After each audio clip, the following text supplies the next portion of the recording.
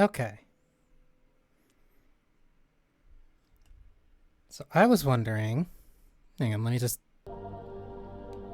have this go at least.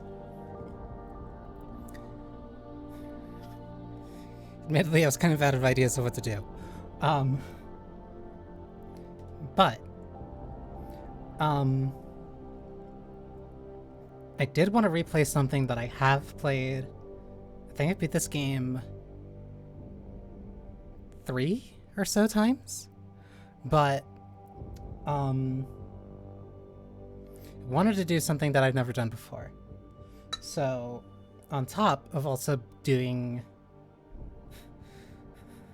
let's just call it an aggressive run, I also, let me actually turn the screen over. This thing is not gonna like me alt-tabbing at all.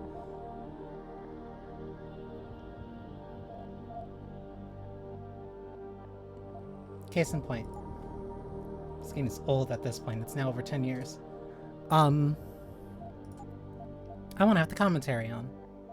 Because I don't think I've ever been through this game with the commentary on. It's not like Half-Life, where there's like visual notes and stuff. The calls look like you're getting a normal call, but you just have to press a key in order to activate it. I mainly did that. I mainly loaded up an old save that I had to check kind of like how it would work, because I didn't know if it would just automatically play, because then that would make things a little bit awkward. But I have more control over it than I thought I did.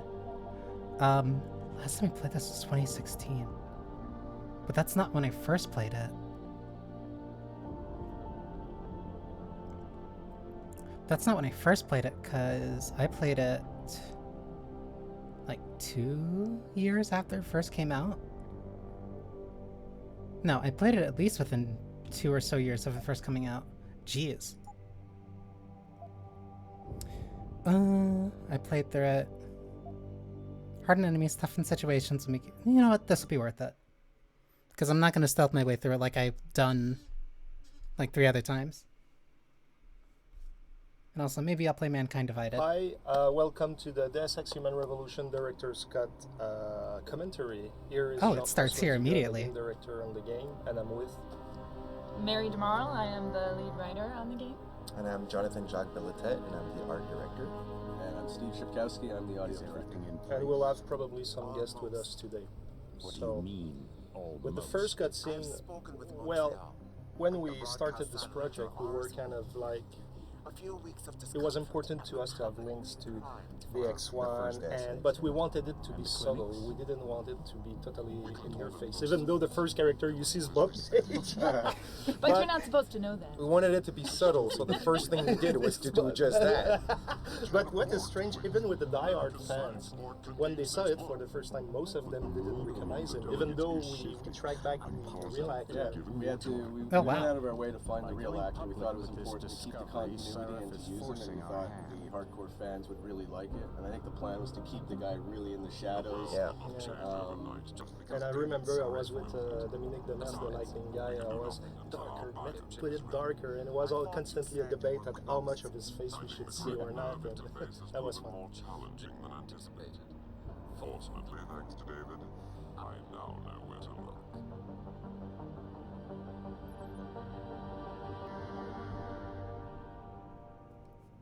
I didn't know it would do that in the first cutscene. That's actually really cool. The main reason I'm Yeah, even... so now it's the cutscene where we're introducing Adam Jensen. Actually, this TV news is probably the only TV news that has some animated 3D in it, which was the original plan with those TV news. But as we figured out the scope of what we had to produce, and we had so much to do, and with all the other cutscenes and stuff, we quickly realized that we wouldn't be able to. We wanted them all to be 3D. I know that when I was writing it, I wanted it to be like, first you wouldn't even know you were watching the news. You were actually seeing like the stuff going on at the Capitol building, and then slowly you realize, oh, it's news. But what we kind of envisioned doesn't always work. Yeah. And then with Megan and her necklace, that was another very important part for us because from a story perspective, we wanted to establish something that was a part of her, something that made her human, and that would have on this relevance because eventually we had all these plans that like you might find it in the FEMA facility where she'd been taken and stuff. So it was a very important thing, but I think that we didn't necessarily communicate that. No, this is one of the few little times that me and you didn't talk or something about it, because usually things went pretty well in terms of what you wanted and what I wanted. But yeah, so at one point it was like, we had our design down and everything. Megan was pretty much finished in terms of what she would look like. And I think it was either you or JF who came up and was like, where's her necklace? I'm like, what necklace?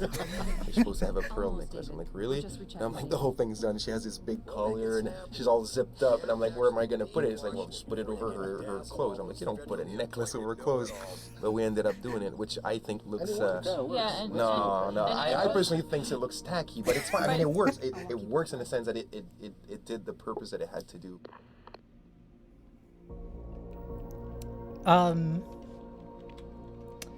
Point being, there's so many people that have played through this game. What is this? There's so many people that played through this game, and especially people who have done like stealth playthroughs that I wanted to do something unique, and I thought, oh, I should do a commentary. So now we're in Megan's room. Yeah, this is Megan's office. Obviously, pretty much the first in-game part of the entire game. This was a pretty important room for us because since the clutter is really important in the game, we wanted to make sure that it was there straight from the get-go. So this is one of the really, really good rooms in the entire game where it's extremely cluttered. That pillar of the art direction was quite well executed. And the Cyber Renaissance is, you can already feel it. You can really start feeling it and all that. It's not the biggest one. It's not, for Cyber Renaissance, it's not the biggest one, but definitely for the clutter, it's one of the good ones. Now, I have no idea why everybody's so messy in this game, though, and that nobody cleans or puts their stuff in order, but it doesn't really matter anyway. When the end of the world is coming, you That's have true. other priorities. That's right? true. Yeah. Like living your life. Like living your life and leaving pieces of paper everywhere and stuff like that. They probably don't even know what paper is anymore anyway, because they're in their phones and stuff. That's why the paper is all over around. They're like, we don't know what that is. Now if we look at Megan, like her idle stance is quite awesome. No, right? Yeah, she's a I've sexy always kitten. hated that. I've A always sexy hated kitten that who wants when to you go to turn the and look. bathroom. Exactly, and I've always hated that. And quite frankly, when I play the game, I like to explore and find the different items, even though I know where everything is. So I purposely don't look at her the entire time. Yeah, I think it's almost borderline sexist, really, just the way she's No, I standing think there. it's out of character. It's out of character, but it's also It's like, totally out it's a of woman character. waiting for a man, and she's like, like, it's just, I don't know. Yeah. But, sometimes we know yeah. it, but we realize it too late. Yeah, exactly. And in this room too, we, like Mary alluded to, we had several pieces of information that actually were kind of selling in advance a little bit the conspiracy and the story twist and everything. And actually, that was a huge debate among the team, among the people in the team, whether we should hide those How obvious should items. they be? Yeah, do they be obvious or not? Yeah. And, Should it be like, and in fact, I think the achievement you get for getting all of them is old school gamer or something like that, because we Really? were, yeah, I didn't even because know we were that thinking achievement. that it's the we were point and thinking click that kind it's of, like the point and click mentality because it's really It's that- something that's up to you to decide. It's the and King find. Quest achievement. Yeah, but for me, it was really important that we hide them. But some thought it was maybe too hardcore, and we went into when you get close, you have now the icon that you can press, so now you get the information about you need that. at So I least. think it was kind of a fair ground. Yeah. I agree. One who kept men waiting. Wait, so what's that achievement then? Okay, so I can replay it if I go there. You know, you really should get in the habit of locking your computer, Meg. I know. Frank gets on me about it too. Hey, stop reading my emails. Are you coming? In a second. Wow, I thought I could use her phone. Wait, so now I'm really curious. What's that thing? Wow, how long ago was this taken? In grad school. Before I met you. Back when you were hobnobbing with the rich and famous, I see. I wonder if Mr. Darrow remembers you. God, I hope not. Darrow. Huh. I also don't really remember all too much of the game. David's waiting, Adam. We shouldn't keep him.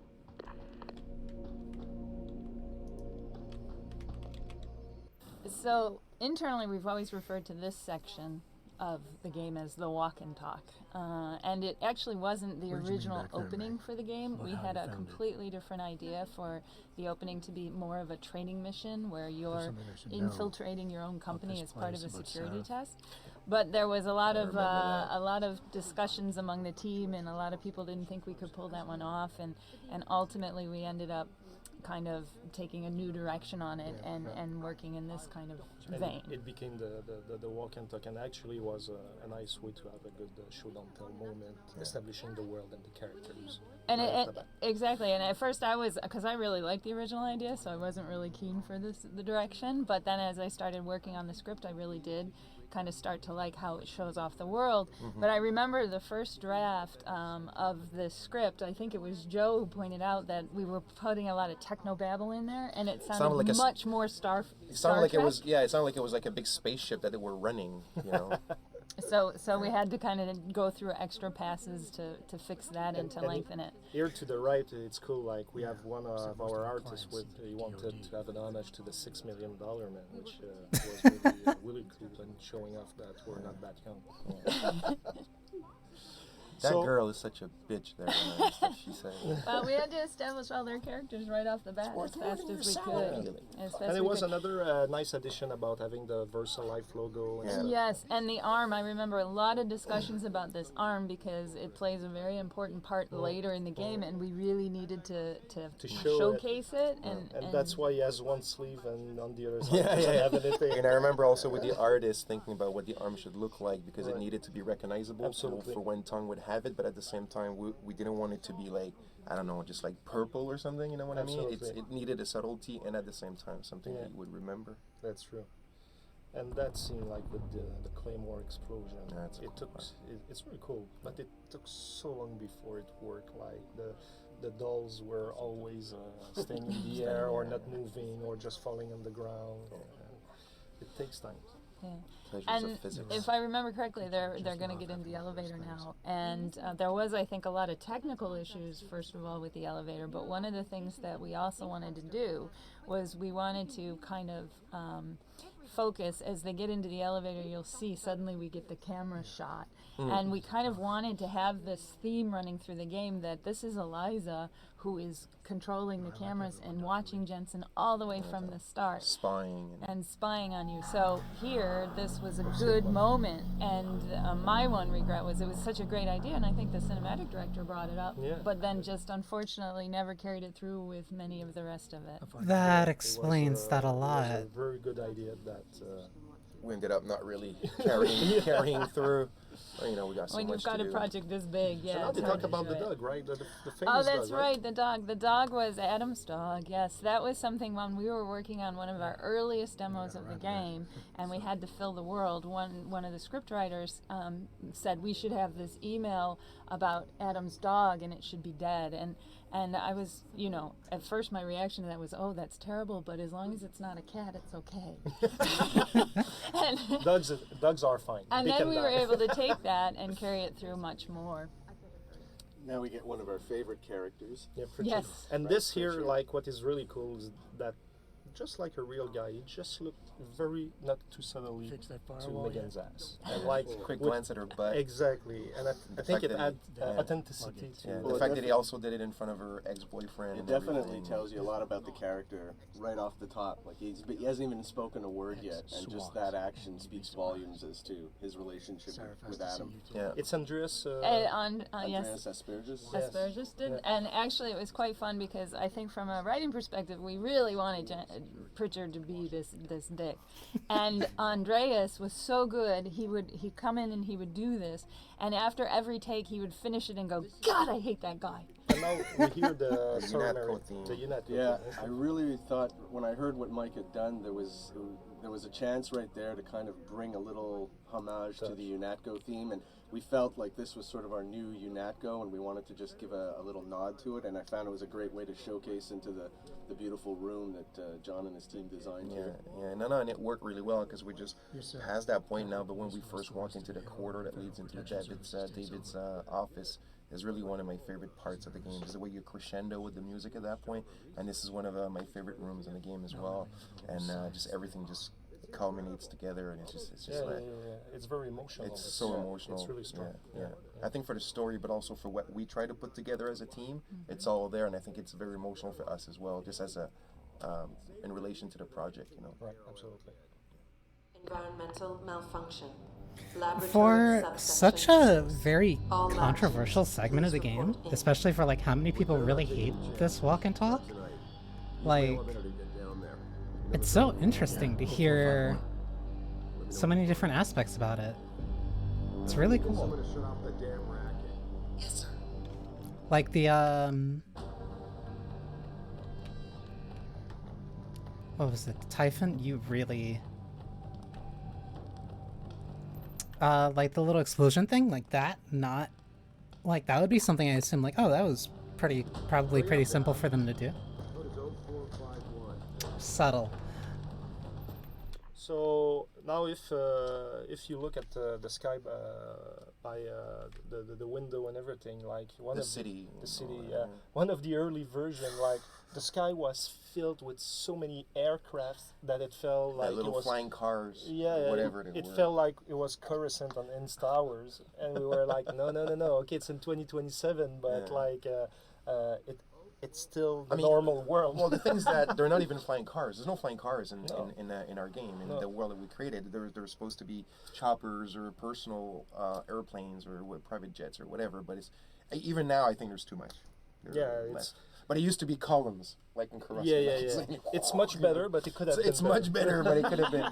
Because Adam has his chopper, but we never intended this to be a world where there was particularly suddenly people just flying around TIE fighters to go shopping or whatever, you know. And then on the Serif's desk, there's the chessboard. Yeah, the chessboard is pretty funny because I had a thing with one of the guys at Square Enix in LA where he gave me this really great idea once. He wanted the chessboard, the pieces to be placed as the winning move of Kasparov against Big Blue. And or was it Kasparov? I was about to say Bobby Fischer, but no, it was Kasparov. And I kept telling you, it's a great idea, you know, we'll totally do it. And I was always forgetting, you know. And every time they'd get a new build down in LA and he'd play it, and he would like send me an email, man, the pieces are still just like there's no game going on, you know. And I was like, I'll do it. And I just kept forgetting, and we ended up not doing it. But it was a great idea because I'm sure with the kind of fans that we have, they totally would have picked it up that it's the last move. Yeah. And now, as if you go to the elevator, now there's the code, like in the pure tradition of Looking Glass and Ion Storm games. I mean, 451 has been in all of their games. A reference to Ray Bradbury, one of my favorite authors. May he rest in peace. And so we knew it had to be the first code in the game. Right. And one of the funny things was that actually when we were creating again the demo, I think it was for E3.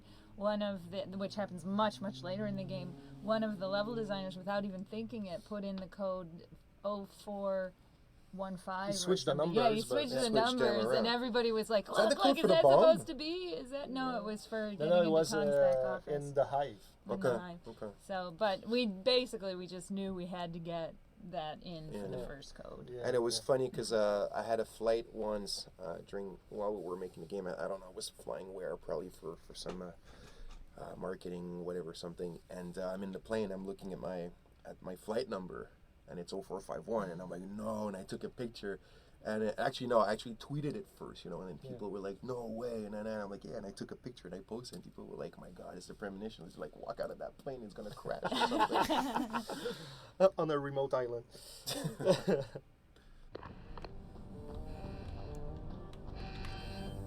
All immersive sims, even nowadays, still have to start with 0451.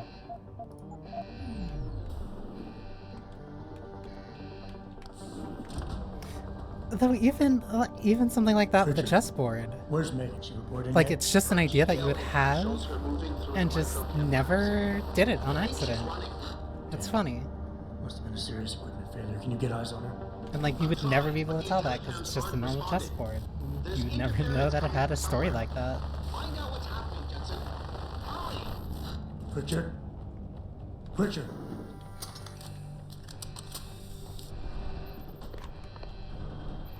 So this section where the attack takes place, originally what we had wanted to have was that you would actually go back through the area that you saw through the walk and talk, and kind of do that kind of whole Half-Life thing where you take the descent down and then you fight your way back through everything you saw earlier.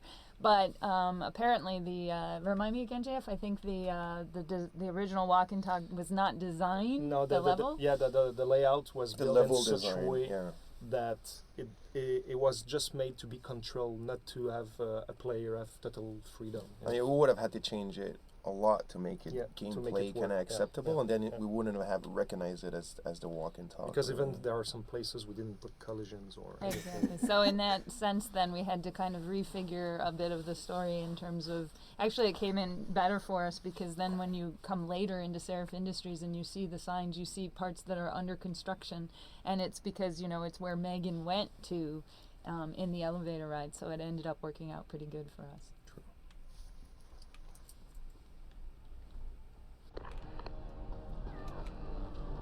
I think that was also a complaint that some people had, where you had like that walk and talk, and then like it wasn't like very specific, but it felt like a lot of setup for nothing that really paid off.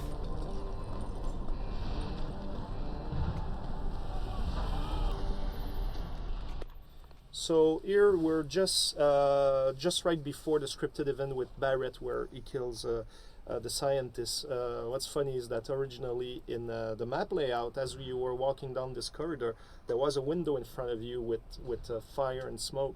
And what's funny is when you were getting there, it was triggering the scripted event, but players were attracted to the window to look outside, and they were totally missing the scene with Barrett and everything.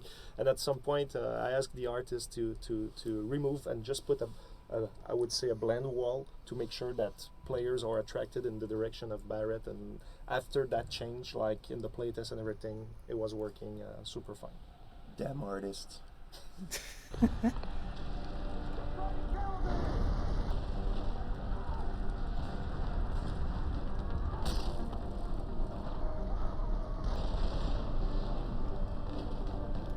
You do kind of have to force players to make sure that they don't miss the cool thing.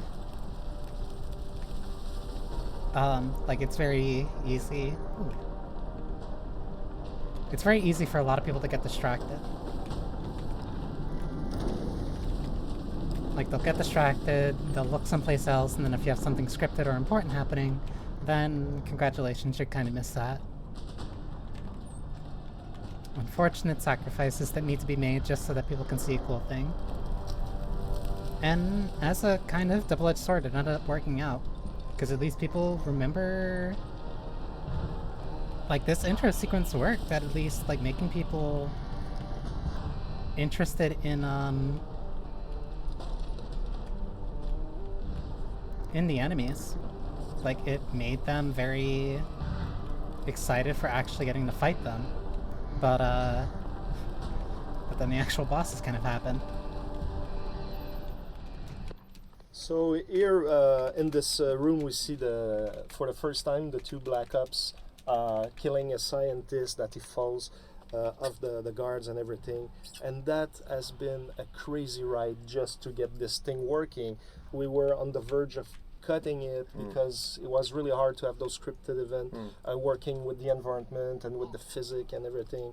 It has been a nightmare, and I fought until the last minute to make sure that we get this in, and finally it worked. It worked really well. It was I don't think most people realize, most gamers, how hard it is just to put things like this. I mean, depending on the engine that's being used, but how hard it can be to have those scripted events going. It's just one guy being pushed over, railings, but it's especially when you don't have the nightmare. tools, and if you don't have the tools. And on the audio side, we worked really hard. Like for me, it was a huge thing to try and really sense the show don't tell of the terrorist attack happening. So like as you're walking and you're coming across dead bodies in that, I thought it would be cool if we could hear the sort of the violence and the killings and all that before you see it, and then when you'd come around the corner you'd see the bodies laying there, and it would kind of put it in context.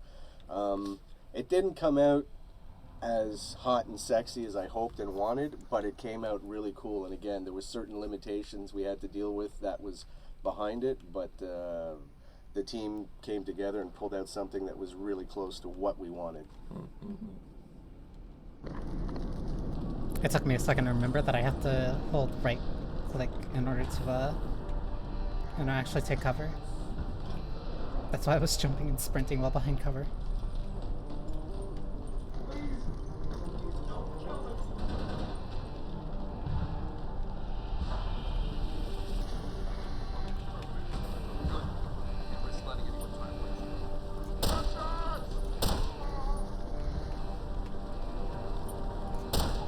You're really not too observant, are you?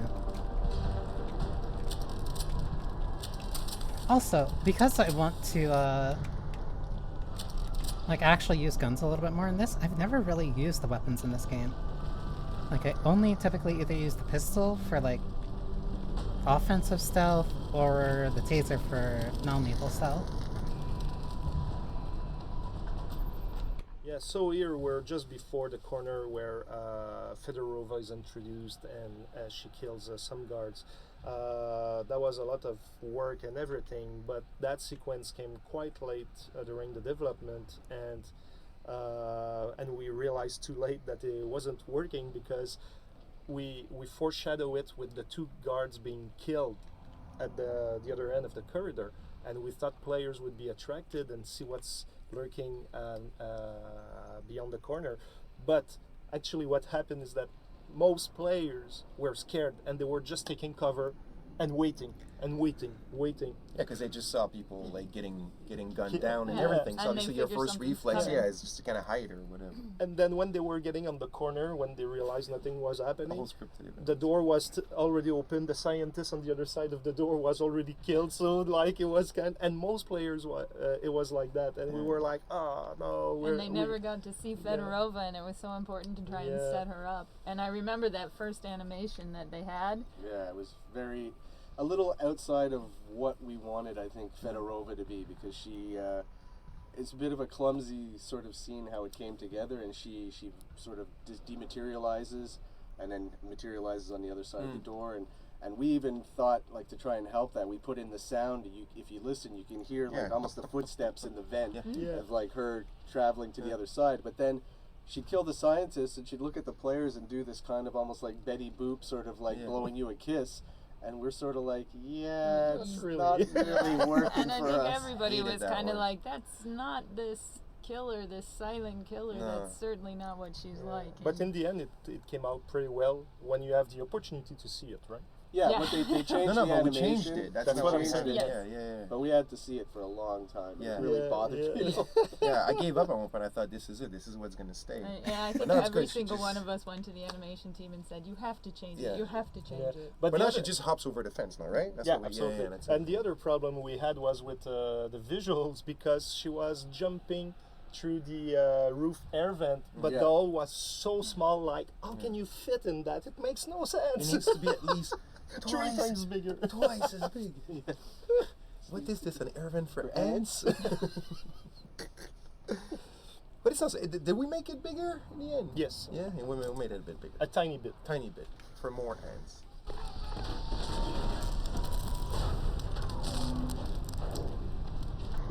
That's why they made the vent super massive.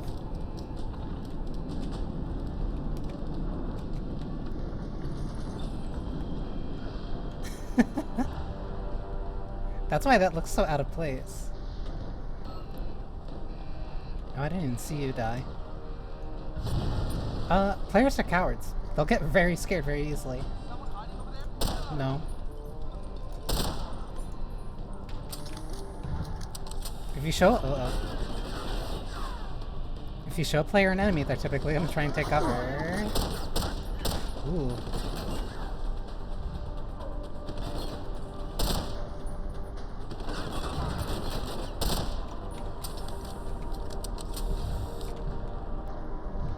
getting you set up would be a little bit easier when I get armor.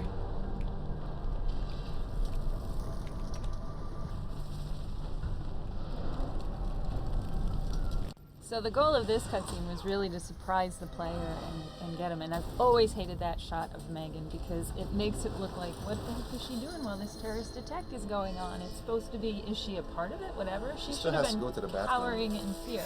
But for the most part, I think this cutscene did a pretty good job of conveying the horror of what happens to Adam in this scene. Yeah. I remember feeling bad for him. Yeah. It's almost gruesome. And you can really understand all those arguments. That I really hated. I really don't like the green acid. It's like so like Saturday morning cartoons. I think it's all green. Like Ghostbusters. Yeah. And here Namir is going to come to us, and originally it was supposed to be in gameplay, and actually we had move the camera and everything. Yeah, we had a working prototype, but hey. So yeah, with the opening credits, that actually would have been really cool. It seems like people really liked it. Our original inspiration was to kind of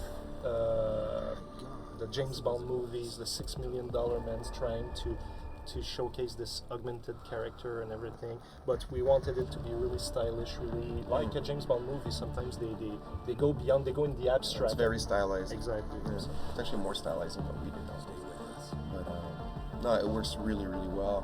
I think Steve A, the sound, the track that's on it is just completely insane. By the way, that's a pig. Sorry, cut you. But when we see the thing cutting the flesh, it's actually a real piece of pig that was bought. When I saw the visuals, I mean, I was really impressed. It looked really cool, and I thought it was going to be really important to sort of nail it with the right music tone, because I think something that wouldn't have worked as well might have undersold the power of the scene, but it was really powerful. When I put the music to it with the visuals, I was just kind of like, yeah, this couldn't work any better. Mike McCann, the composer, just really hit this one out of the park, and the reaction we got when people saw it and heard it, they loved it right away. Even I think Goldtooth, the people who produced the who actually put it together, they came back right away saying the music track is just selling this whole thing. It really was. And I remember the dialogue in this is so funny because the dialogue is so short and so simple, but you needed it to convey basically some of the hinting of what's going on with Sarah forcing the augmentations, but also we wanted it to sound like a real surgery and the kind of thing. So I remember giving it to one of the writers on staff and saying, could you kind of write these opening lines and stuff, and he was going on and researching all about operations and CCT scans and all these things, and in the end those little details are so important just to make it and pop it. Even if you can't hear it, it works. That's why research is important, because otherwise you just say pointless techno babble and then it sounds like nonsense. But that's so much detail. And so Jensen's coming back from the dead, and now is going to come. We see now that Eliza is still watching him, and now we'll see him close his shades for the first time. Now he's closing on himself. And he's closing. Exactly. That was the idea, right? That he's kind of now he doesn't really like what's happened to him, and he's a bit kind of self-conscious. He's self-conscious and making a little shield around him from the world. The eyes are the windows to the soul, but the eyes we cover them up. Yeah, he protects himself. Yeah. That's actually pretty cool. Adam. That's a really nice little detail. You in the building? Just enter the lobby. Sorry to pull you out of sick leave so soon, but we've got a situation. A break-in at our Milwaukee Junction factory. Meet me at the helipad. I have to see Pritchard first. Something's wrong with my retinal enhancement. Frank's on the second floor in the tech lab. Make it quick. People's lives are at stake. Go to the tech lab, and then I also have to go to my office because there was something there. What is this? So with this one, the Final Fantasy poster, it was quite an adventure. Yeah, that's one of the concept artists who had this idea, and he just he's like, it was not too long after we were bought by Square Enix, so he had the idea to do this little poster, and it's Final Fantasy 27, obviously, because the game takes place in 2027, and he just put it like this for the fun of it. and it became something really, really big because we wanted to keep it. But, you know, the way Square Enix works, you know, they're very serious about the license and whatnot. So he actually went up all the way to Wada-san to be approved And ask him to leave there. And he actually had to show it to some of the artists and some of the art directors of the franchise so they could approve that it, you know, it had something that had to do with the game. And what's funny as well is if you look at the poster, the head of the lady is hiding the numbers, and there's actually not enough space for the numbers if you actually try to imagine them there, which doesn't work, but whatever, it's still there. Yeah. So much effort just for a little joke. Wait, what's this? So with this one, oh no, it's because I went back to Fantasy it. poster, it was quite an adventure. Yeah, that's one of the concept artists who had this idea, and he I don't think I could skip it.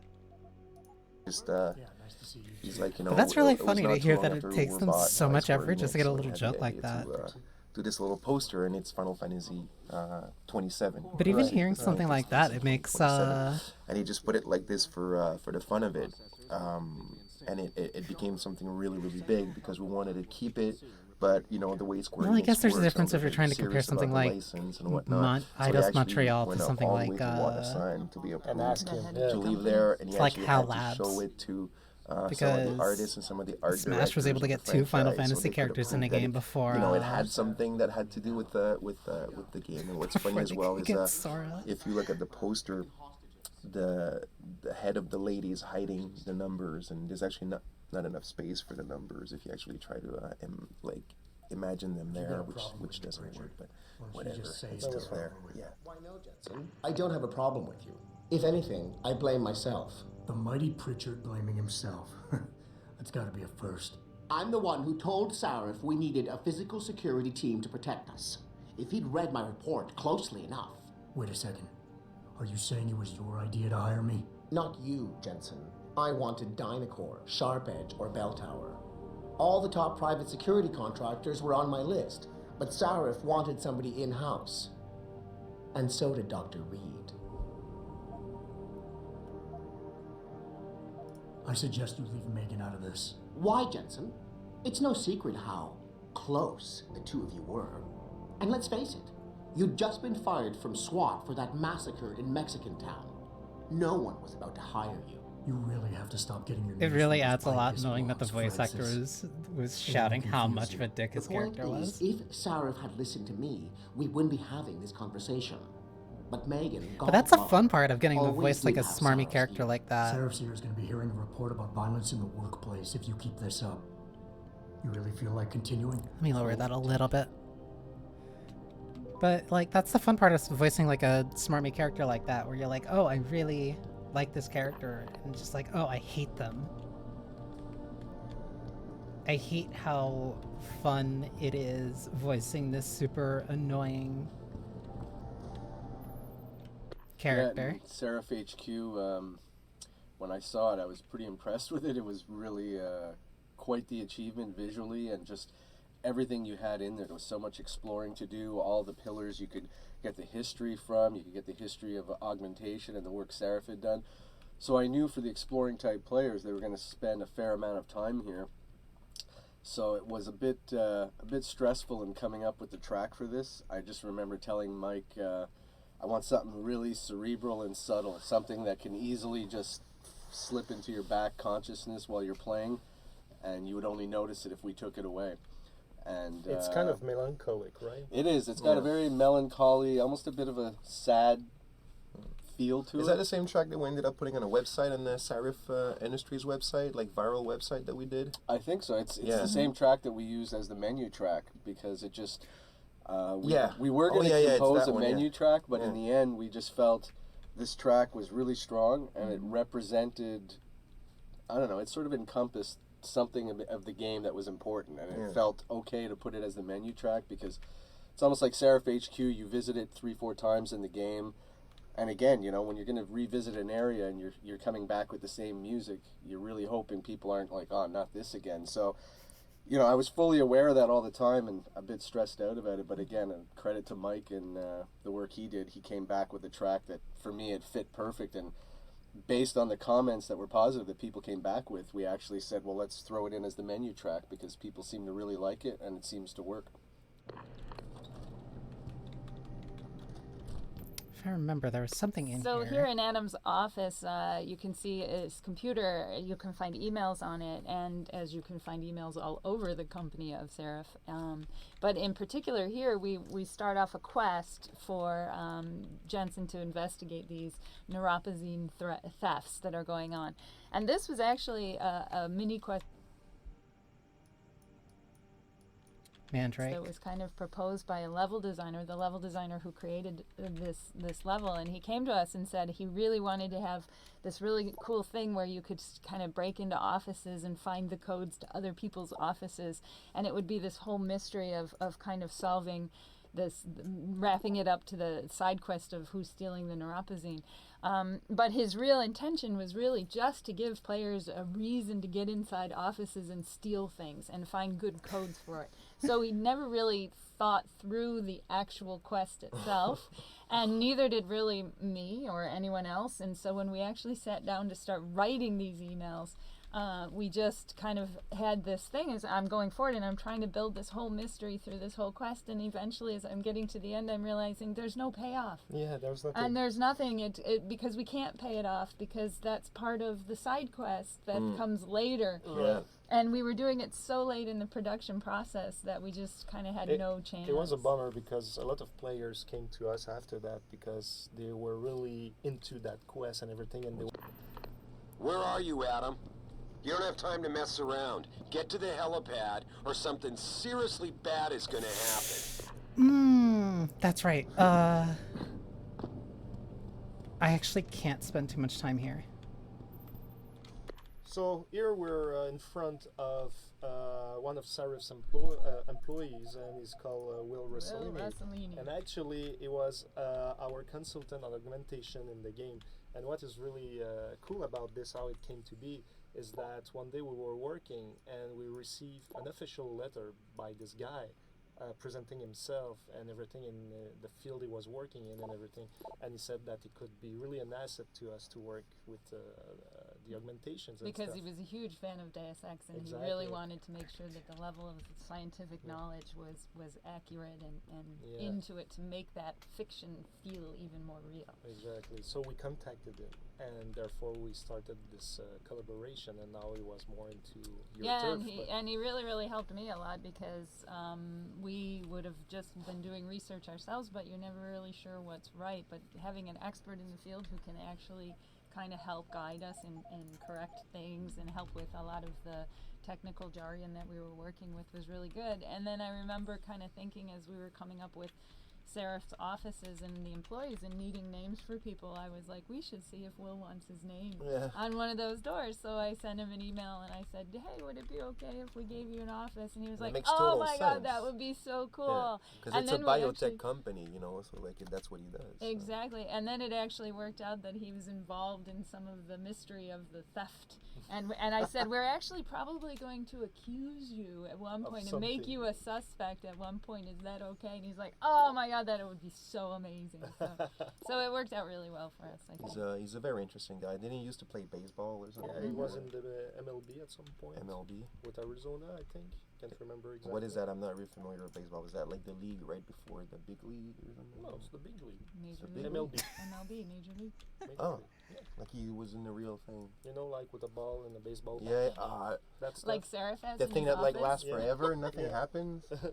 No, that's soccer. Oh, that's. Okay. Yeah, I can't. I'm not gonna focus on that quest too much. Because I do have to actually do that first. I need to get up to Seraph's office, because I forget if you spend too much time here, you do fail that first mission.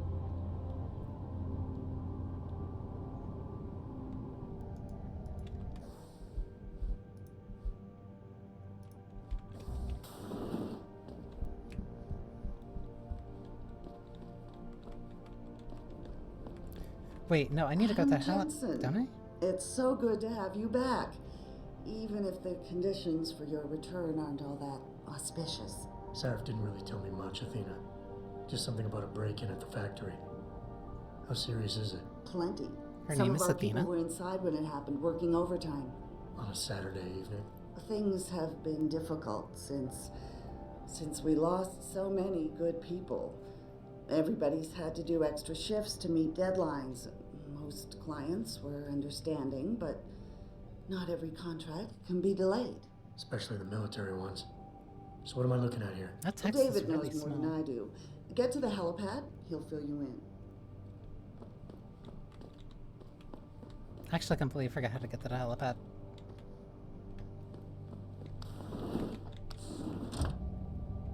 I probably should have... This menu does not scale. I don't ever remember the menu elements being like this small. I remember them being way bigger. Is that just because of the aspect ratio? Wait. There's no way.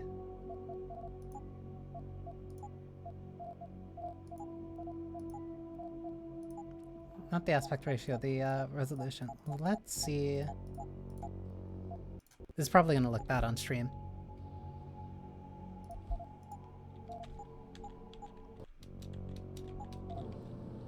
They do scale.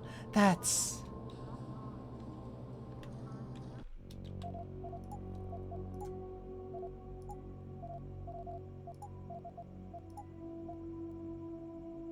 It was a different time. It's an old game.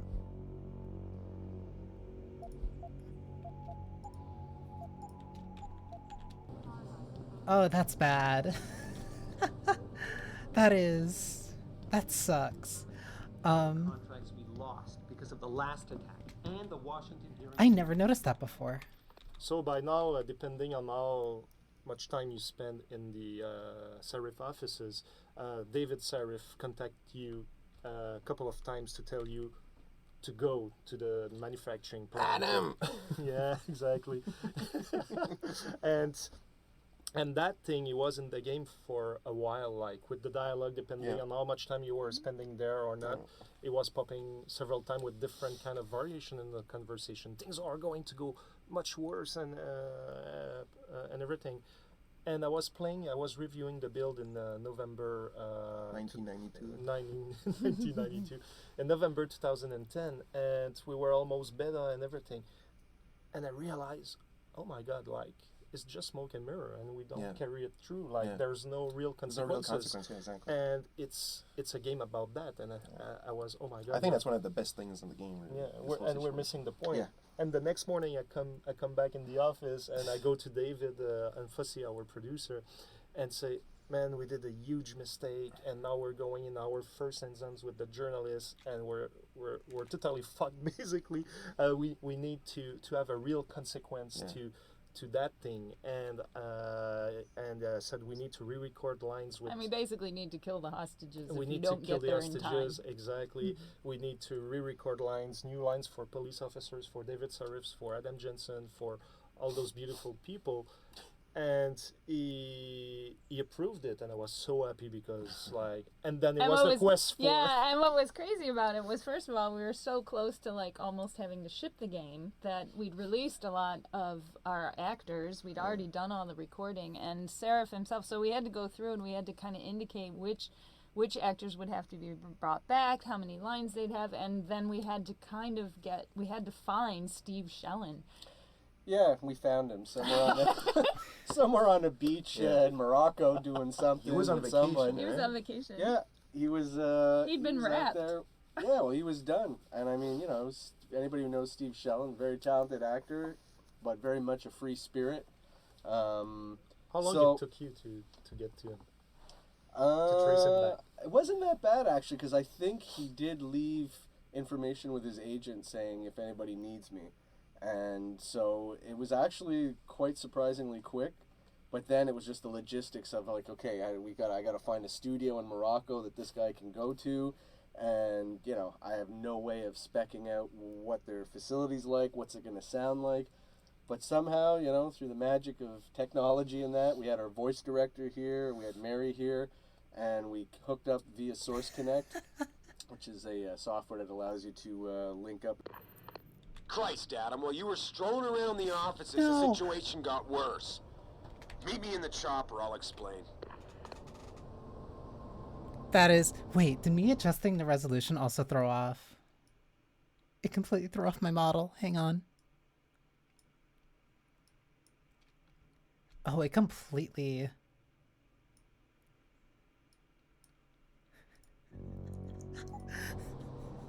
They were just talking about... You know what? Screw it. Screw it. It's already messed up. Who cares? So by now, depending on how much time you spend in the Serif offices, David Serif contact you a couple of times to tell you to go to the manufacturing plant. Adam! Yeah, I knew exactly. it was counting down too. I just didn't know how much time I had. And that thing, it was in the game for a while, like with the dialogue, depending on how much time you were spending there or not. It was popping several times with different kind of variation in the conversation. Things are going to go much worse and everything. And I was, you know what, playing, this I is was worth reviewing it. the build in November. It shows that there are consequences to your decisions, including doing in nothing. November 2010. Inaction we were is a almost decision. beta and everything. And I realized, oh my God, like, it's just smoke and mirror, and we don't carry it through. Like, there's no real consequences. Exactly. And it's a game about that. And I was, oh my God. I think that's one of the best things in the game, really. Yeah, we're missing the point. Yeah. And the next morning, I come back in the office, and I go to David and Fussy, our producer, and say, man, we did a huge mistake, and now we're going in our first instance with the journalists, and we're totally fucked. Basically, we need to have a real consequence to that thing, and said we need to re-record lines with. And we basically need to kill the hostages. That's also why that line sounds different from the other ones. We need to Okay. re-record lines, new lines for police officers, for David Sarifs, for Adam Jensen, for all those beautiful people.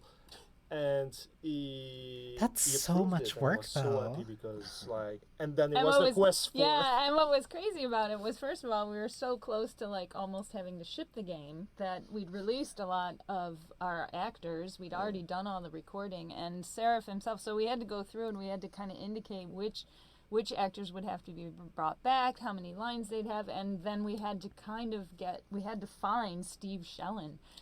Yeah, we found him somewhere on the, somewhere on a beach in Morocco doing something. He was on with vacation, someone. He was on vacation. Yeah, he was. He'd been was out wrapped. there. Yeah, well, he was done. And I mean, anybody who knows Steve Shellen, very talented actor, but very much a free spirit. How long it took you to get to him? To trace him back? It wasn't that bad, actually, because I think he did leave information with his agent saying if anybody needs me. And so it was actually quite surprisingly quick, but then it was just the logistics of like, okay, I got to find a studio in Morocco that this guy can go to, and I have no So he's way legitimately of in checking out Morocco. what their facility's like, what's it going to sound like, but somehow through the magic of technology and that, we had our voice director here, we had Mary here, and we hooked up via Source Connect, which is a software that allows you to link up in real time and listen in the studio session. Still so useful we were these able to days. do it that way, and I guess he showed up in Bermuda shorts with coconuts in hand, and he did it, and we got through it. Yeah, and it was just a few days before the deadline, and Steve came to me. He's like, "Well, hopefully it's going to work, and the sound, quality, the quality is going to be there. Otherwise, we might not be able to use it." And we were super stressed. But it was a fun ride. Yeah, and it worked out because that's the first thing everyone comments when they started playing the game was, "Oh my God, I the hostages are dead already. Yeah. I didn't know that would happen." Yeah, it's one of the few games that really tell you something. And Well, it teaches you early on that there's going to be There's going to be consequences, to how you play. and that which is really important. encapsulates what a Deus Ex game is all about. It's this thing that you don't even know that is really happening or whatever, and depending on what you do. And some people would arrive there and see them dead, and they didn't pay attention to what David was saying, and they wouldn't know why, and that's what it's all about. Really. And it almost didn't happen. That is a really interesting story behind one of the most, no, it is like one of the most notable things about this game, especially especially for something so early, because that was something that got a lot of people. Because it's like, yeah, oh, I've heard this a bunch of times, like, oh, I gotta hurry, I gotta be quick because a character is yelling at me, but I'm still gonna go around, mess around in the offices, do whatever I want, get lost, talk to people, and then I can go and do the important thing. And then Sarah calls you and says, hey, the hostages are dead. So here's the VTOL or the VTOL, Adam's chopper or Farida's chopper. This is definitely one of the pieces of hardware that I really, really prefer in the game. I mean, one of my favorite ones. I think it's a perfect mix of really, really almost hardcore sci-fi design, yet with a lot of credibility to it, where you can easily imagine this is where things would go, you know, in 20 or 30 years from now. I just really love it. I've always wanted to make a little, you know, model of it, you know, kind of like a scratch build with it looks really good. It looks really good. Just buying pieces of model kits from airplanes and stuff like that, and just like from the pieces actually build that. And yeah, it has a lot of character, and that's it. I really like it. And speaking of character, since the VTOL is also very much associated with Farida yeah. Malik, Farida was actually a character who was not originally thought to be a very important character in the game. I think it took a long time before we actually gave her a name. In fact, at first we were calling her Farina, but then everyone here was saying, Mary, that means wheat in French. Flour. And it's flour in French. It can't be that and everything. So, yeah. but she really wasn't intended to be this big character at all in the game. And then as we continued developing the game and writing the scripts and starting to add more player choice into dialogues, she ended up becoming... And it makes sense when you think about it, because she's one of your constant companions. So she ended up coming within the development process itself, developing into a very, very big character. And I think our original backstory for her was she was supposed to be of Muslim descent, and we originally wanted to have her use Arabic language and swear words and everything. We tried it. But then when we ended up casting the actress as 100% American. Well, because here's the thing, what I remember is, and you had a strong affection for the character because it was based on a character in Battlestar Galactica. I think that, well, you were saying as a reference. A little bit. It was like Starbucks. As a reference. Yeah, as a reference, yeah. So we had that, but then she's got to be Arabic. So we had found the actress and we loved what she brought, and she had that sort of tough, kind of tomboyish sort of way about her, and we really loved everything about it. But every time we would have dialogue where she'd have to swear in Arabic to kind of give her that, you know, where she comes from, it just always sounded really forced. It just never worked. Like she would nail the pronunciation, but it's just... You know, it's not natural. We pretty much figured the first time that she did it, that was like, okay, we're dropping all that right now, and we're just going with the American. Yeah, Mary quickly adapted it. We kept the character. We kept her origins. We just removed the swearing from the Arabic language and kept her North American, and it worked well. Yeah. Also, another thing, the thing on her face above her lip, like actually in the game, it looks like a beauty mark, but it's supposed to be a monaural piercing, and it just didn't really come out all that well in the game. So everybody, like, there's a lot of fan art about Farida, and they put a beauty mark, but it's supposed to be a little piercing. Now you know the truth. Now you know the truth. Piercing. Say that again? I always thought it was a piercing. Cool, so we were too, thinking it was a piercing.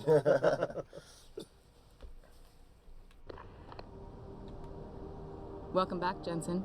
Didn't think we'd see you around here for a while yet. Oh, You know how it goes, Malik. yeah, you see it protrude a little bit. calls. It is piercing. It's not a beauty I was mark. in my wingsuit halfway to the top of the Renaissance Center when I got the 911.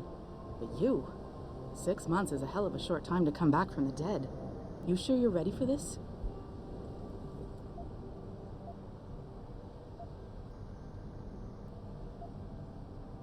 Only one way to find out.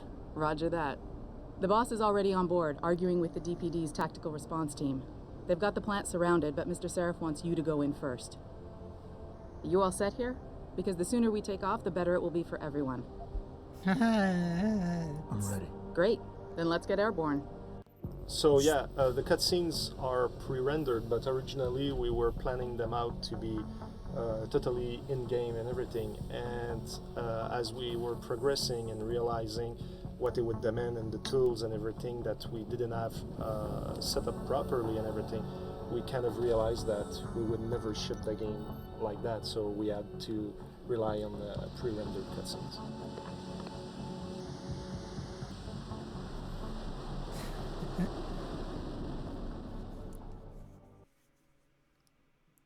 funny how I don't want to say influential, but definitely MGS4 was around this time, and MGS4 had like almost all of them. If you notice when Jensen comes into the beach hall in the cutscene, he's wearing his jacket, and then when we start inside the plane, he's not wearing the jacket. And it was kind of a big problem where between cinematics and in-game, they were saying something fell through the cracks.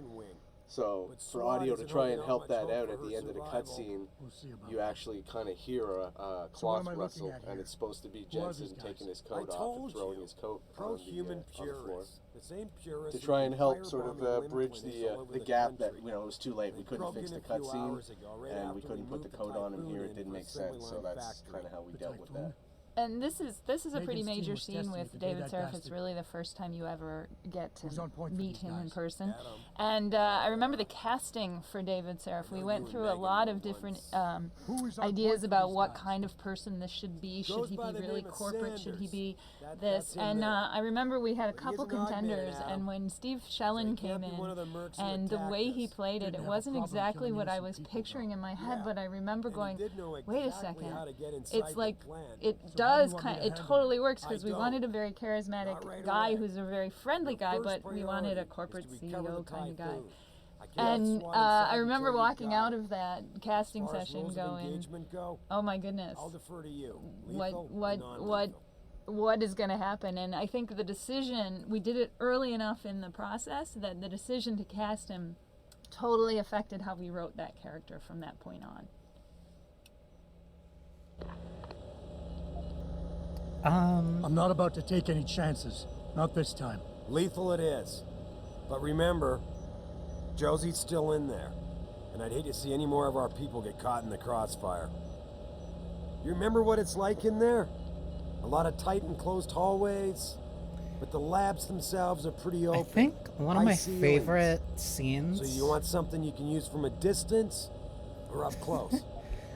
I'm pretty certain that, Jensen's not... Wait, is he French? I honestly don't know. I do not want to Give me something with distance. If I get too close, I'll take them out personally. Just try not to break anything expensive. The Typhoon should be in the factoring labs, but Frank will tell you more as you go in. I've got him running comms. Terrific. Anything else? Keep your eyes open for Josie. Now, free her if you can, but... What was I going to say? One of my favorite things from one of my... We developed it for the alphabet agencies, and if we don't deliver it to them intact, and still a secret, well, I'm sure you'll get the job done right. Gentlemen, prepare for landing. One of my favorite things that I like from a manga that I used to read before things happened, was that there was kind of a scene where the character kind of said, like, yeah, there's no 100% way of making sure that you get cast.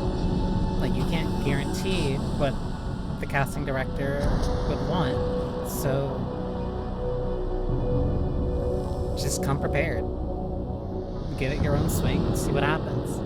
Because even sometimes even if you don't match what they want, sometimes you end up doing something better than what they expect or what they want. Oh, I don't have a laser sight. Put it away, sir. I don't know how. I do. Okay, it's H. You're the Seraph security guy, right? The one we were delayed for? Hope you know those hostages are dead because of you and your boss. What the hell is it with your boss holding us up? Does he know that he cost his own people their lives? Those were the two lines that they had to redo? We could have reached them in time. Oh. But I'm guessing Mr. Seraph wanted to keep something hidden. Guaranteed any secrets in there? We'll stay hush now. You make me sick. This is not my first playthrough. I am instead... Wait, why does that scale right, but the other one doesn't? I played through this at least a couple times. I'm also doing this with the dev commentary on. I'm also going to be a little bit more,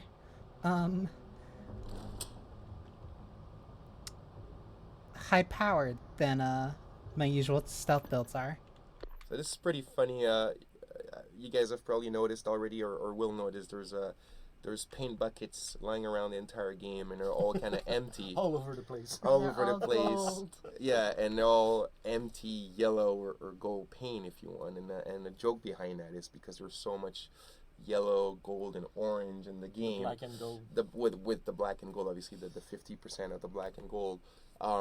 Is the joke is that it's actually people in the world who actually, took up, paint buckets of yellow paints and painted the world that way. So it just became a little inside joke, and we started putting these buckets all over the place. So now you know how the black and gold was made in the Yeah, first it place. is not from us. It is from very, very advanced AI that started painting the game to their liking. Really. So as you continue playing the game, keep an eye out. You'll Keep an see eye how out. many They're all there are. over the place. Yeah.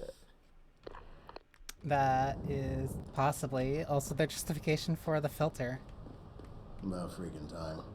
SI Security? Yeah, name's Jensen. I know. You used to be on Team 2 till that Mexican town thing went down. I guess the more things change, the more they stay the same, don't they? Meaning what? Meaning corpses seem to follow you around. Feel like getting in there and doing whatever it is your boss wants you to do? Because maybe then we can get your people some justice.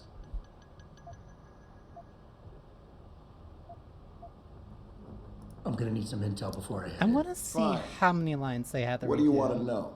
Because that's a lot.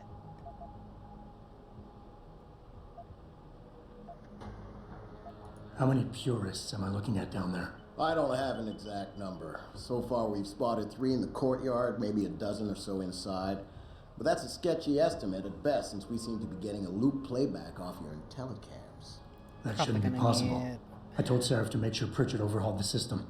Well, someone inside must be tech savvy, because all we're seeing is a loop. For all we know, there could be 5, 10, or 3 dozen perps in there. I don't know if I'm ever gonna find it. I think I've heard enough. I don't know if I'll You find that sure? laser sight right now. Wouldn't want to make your boss unhappy. I got it from here. Like we got a choice. Jensen, you're the guy we've been waiting for. Jesus Christ. Look at you. Goddamn tank. Thank you, I guess. Time you got here. This tour will take you to another roof overlooking the loading docks. Best way in. The sound, like the mixing between those two is really weird. So this is a manufacturing plant. It's the first mission that Adam Jensen goes through after getting fully augmented. And once he's RoboCop. When he's RoboCop now, he's ready to use his new tools. The thing is that the first final version of the map that we got, actually, to just put people in the context, it was supposed to be those terrorists. I have it taking over this facility, on trying what is hard. First guys trying to find evidences that I played this game Industries, enough. Was going through unethical. I put it on hard for work 2 different and stuff. reasons. Imagine it's like as if Greenpeace takes over like Exactly. a whaling ship or something like that. Or, I played it on normal The multiple first kind of times. semi-final. This version of the run, map, I'm going to be we a lot more started it, high-powered. and You wouldn't see anything. Outwardly Everything was aggressive. pretty, everything was super So- clean. Nothing going on. And not only that, it was clean in I'm terms of like, you fairly didn't get the certain feeling in that my there was shooter no, capabilities, so I should be siege, fine playing but through also it on the that. indications that it was besieged by Right. Purity first. There And is I've also also was never not played it on there. hard There was before, nothing. so I There figured was like no might as well nothing at try all. it. And it was just the. Jensen, it's me, Pritchard. Where are you? On a roof overlooking the plant. Good. Your point of entry should be through shipping and receiving. Should be, Francis.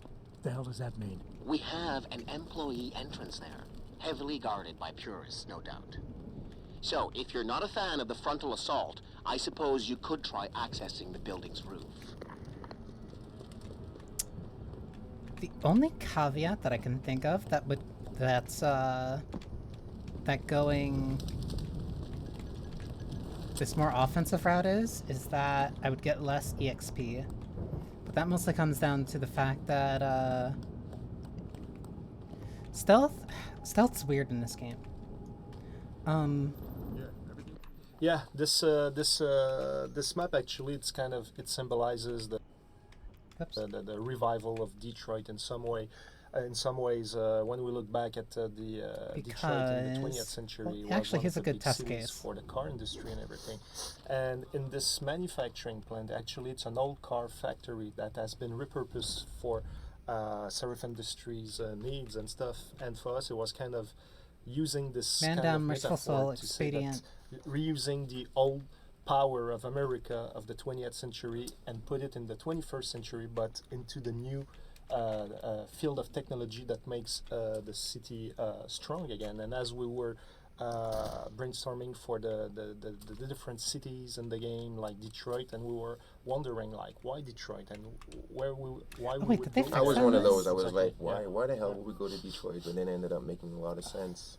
It made a lot of sense because when you think about it in the history of America, it was like the Ford basically revolutionized the way that cars are made Probably in even Detroit part of the and by economy introducing itself, the new even. factories and the new technologies and stuff. So why not, when the industry fades, would some... Oof. Oh, I'm gonna need my laser sight. I'm gonna need my laser sight bad. But basically, with the intent, this map actually, it symbolizes the revival of Detroit in some way. In some Why ways, were you there? when we look back at the Detroit in the 20th century, was one of the big cities for the car industry and everything. And in this manufacturing plant, actually, it's an old car factory that has been repurposed for Serif Industries needs and stuff. And for us, it was kind of using this kind of metaphor to say that reusing the old power of America of the 20th century and put it in the 21st century, but into the new laser sight. field of technology that makes the city strong again. And as we were brainstorming for the different cities in the game, like Detroit, the other and we reason were I'm also playing on wondering, hard like, why Detroit and is why we would go I was there. one of And those. I was exactly, like, why the hell would we go to Detroit? But then it ended up making a lot of sense. It's because my idea of that if I just played this on normal and stealth through it, there wouldn't really be a difference if I also stealth through this on... Ford basically Not necessarily stealth the ghosted. way that If cars I are made. did another Probably ghost even run part on of hard, the it would kind of economy be Using the pointless. new even. factories and the new technologies and stuff. So why not, when the industry fades? Richard, I'm in. The door worked just fine. I'm happy for you. The Typhoon is in the factoring labs. There's an elevator just past the assembly labs that will take you to it. Got it.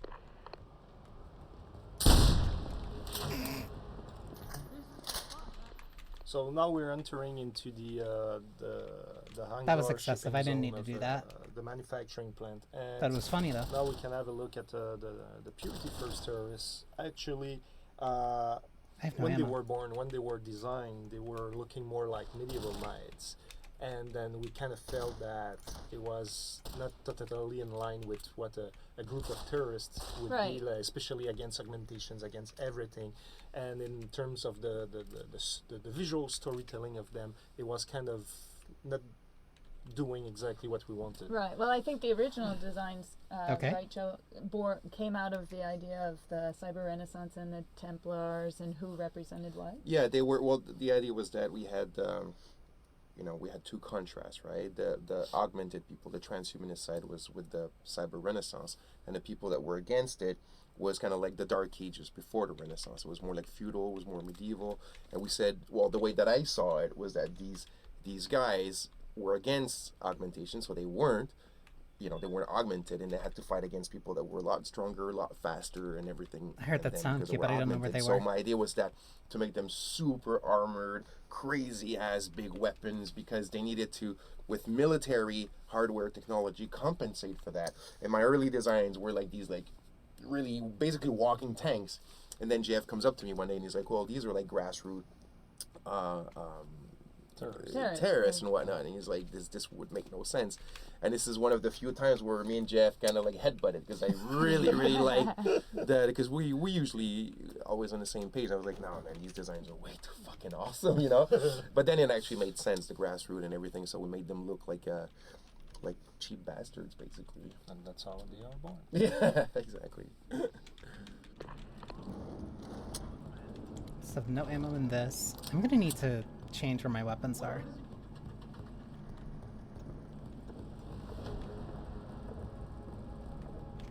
Yo, anyone? That was unintended.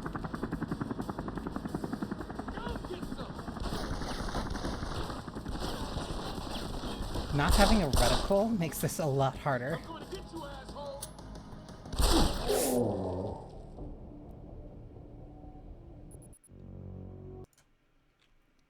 I didn't know what type of changes would happen if I put this on hard. Pritchard, I'm in. The door worked just fine. I'm happy for you. The Typhoon is in the factoring labs. There's an elevator just past the assembly labs that will take you to it. Got it. Being able to hear the arm blades. Being able to hear all the different ideas. Uh-oh. Uh-oh. Being able to hear all the different ideas and... Uh-oh.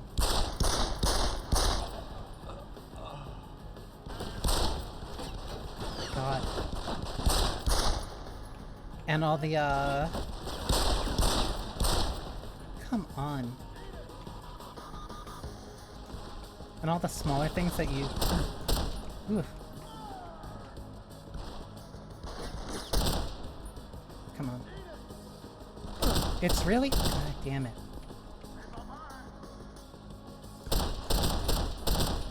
It's very fascinating being able to actually, hear kind of what the devs are saying, on a... Why do you have stun gun ammo? On a point-by-point, on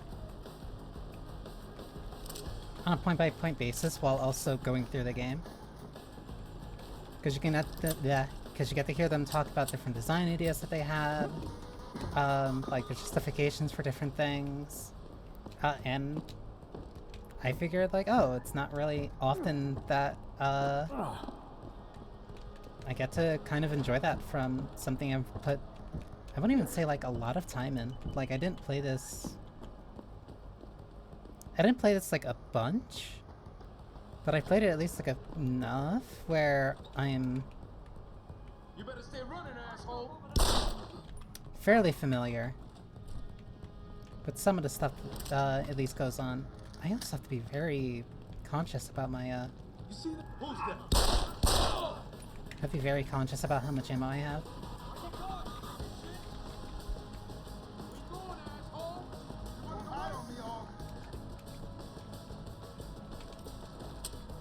I have 7.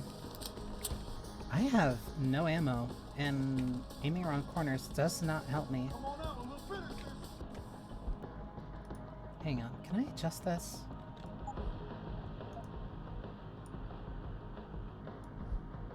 Close enough. Welcome back, Attaché Case. What is this? Oh.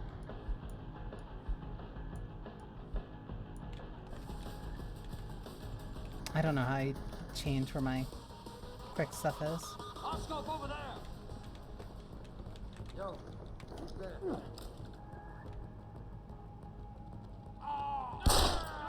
Someone be licking off shots.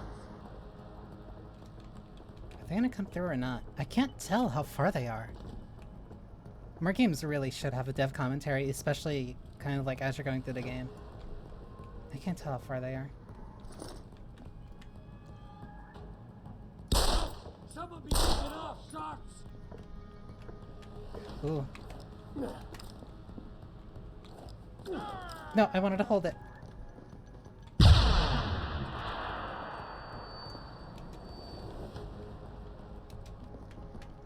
That's also part of the reason why I wanted to... You're going! Run, you bastard! Admittedly, it's kind of me justifying it in post, because I kind of already made the decision. I can't lean.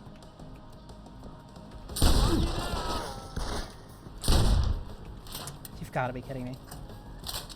Because I decided that I wanted to play this, but I didn't make the conscious decision of if I was doing the dev thing or not. It was more so an idea that came up after. Wait. So here we're entering deeper into the manufacturing plant, and people need to know that it's probably one of the oldest map that we did, and before having final AI, before really fully understanding the sectorization of the map areas to really take advantage of the systems we had instead of showing off the limits of the systems we had. And since we had tons to do and many maps, we couldn't really revisit this map the way we would have loved to. And this is why it's probably one of the maps that showcase the limitations of our AIs the most. That's why you see in this map like some AIs that are going to a door frame and they stop there, they don't cross over to try to get you and everything.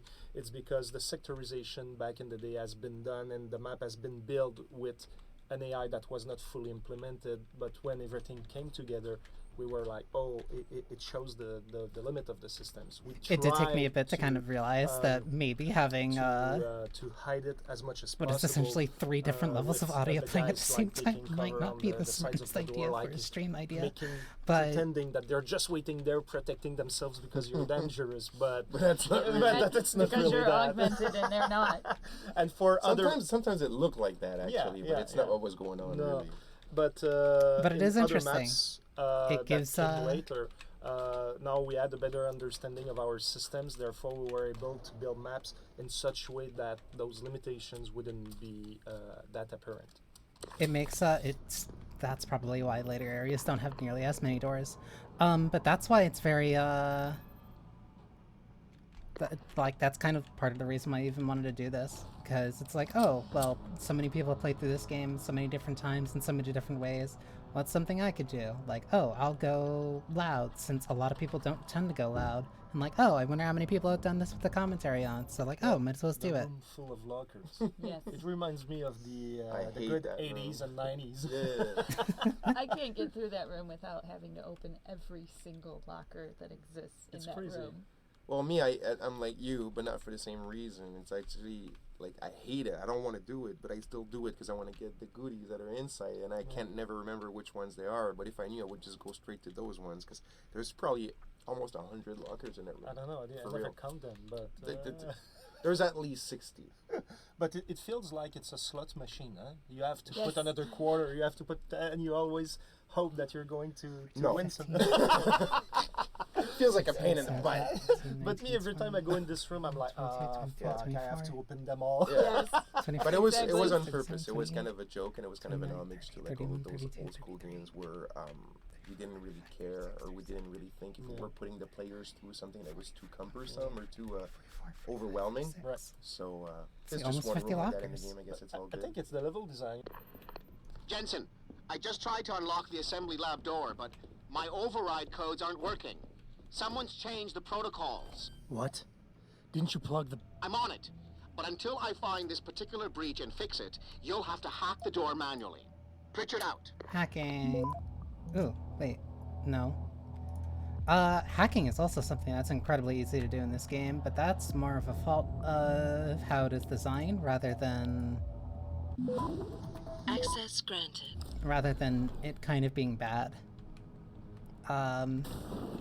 Also the fact that just exiting when things are going bad, you can just reset it for free. So there's not really any tension in doing it.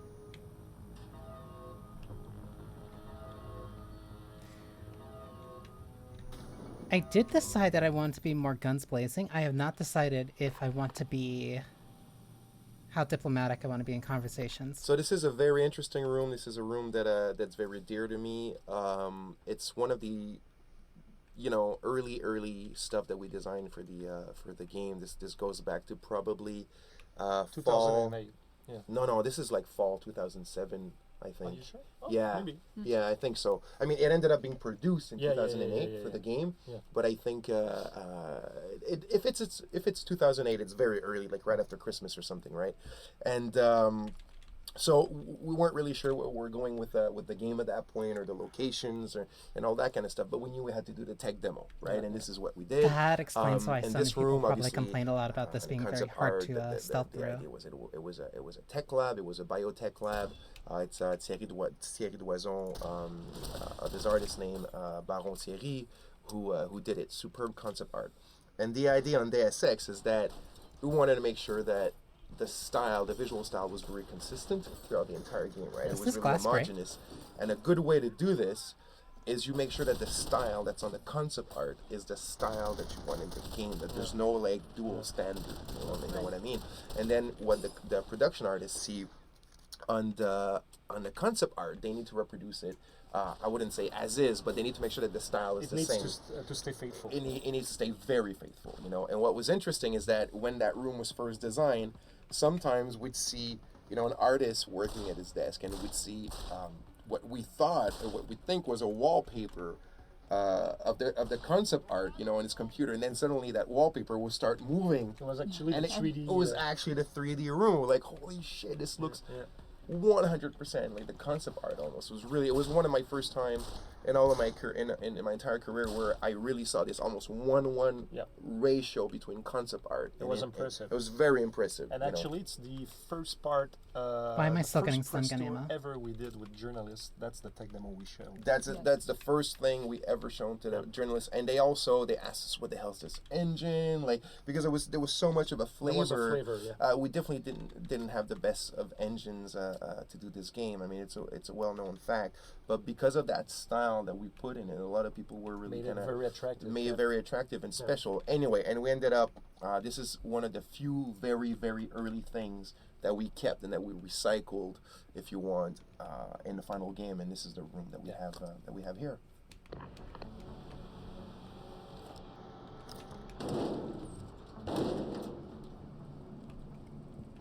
Wait, where did this send me? Oh yeah, you would also get experience for moving around a lot more, which is also why you got a bunch of experience for...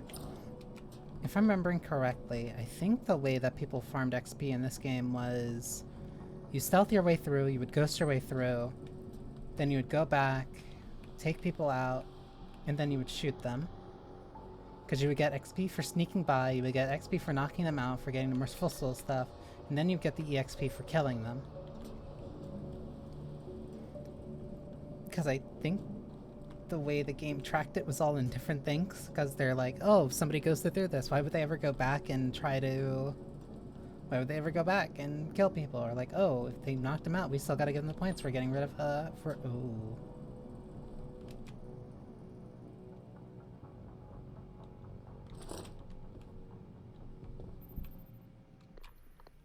Rolling. So we're in the hostage room in the manufacturing plant where we have the bomb. The bomb. And what is interesting with this one is that there are many ways to defuse the bomb. When you get into the room now, it's booby trapped, so the doors are locking behind you, and now you have to figure it out. And you have to hack, supposedly. You can hack. You can also find the code for it, but another way to solve it, and a lot of players didn't know that, but you can actually shoot the tank to the left and the tank to the right, and that's it, because there are kind of gas the toxic substance. Mix is when they mix together in the base but of if the they bomb. don't mix, there's no problem. Yes. And I think there's actually, you can shoot the connector that causes them to mix. And I remember being in Los Angeles for one of the hands-on presentations with journalists the very first time that they got their hands to play on the game themselves. And I remember there may have been like 20, 30 reporters, and afterwards everyone was talking, and one of them said, I don't know if this was supposed to happen, but I just shot the bomb and it stopped. And everyone else was looking at him like, you're kidding. I'm like, well, you win the prize. You found the secret way. I never knew. I never knew you could just shoot them. That's really cool. Doesn't matter in this run, but, future knowledge. Security cameras. Though I suppose security cameras don't really matter for me. I should also get a silencer.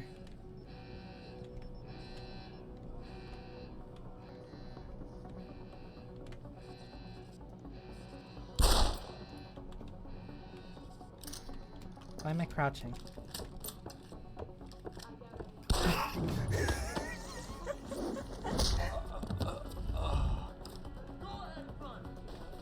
I did stop the bomb just after it already went off.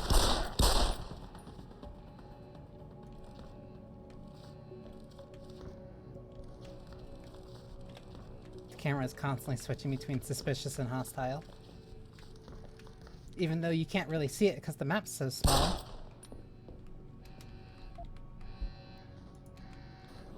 But sources tell me that a militant group of pro-human activists have raided a Seraph Industries plant. Let's turn that off. I think that's just another route through. It is. I could have sworn that you got a lot more ammo. But that's also probably because I'm playing on a higher difficulty. 60%. Oh, but it doesn't matter, it's that low.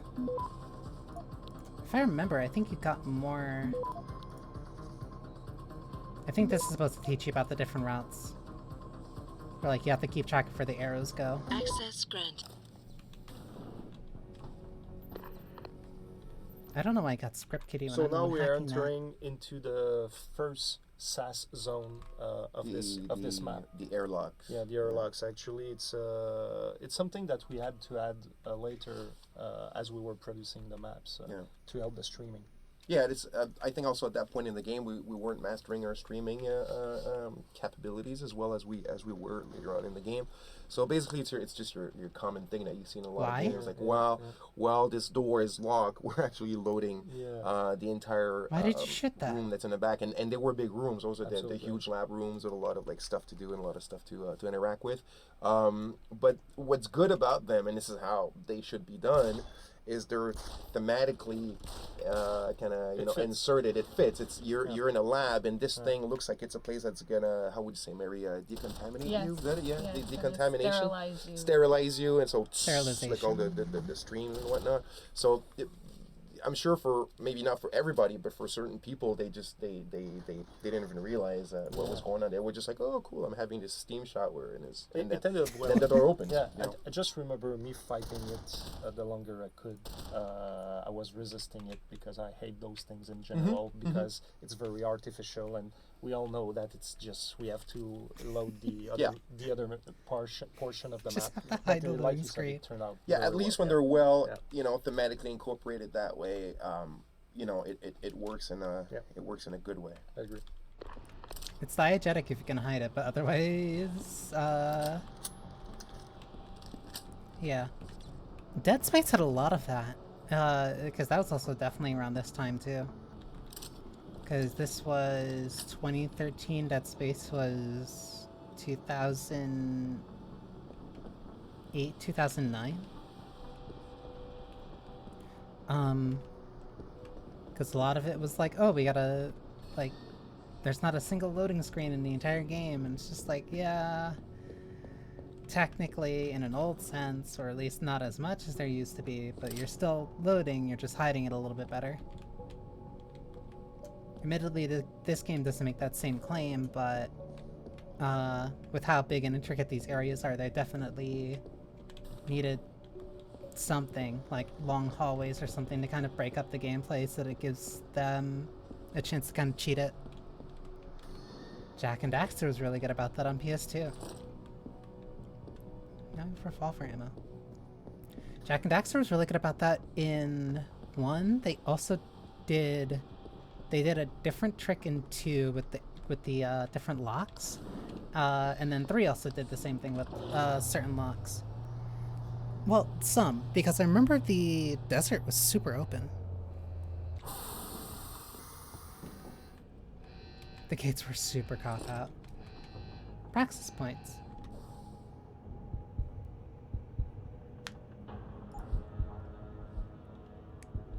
Smart fisherman track through walls. Arm.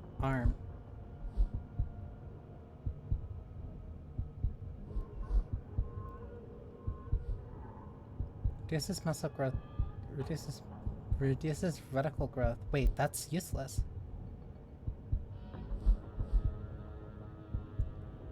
That's useless to me because I don't even see my reticle.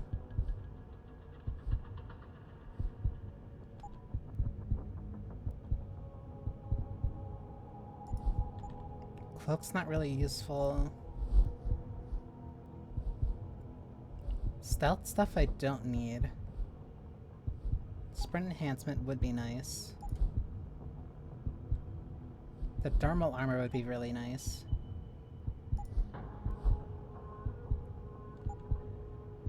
Typhoon would be nice. Social enhancer, you don't really need. That's for hacking. That is also for hacking. That is also for hacking.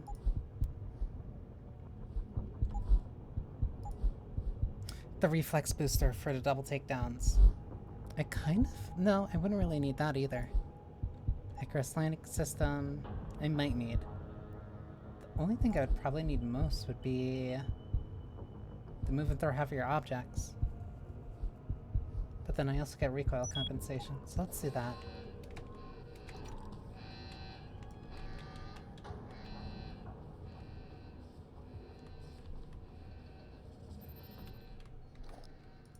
So now we're facing one of the air vents of the game. Actually, the air One vents... of the biggest... cleanest air vents in the history of games. Yeah, the air vents are definitely the cleanest air vents in the history of games. That's true. And also, this was probably one of the biggest challenges with the lockers. With the lockers of the entire game of Deus Ex Human Revolution. Like, you would think it would be like AI or hacking or how to make like a story as complex as the one that Mary pulled off or whatever, but no. The air vents. It was the air vents doors. And they had to be perfect because they're all over the place. All over the place. The thing is that when you design something like that, and there's a door that needs to open, and you want to make sure that, and especially the air vents, because we would hide them so much, like put crates in front of them or put all sorts of crap in front of them.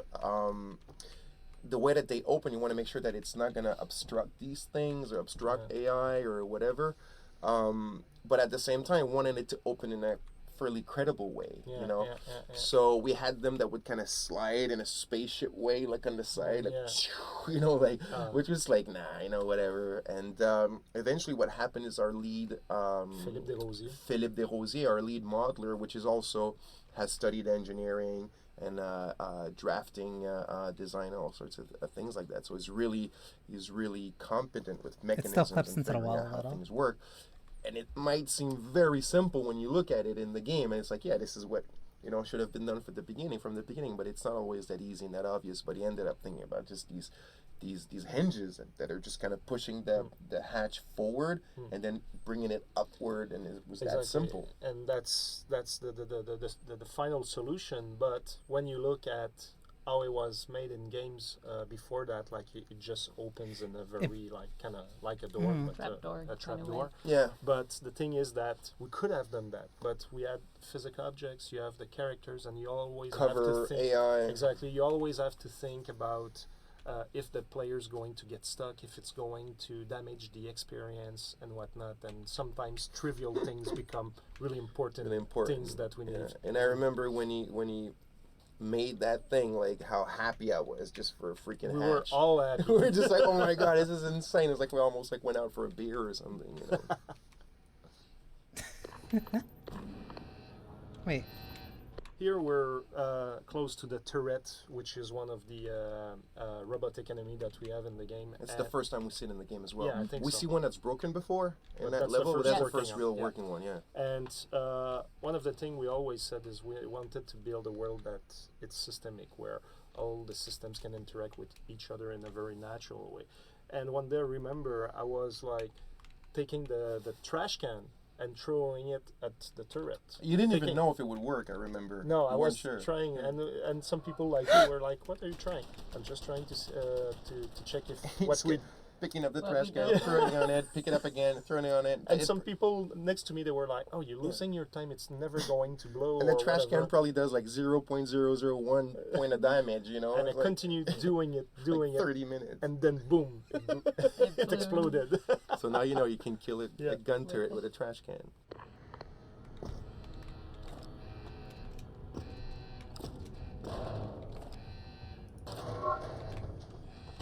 But also doing that completely enrages it. Wait, but that means I can distract it. So like... Oh no, it's chasing me.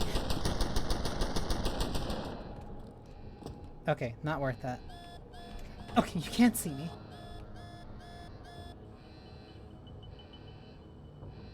This is a mistake of my own making.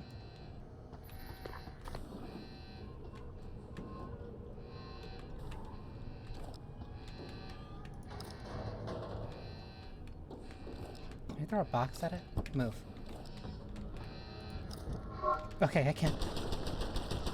Here, another cutscene where Jensen's going to interact with a potential enemy. The turret's and still I remember firing. having a discussion with Jesse Sweet, our cinematic director, back in the day, because the constraint I gave him is that I didn't want Jensen in any What did I cutscene do? with a gun, because we don't know what the player's going to have.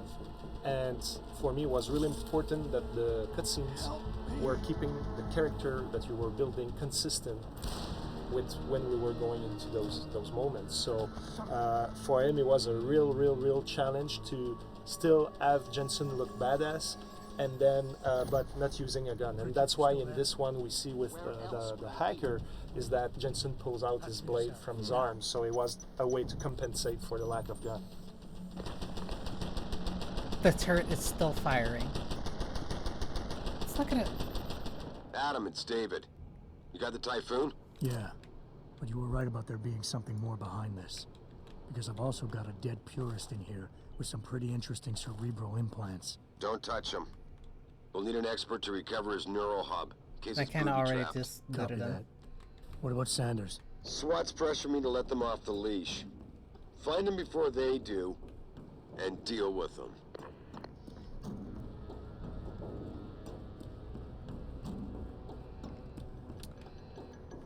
Promise I ate before stream. I still might be a little hungry. Wait, so where do I go?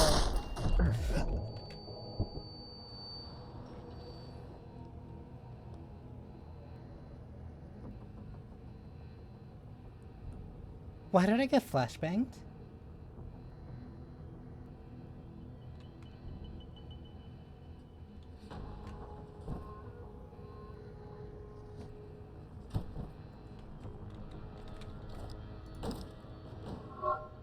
No. Why did I get flashbanged?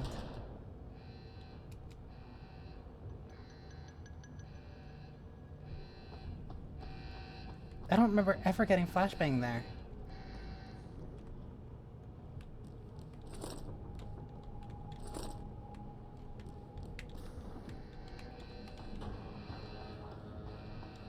Is there a mine there that I usually don't see?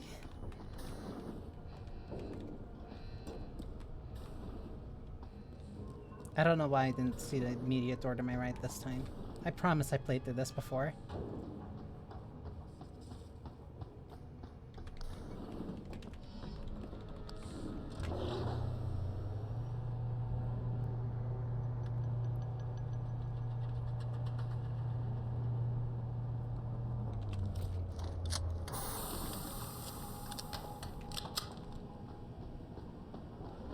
Why do I remember this?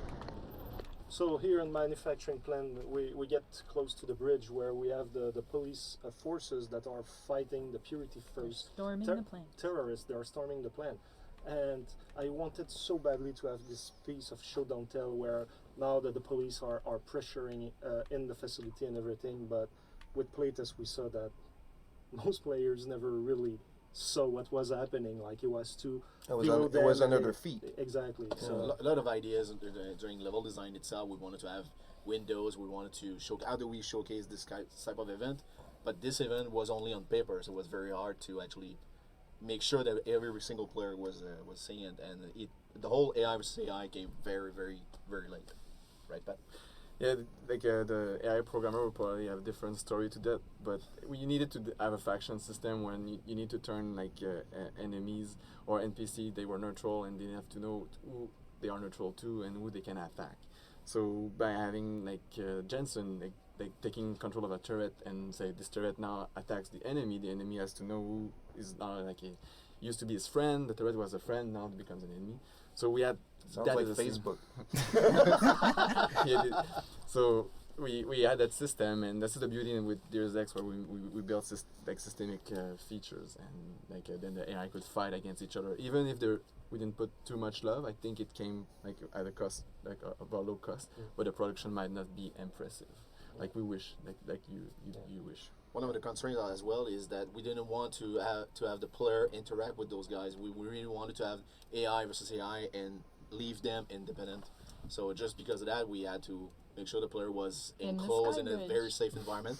Thus, the infamous corridor with With the glass with the glass glass, floor that no woman is ever going to want to walk over. Why?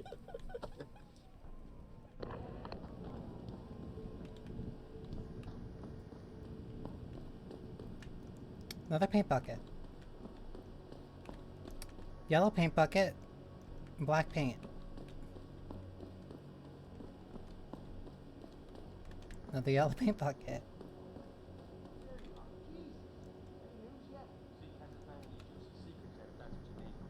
But he was positive we'd find something we can show to Pipes. Are you saying we got nothing? I know, man. Ugh, I don't like how this gun sounds.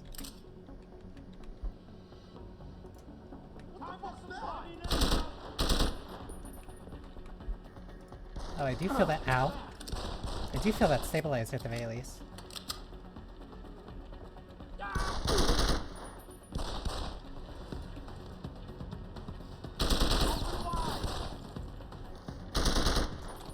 I have to like envision where the central dot is. That's like the only. Oh. That's the only way that I'm able to, like, actually kind of like fire from the hip. Yeah, so here, as you can see in this office building, there is a sea full of computers. And we, as you also know, we had to write emails for every single computer that And more existed than in one. the game. And one of the big challenges we had in doing that was that we never quite knew ahead of time how many computers there would be. There was the level design was coming to us and saying, you know, we need to know how many emails, how many computers you want, and we were saying to level design, well, we need to know how many computers you intend to put in there, and no one would actually Yeah. make a decision.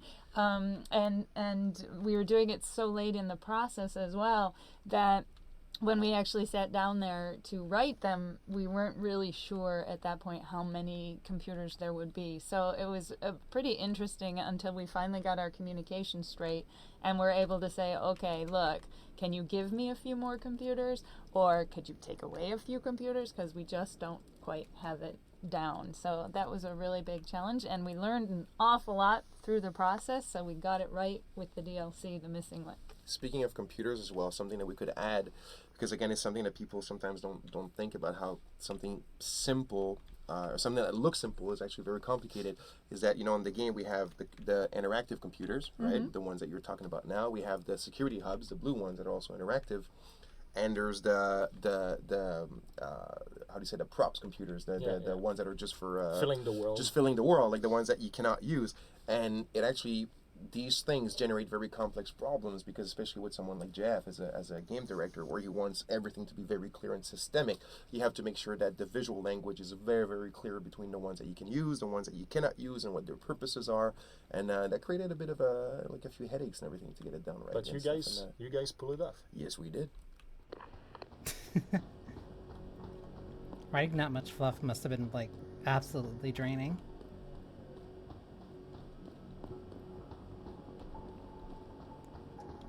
Because it's not even like it's all fluff either. Like, there's a lot that is genuinely important, and then there's a lot that's kind of inconsequential. Not really high on the priority list. But that's also why they have a bunch that are like the mass emails that go out. So we are about to enter the first social boss fight with Zeke Sanders. And actually, the story here is that early on, we decided that, for some reasons that I can't remember very well, but we decided that you wouldn't be able to use the social augmentation against this guy. And that as we were fleshing out the upgrade system, we were mapping out not mapping out, but establishing the pacing at which rhythm you would get the praxis kits or the praxis points. And that's why at the beginning of the game, I'm not fully happy with how many praxis kits that you get as you move forward. Well, if I remember correctly, this was the third social boss fight that we wrote, and at the time that we wrote it, we didn't even have the concept of praxis kits. You had to go to the limb clinic to get operated on. And so when we did We were controlling we it. knew that you wouldn't get augmented before that, and you'd have no chance to have the social log. So I think that's why we decided not to have it initially in this conversation, because we knew you wouldn't have had a chance to get it yet. And later we came in with the idea of the praxis kits, and at that point it became this issue of, oh wait, we have to make sure we don't give you two because you might have it and we don't support it. And what happened is that, like I was just saying, what happened is that after that, at the beginning of the game, the pacing to get augmentations is too slow, and it's something that we're aware of and we're not happy with it, but because of those decisions and with what you explained, we were forced to keep it this way. So that actually explains a lot.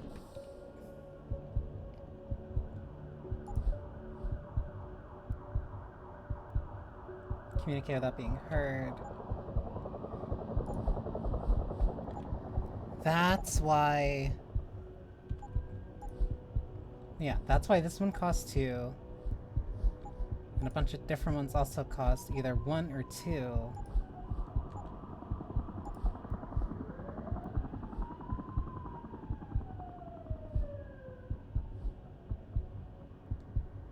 Regenerate health, regenerate health. Because this, like, initial start screen is also a little weird. Like, the upgrades never felt... I don't want to say, like, fully thought out. But they always felt a little awkward in terms of which ones you got kind of, like, at the start. I'm like, oh, here's all these cool ones, and that's also why there's so few enemies in, like, this first zone. Like, this first zone felt very off. And, like, the fact that you get that practice kit at the start, and then you see the social enhancer, and you're like, oh, that's really cool. That explains why that's a 2 cost, but it also holds off on you kind of being able to get to for as much as it can. It's really neat.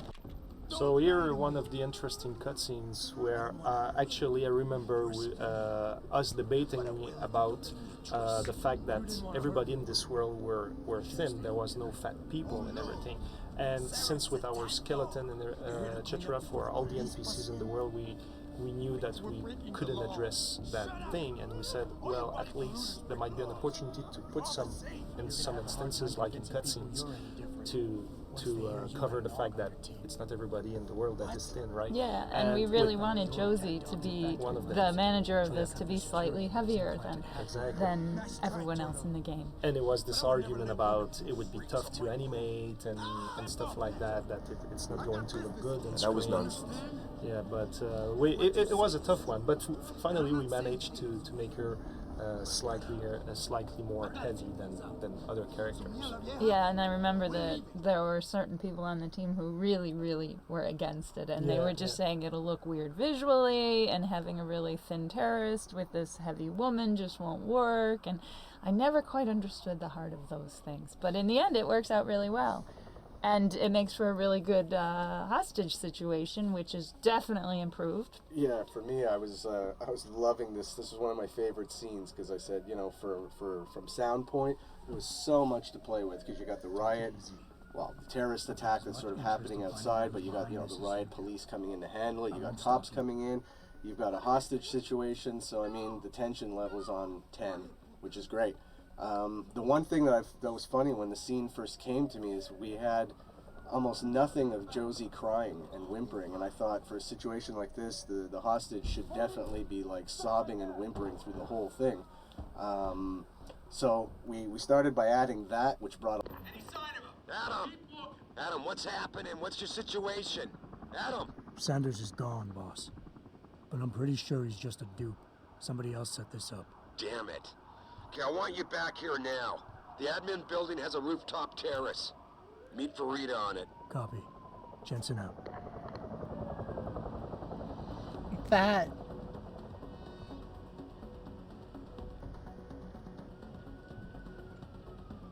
was a mistake.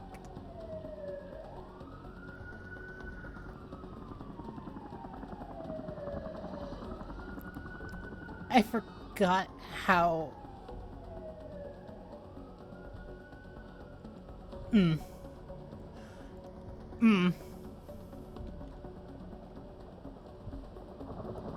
I...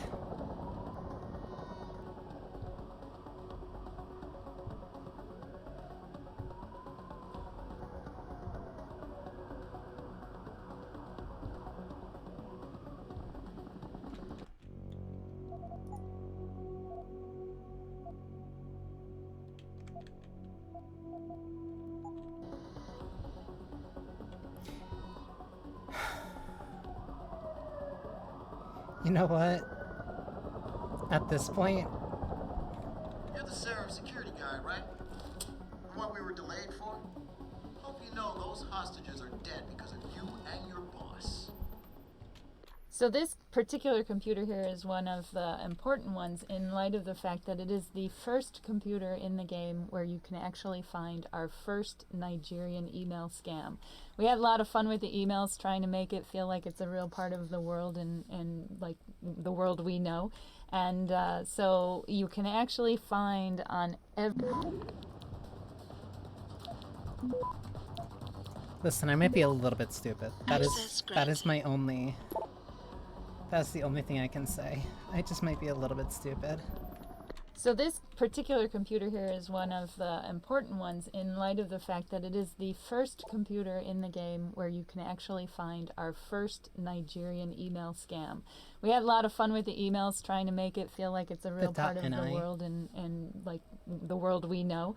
And so you can actually find on every map one Nigerian email somewhere in the map. And in the Hangshaw map, there's actually a computer that you can find where you find the person who originated the Nigerian email scam, and his computer lists every single computer in the game that has it. So we were actually debating whether we would make it an achievement to find him, but in the end we kind of cut that one off of the list. That would have been so funny. I never heard of this.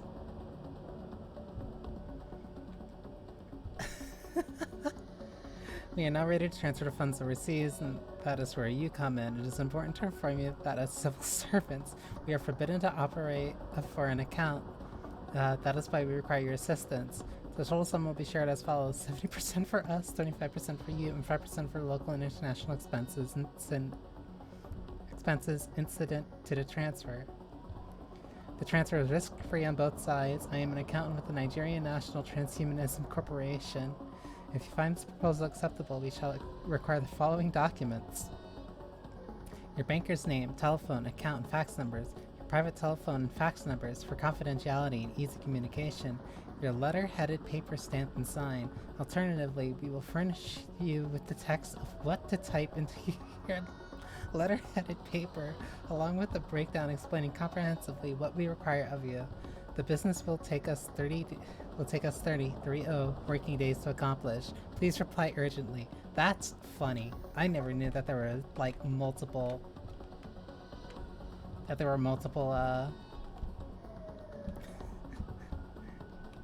Nigerian email scams in the game.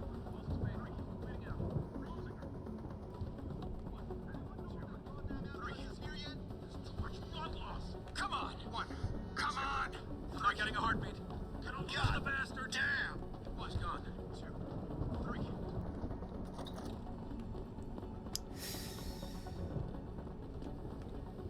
I was actually very curious to keep listening to that conversation about the heavyset body, but I kind of messed that up real bad.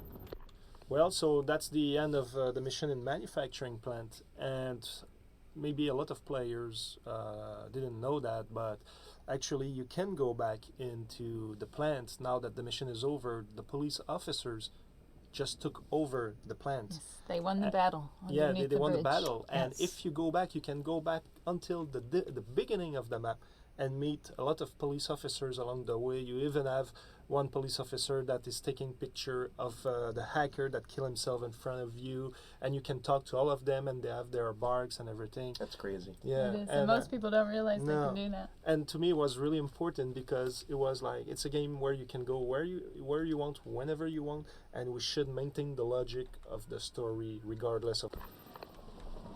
Oh, going back actually messed that up. I do think I remember seeing a video about this though. Or at least that, like, oh, if you go back... Yeah. They took over. Oh, You're a goddamn murderer as far as I'm concerned. Put it away, sir.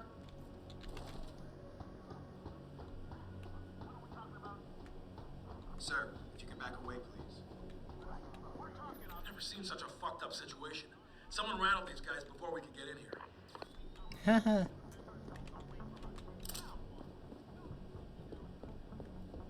I actually do want to see the guy who's taking a picture of the hacker. But yeah, this is a very small detail that most players really won't have any reason of ever going back to or figuring out. USI security? Way to take out those terrorists, man. This place looks like a freaking slaughterhouse. And each of them have unique barks. Please, sir, the situation is under control. Or at least not necessarily unique, but at least... No, I'm not gonna go all the way down. Not like necessarily super unique barks, but at least like barks of like saying, hey, recognizing that you did this. Like, oh, you took them down. You did all this. I do wonder... I do wonder what the lines would be like if you snuck through, though. Because they would probably be really pissed that you left a lot of the terrorists alive. You weren't supposed to instigate when you deal with terrorists. Infiltrate. But yeah, I guess the, I guess the habit for this is gonna be, bumbling. To say the least.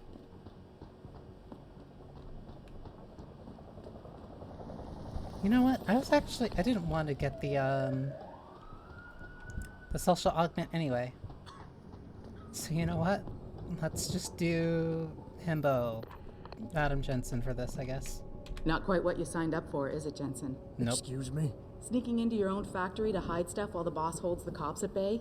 Don't get me wrong, I love Mr. Seraph. I just hate it when contracts become more important than people. I thought you did too.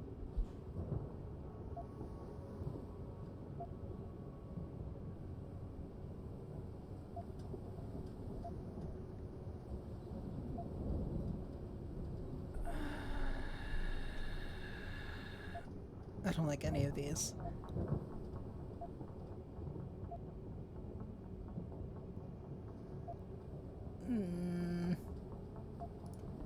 I do. But things don't always go according to plan, Malik. I did what I could. I'm sure you did. You ready to go? That's also why they give you this option instead of just sending you straight off. Malik. Your wish is my command. Climb in.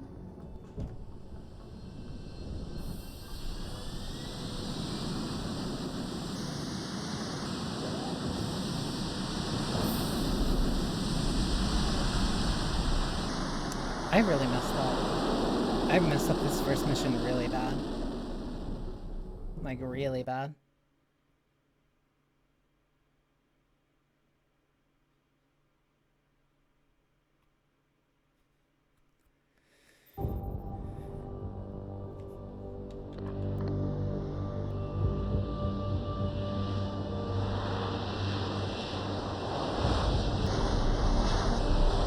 I messed up that mission really bad.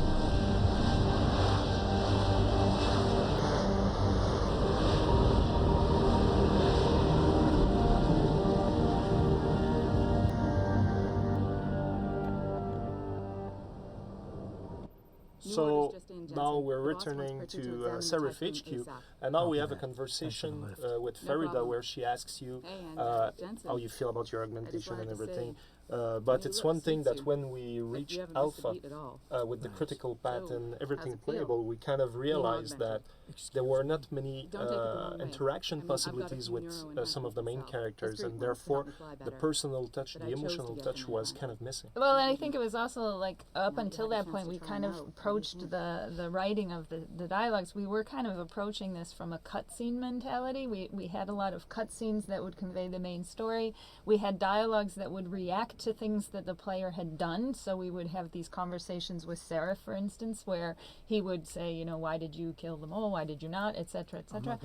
But we hadn't actually looked at it from the standpoint of allowing the player to decide what he wanted it'll Adam take some to getting say, used to. I get unless it was, you know, do But you don't want be this surprised weapon if or the that boss keeps weapon? pushing you to So get when more. we reached the alpha phase, we started to realize, wait a minute, we need to bring more of that in. So we ended up doing a major overhaul of a lot of the scenes, and it enabled us to get the scene like with Farida, where suddenly she becomes a much more important character, and she's also bringing in a lot of the questions that we wanted to raise about augmentations and how do you feel, to pull that player experience. So we were able to kind of succeed in many levels in allowing the player to choose how he wanted to be Adam and to get him to reflect more on his own experience with Adam. And I think this particular scene, it ended up resonating with a lot of different players for it as well. I appreciate that, Malik. That's a really but right nice way now- of solving You've got to get the like Typhoon multiple into the tech problems lab. with Right. the See you later then. multiple problems together Oh, at the and same Jensen, time. the boss wants a face-to-face debrief in his office once it's secure. Roger that. Good night, Malik.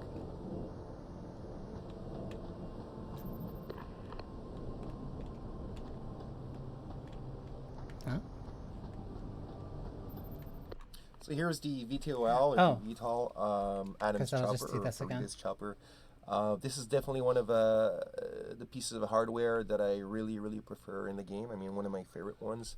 I think it's a perfect mix of really, really almost hardcore sci-fi design, I think it's the thing yet that Pritchard. with a lot of credibility to it, where you can easily imagine this is where But that's a things nice would way go, of 20, 30 covering. years Well, I from guess now. actually now that I just now really that I love am it. I've going through always these wanted to things, make it a is little, kind of similar to you know, model of it, you know, to like kinda Portal a and Half-Life. scratch build with It looks really good. It looks really good. Just buying pieces of model kits from airplanes and stuff like that, and just like from the pieces actually build that. And yeah, it has a lot of character, and that's it. I really Yeah, like it. and speaking of character, since the VTOL is also very much associated Actually, being with able to hear that, hear Farida this Malik, again Farida was after. actually a character who was not originally thought to be a very important character in the game. I think it took a long time before we actually gave her a name. In fact, at first we were calling her Farina, but then everyone here was saying Mary. That means wheat in French. Flower. And it's flour. Flour. It's flour It's in French. farine. It It's can't be that farine. and everything. So Like, they found a way of but making she really wasn't her- intended to be this big character at all in the game. And then as we continued developing the game and writing the scripts and starting to add more player choice into dialogues, she ended up becoming, and it makes sense when you think about it because she's one of your constant companions. So she ended up coming within the development process itself, developing into a very, very big character.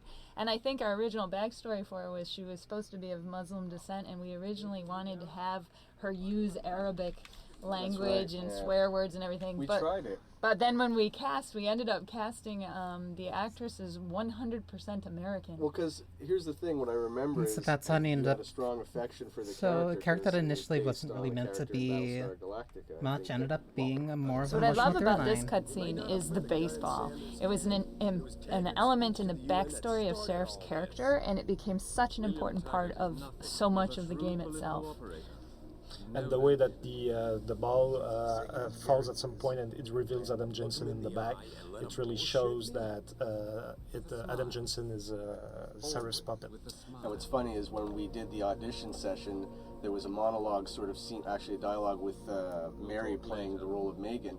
And Steve Shellen just sold it so much, speaking about augmented pitchers using a baseball. So again, the baseball comes into play, and it really had a big part of him getting the role. Yeah. Oh. How you feeling? I've had better days. Well, when we're done here, check in with Dr. Markovic at the limb clinic downtown. Get her to get a checkup. If you insist. Listen, about Sanders? Yeah, about Sanders. What the hell were you thinking? Letting him slip away like that? I sent you in there to take care of things.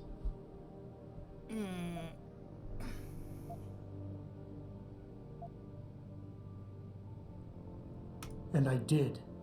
The Typhoon is safe. Sanders didn't know about it. He didn't even know his hacker was augmented. He's not the mastermind behind this, boss. So you cut him a break? The man broke into my facility and took hostages, Adam. I thought you were ready for this. I am. Today's attack was just a shell game being run by somebody else. I intend to find out who and why. That doesn't really justify all the ways that I messed up. again. Like the hostages are dead, everybody that was a hostage died, and the main guy kind of got away. You're sure he was augmented? I pulled his cables out myself. Yeah, well, the police are saying he's not, and they're refusing to let me see the body, no matter how much money I threaten to pull from their retirement fund. Don't do that. That was your fault. Maybe someone else is offering them more. What do you want me to do? Maybe someone else is offering more. So what do you want me to do, boss? We have to get a look at the corpse. You still got friends on the force. You think one of them will let you into the morgue? Depends who I run into. Get over to the station and find a way inside. Because if that hacker was augmented, his neural hub might tell us who he was. Contact me when you've gotten a hold of it.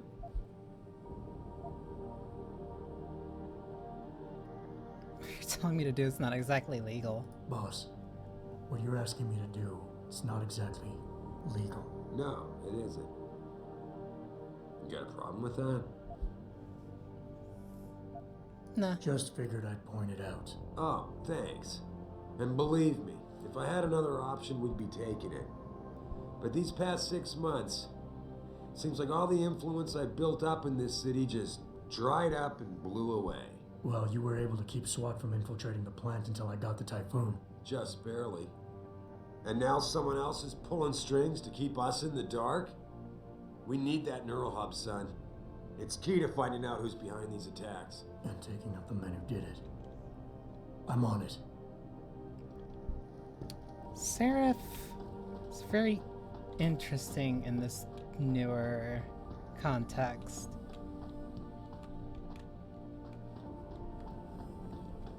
Especially with the endgame year being 2027, and like we're, what, 2 years off from that?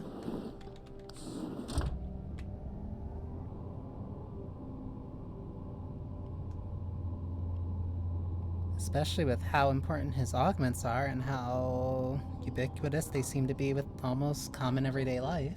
It wouldn't be too hard to consider him something of a tech oligarch. Especially if it's enough force, if he has enough power to convince cops to stay out of an active hostage situation for how many hours. Granted, part of that might have been part of my fault for dragging my feet, but... This is nuts. Hey, Jensen. Man, it's good to see you. I'm glad you're back. How are you holding up? I manage. I'm sorry about Megan. I know it must be hard. For a while, we thought you were a goner, too. Everything's going to shit. The attack on HQ, and now this mess with the factory. Yeah, tough times all around. How about you, Corella? You okay? I don't know. I fucked up. I mean bad. What happened? Well, a couple of months ago, me and Tyndall, you know, one of Pritchard's techs, we started sneaking out some neuropozyne from one of the labs. Jesus, Tim. Oh, that's the You follow-up. realize this could get you fired. Worse, arrested if the company chooses to prosecute. What were you thinking? I know. It's complicated. I didn't want to do it at first, but there were good reasons. Anyway, now I want out, but Tyndall has security footage of me stealing the stuff and says he'll expose me if I ever stop helping him. I'm in a bad spot, Adam. I need that footage back.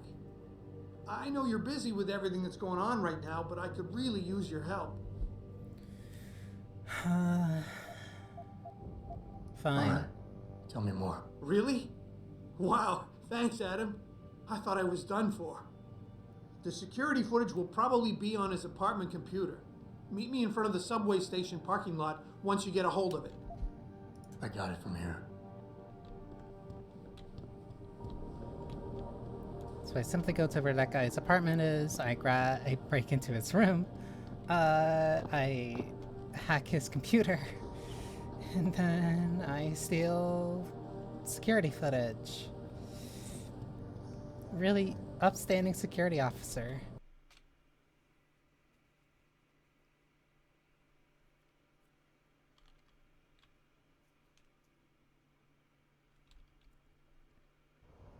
Mrs. Reed? Oh, Adam, I'm sorry you startled me.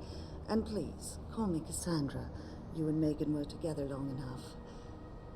I was waiting for you. Out here? Why not come meet me inside? I don't know. I guess I'm just not ready. This is where you work, but to me... Early it's also 2010s, they the really place where I struggled with lost my hair. daughter.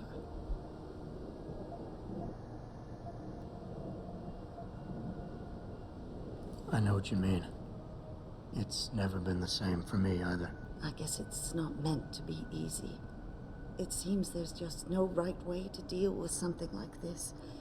And I can't even begin to imagine how things have been for you after all you've been through. Yeah. A lot of things changed 6 months ago. I can't get over how much they've changed you.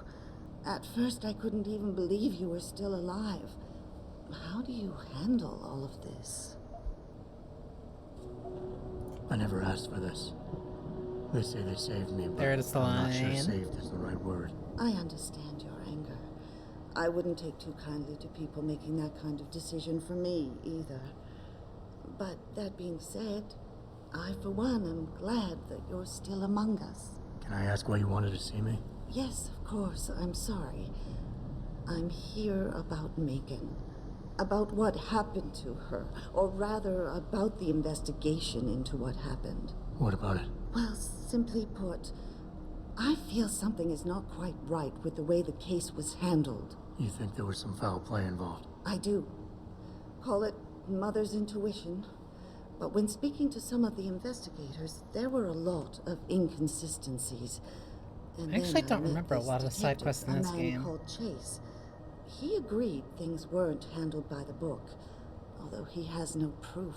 And now you want to find out more. I'll never hear my daughter laugh again, Adam. I'll never get a call from her to ask how I've been, or have the chance to ask her about her day. She was stolen from me. However unjustified this all is, I still want to know why it happened. You're not the same, Adam. And we've yet to see if it's for better or worse. But I know you loved Megan.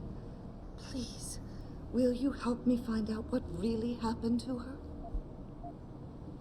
For side quests, never got a having it chance to immediately investigate the outside, attack like, myself. where you immediately leave is a good way of forcing I'll the look into players it. into Thank you. at least addressing it. This means the world to me, Adam. Really. The first thing I'll need to do is meet with this detective, Chase. Good. He works part-time as a security guard in an apartment building on Brooklyn Court. I'll be waiting for you in your apartment lobby once you're done. Why does a detective need to work part-time as a security guard? Oh, he retired soon after the case. I don't really know the details. Maybe he'll tell you more. I'm on Listen, it. 2027, you can get whatever, you take whatever paycheck you can get. I don't really have anything against it. I just think it's disgusting. I mean, grafting metal into your skin? Yuck. I guess you don't have the tattoos. It's not the same. You don't need to take drugs for the rest of your life when you have a tattoo. Well, I think what you do to your body is up to you. Yeah?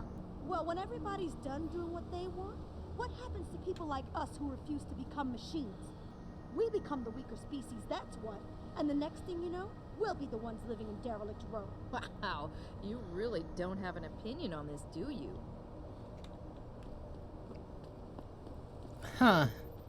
So this is a big sculpture that's in front of the Seraph Industries building. The It's an idea Icarus is swing. there's a big analogy to the Icarus myth in the game. I'm not going to get into all the details right now, but the idea is we kind of divided a lot of the motifs from the Icarus myth and gave them to different parts or different parties in the game.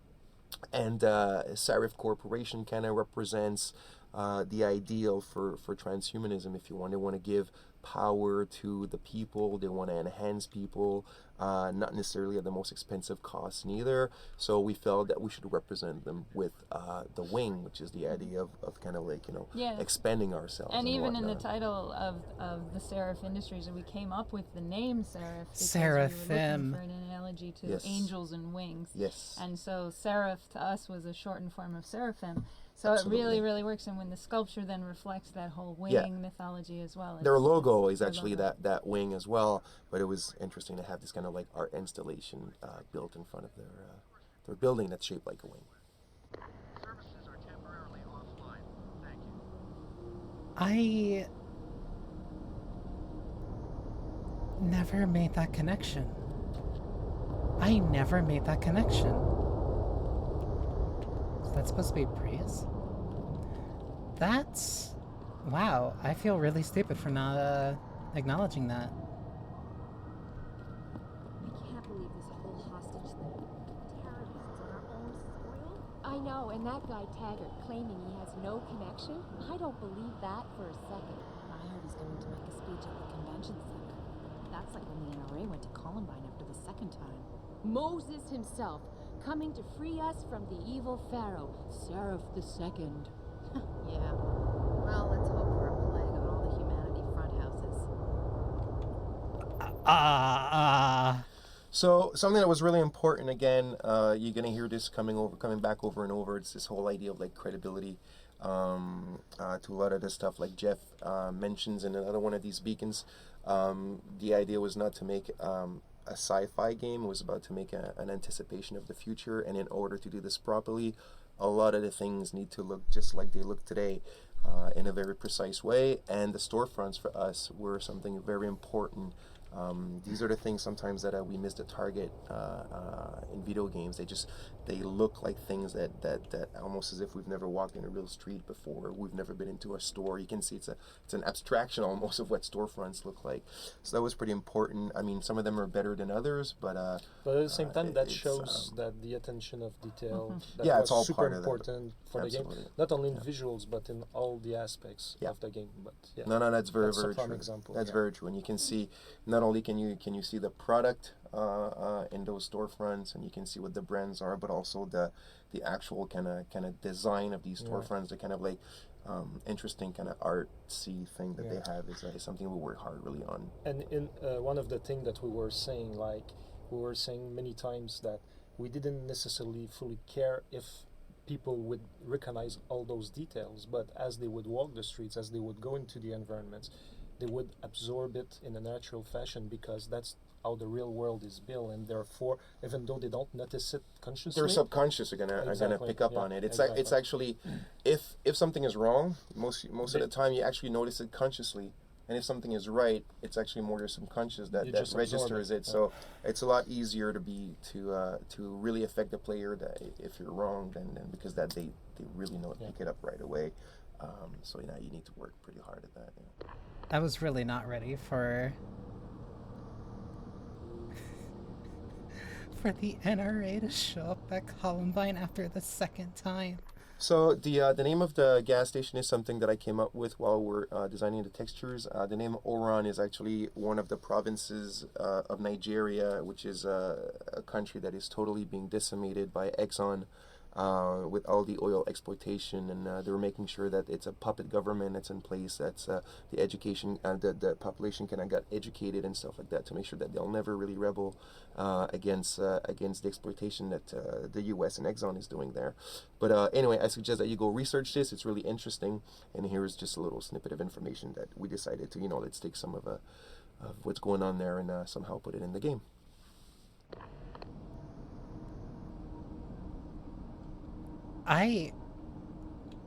Wow.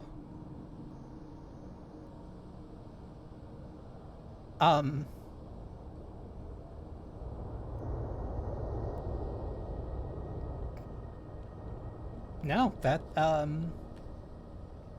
that speaks entirely for itself. Wow. You got anything you want to buy or sell? I'm the guy you want to deal with. Uh-huh. Everything's on the computer, right at your fingertips. I don't have anything to say about that.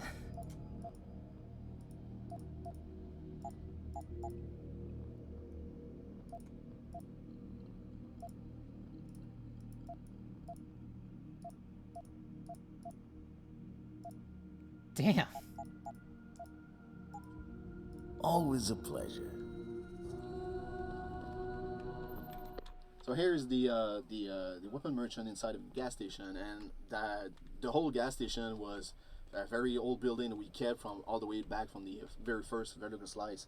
And instead of trying to redesign it as we went along in the production of the whole city, we actually tried to keep it because we thought it was one of the very cool things visually, and also gameplay-wise. There was a lot of potentials to do with it, and we always wanted to have a weapon merchant, a black market merchant inside of it. And the thing is, for us, since you work on a game, it's always you lose some kind of objectivity about what you think is good about your game. So for me, it was very obvious that there was someone in there. But from the playtest, almost every single playtesters did not see the weapon merchant. So. But we were debating like, oh, should it be obvious or should it be hidden, and etc. And we went back and forth a couple of times until we decided, okay, let's make it more. At some point, we had an icon about those guys and trying to create some kind of a Metal Gear Solid-ish type of group or something like that. And at the end, we said, fuck it.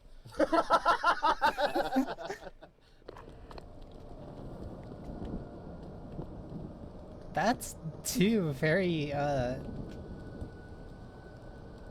different developer stories about one gas station.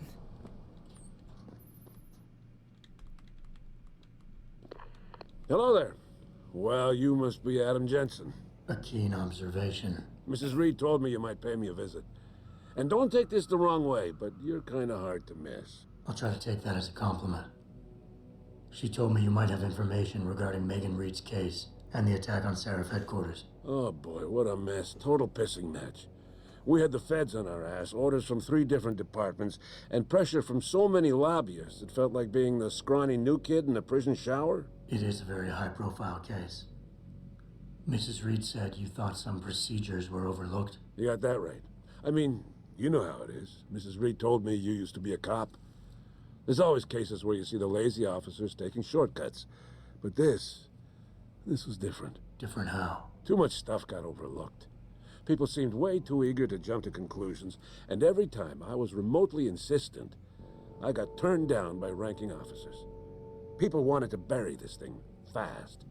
That's never a good sign. Surely you have something more substantial than this. Yeah, well, that's where you come in. I got a couple of leads I could never fully investigate. I started poking around, but these government-type agents just gave me the creeps. I got scared. Months away from retirement, I didn't want to fuck things up. But you obviously have the means to get to the bottom of this. So what have you got? First off, there's a rumor that the order to close the investigation came from higher up, maybe even outside the local department. Anything like that would have passed through Captain Penn. There might be traces of this left on his office computer. Guess I'll have to pay a visit to the local precinct. Well, while you're there, there was an officer assigned to the case, Chet Wagner. He's not what you call a choir boy. And when he suddenly got brought on the case, I got suspicious. Somebody wanted him there. And I'm pretty sure he tampered with some of the evidence. You should talk to him. Find out what he knows. Okay, I'll have a little chat with Officer Wagner. You'll most likely find him in the lobby. He got retrograded from his conduct, and he takes depositions now. He won't budge easily, but I'm pretty sure you can find some dirt on him on his desktop. His office is on the 3rd floor. You might find something there to help loosen up his tongue. 3rd floor. Anything else worth looking into? Yeah, when the order came down to close the case, the bulk of the evidence was stashed in a storage locker. Maybe you can find some interesting stuff in there. It's on the alley right next to the station. The code is 4891. But I know an outside agency had access to that locker, so be careful. Thanks for the heads up. It's nothing.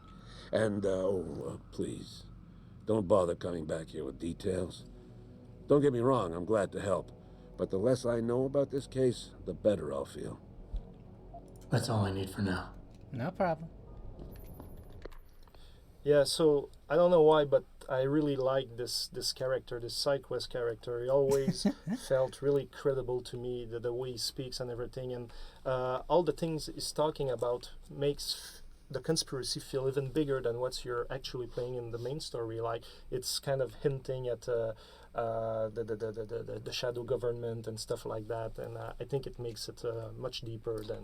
And I think a lot of credit for that goes to not just the guys who wrote the dialogue, but the actor. We mentioned him earlier. And the casting of the side quest characters was an interesting part of what we were doing, right, Steve? Yeah, it was great. We had and we'll even throw some, since we're giving credit out, we'll throw some to our voice director, Simon Peacock, who did a great job. And he often would recommend some of these characters to us when we would give him the character design, and he'd be like, oh, I know this one guy would probably nail it. And more often than not, he was right on. But I agree with what you're saying, Jeff. Like, he's one of my favorite characters, because when I saw the visual of what the character looked like, because it was one of those guys that we casted without knowing what he would look like, the voice, it was one of those rare occasions where the voice and the visual matched perfectly. And when you played it, I think that's part of the reason why it feels so credible, is that the voice looks like it would come from that character. Sometimes if you have a really good casting director, they know what they know. Come on.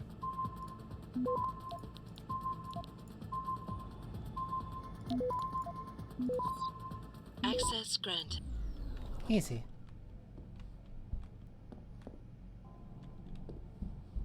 I forgot whose apartment this is.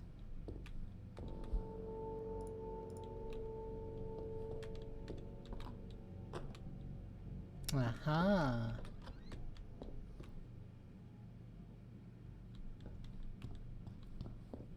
Don't I have something that automatically hacked this? Don't think I do. If I'm also right, I think I can throw an EMP at it, but I don't fully remember.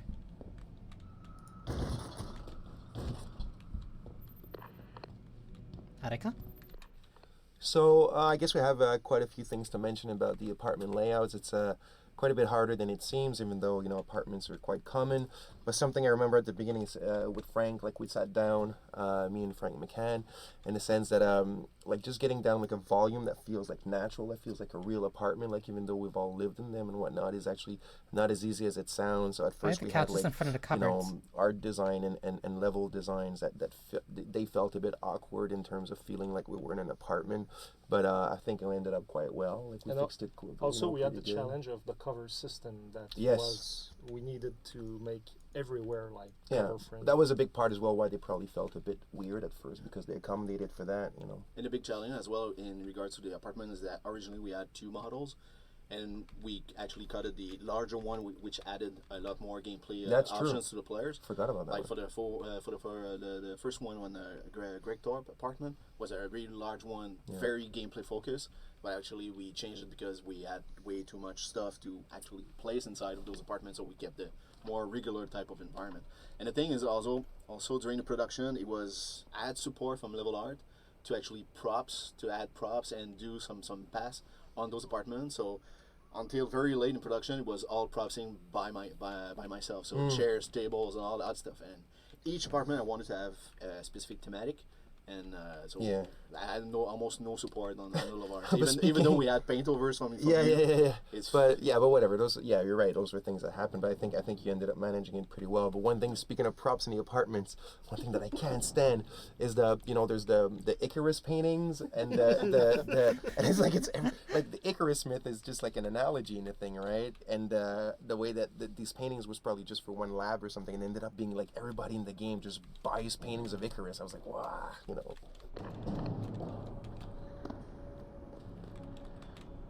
Subtlety is for cowards. Embrace it. Come on.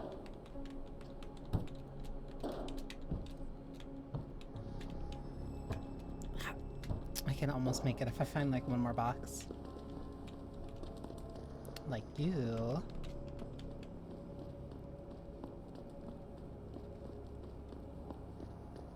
I also never really did box stacking in this. Uh-oh. Don't break. No.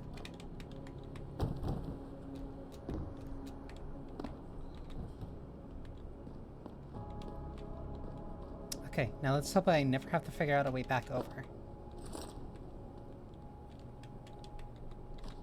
Is that paper towels?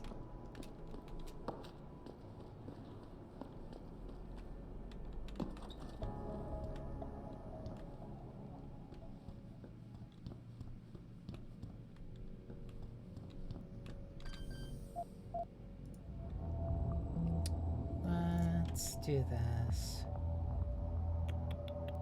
I can either go the slightly lower route, which would be... No, that's gonna be caught. 3, 2, 1. Whoops, I messed that up. Didn't mean to use that.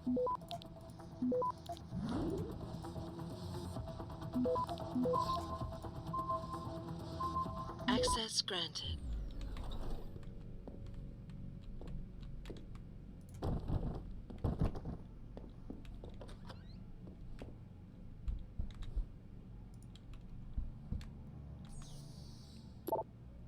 You should really lock your computer. Security gate is 002.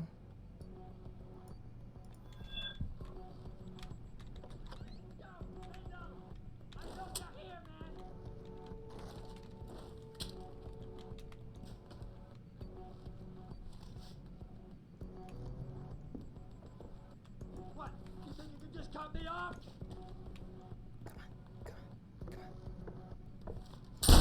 I missed. Hang on. My shotgun's better.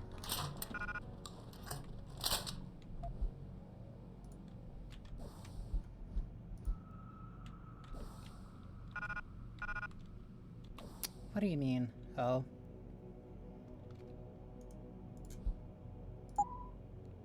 What if... Hang on. I can solve this.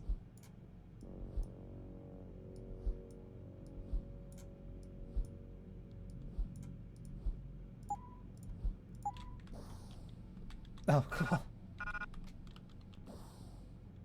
That got me way drunk way faster. I don't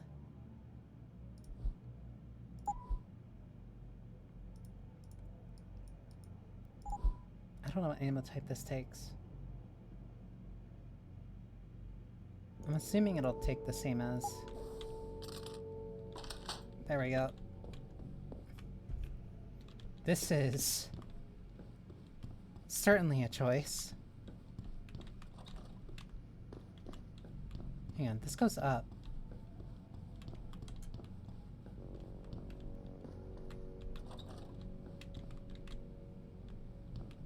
Don't I have like a robotic kidney? Why am I this much of a lightweight?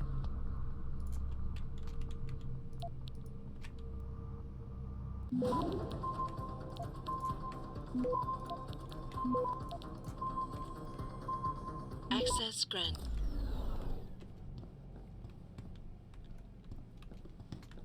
That much of a lightweight, but I still hacked. I thought this was the exit. What am I doing here?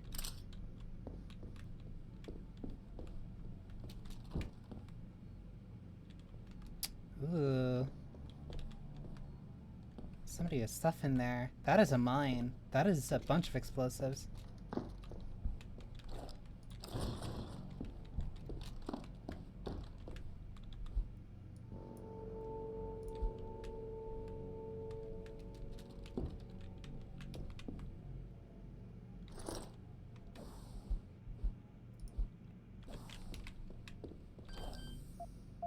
One, oh, 2, 9.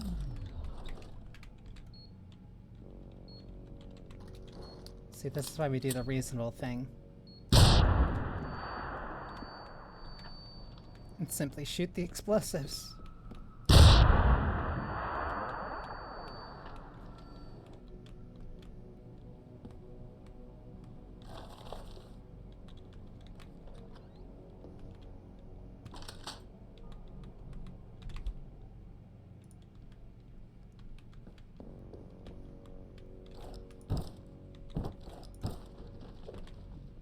Huh, here's your computer. O'Malley.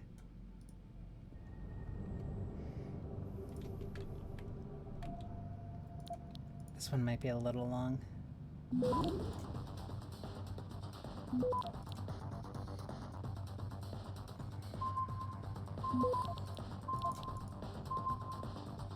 Access granted. Fine, I'll make that work.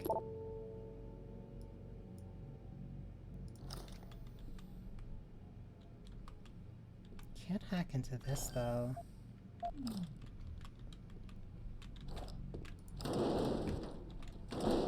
Someone has to have a... There has to be...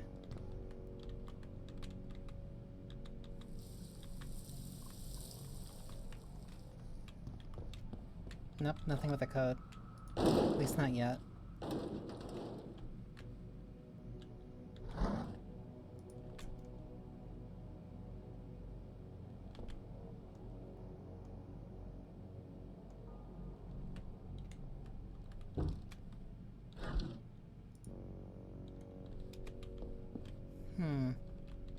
Nope, nothing. How did I end up here anyway? Do I go further up?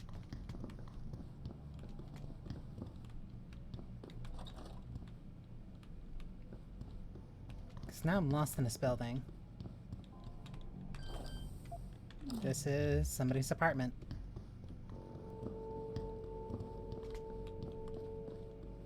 I also can't run, like, at all.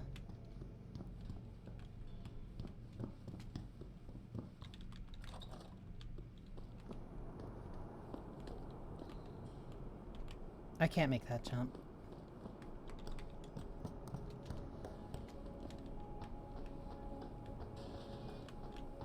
Yeah.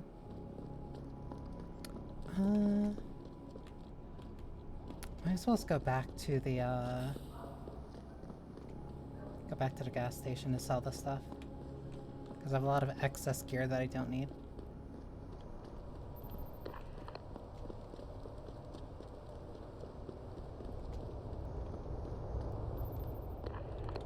What'll it be? Remember there was something on top of the, on top of the gas station. Keep my double barrel. Not gonna need these. Might need those. Don't need those.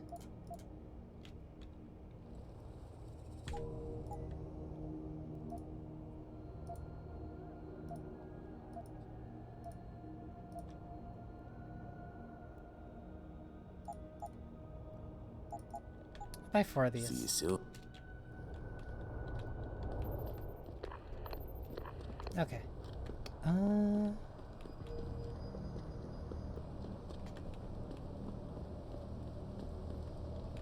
Yo, you look like the man who knows where to find that good shit. Oh, Tyndall. Jensen? Stuff like that. What are you doing here? I think you know why I'm here, Tyndall. I want Corella's security footage back. I don't know what you're talking about. I'm Seraph Industries' chief of security. I'm pretty sure I can find out about an edited security tape, so don't bullshit me. Ah, shit. Listen, Jensen, I never wanted things to get this bad. I'm not a bad guy. I feel for Corella, I really do.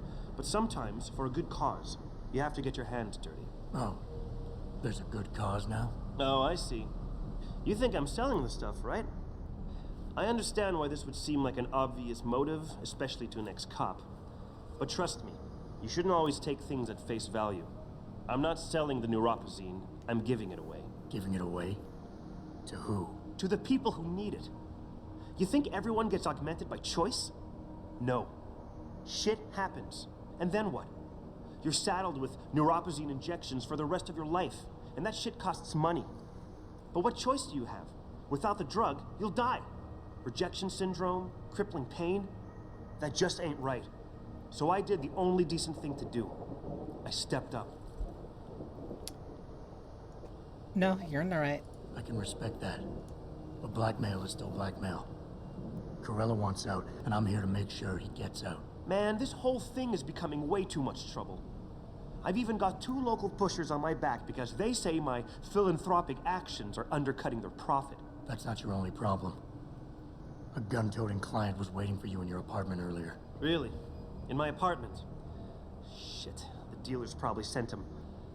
Tell you what, I'll deal with the client later. You take care of the dealers, and the footage is yours. The client, I already killed him. Okay, I'll help you out. But you better not be playing me. You give me way too much credit, Jensen. I'm a security tech, not a hardened mobster. The two bushers go by the name PG and BK.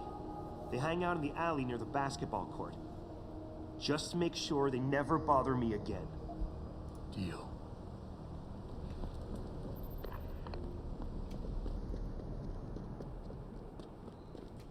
Basketball court.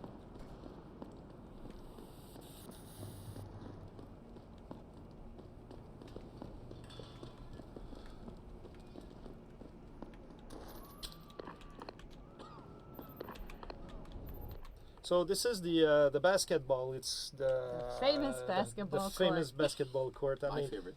it's an homage to the original Deus Ex, but for us it was not necessarily something that we would do by default. Like we didn't have the physics for that. We didn't have like all the things we needed. And on top of that, some people in the team, they were like, why spending time doing this? What's the point? What's the point? And that's the thing. One of our writer, Taras Taziuk, was coming to me like almost every single day. I want the basketball in there. I want the basketball And in he there. he came to me too, and I said, we got the baseball in for Seraph, so hush. And then eventually with T-Bone, I managed to push him to create the ball, and then. And the thing is, I'm actually the one who wanted with my little artist to actually make sure we have a freaking basketball in there, not the whole court, but just the basketball hoop, and even the ball was not sure, but at least just the hoop itself to have that clin d'oeil, that just little tease from Deus Ex 1, and but the physics on the ball, man, it created nightmares on programmer side, and they really hated me on this. But, yeah. But we fought. You fought. Yeah, definitely. But it's just a small example for things that seem very mundane in a game. Sometimes it's a big challenge, or you have to mobilize a lot of people to make this happen. Especially when it was possible to do it in 1999. Especially, yeah, as crazy as it sounds.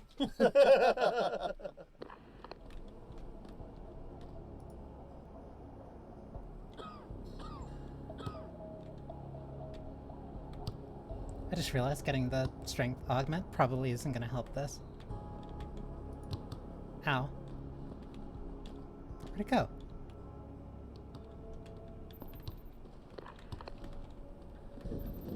I'll give it 2 more shots. 1, 2.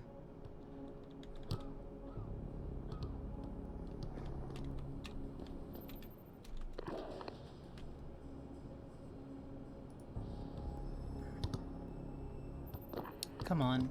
Please? Please. Please.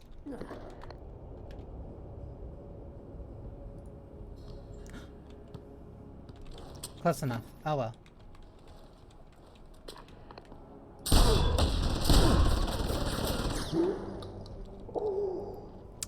I thought the bullet would pierce. I also need to not be stupid and save more.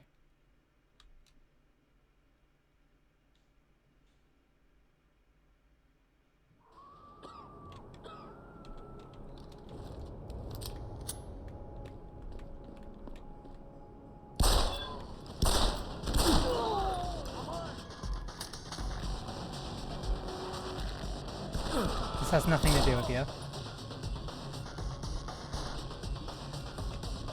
Keep running there,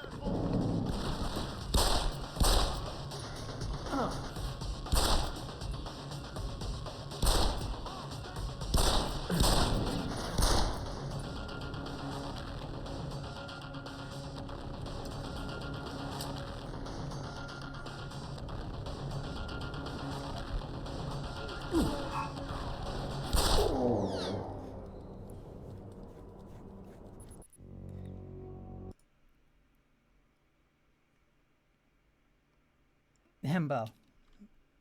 Good cause, bad execution. That is the intention here.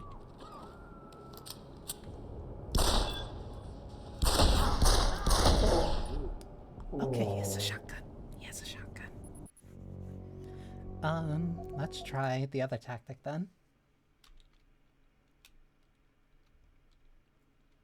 the discount double takedown.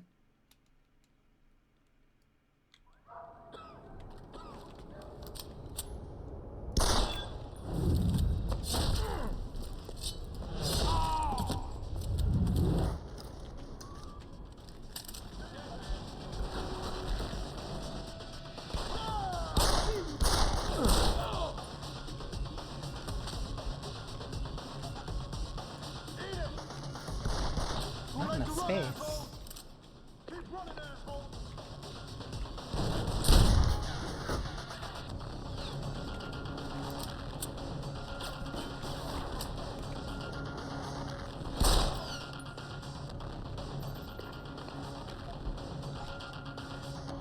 Still not enough space. Oh, because I picked up the machine pistol.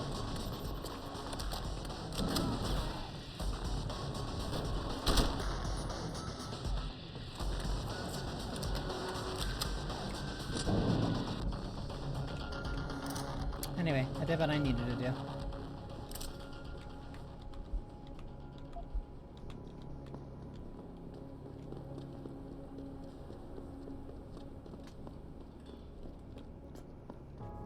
As long as this guy doesn't sweat the details, it'll all be fine.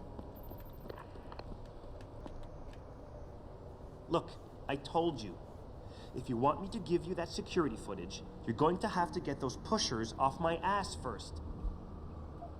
I've taken care of the dealers. Now hand over the footage. Thanks, Jensen.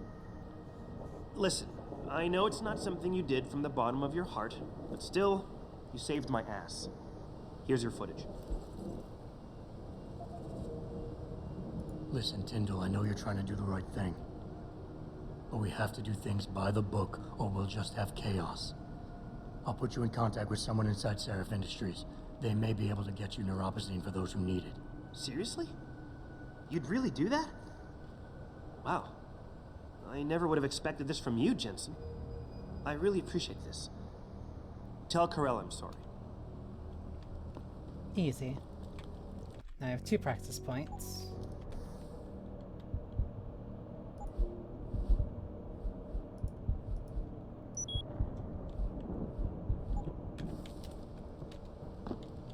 Perfect.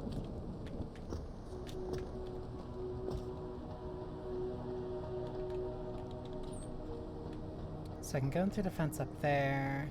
Could have sworn there was something else up here. I could have sworn there was something. Ah, there it is. There's a sniper rifle. What's your...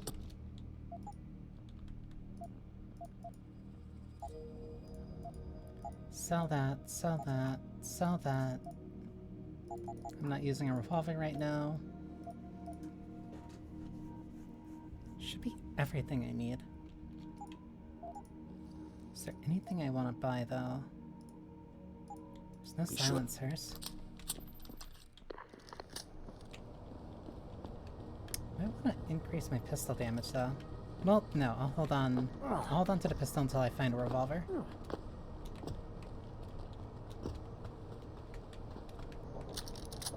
There we go. Ow. Mandatory going to a limb clinic.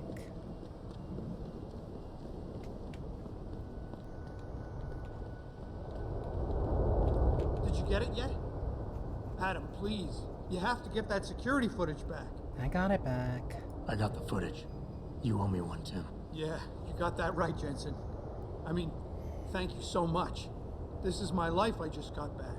Listen, I got a hold of a weapon mod. It's not much, but I figured a guy in your line of work could use it.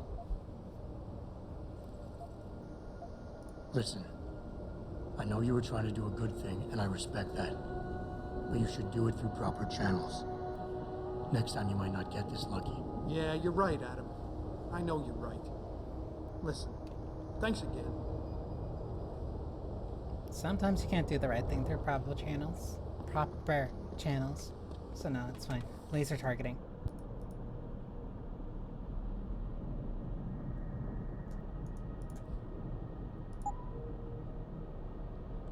So either give it to the combat rifle or the pistol. Combat rifle.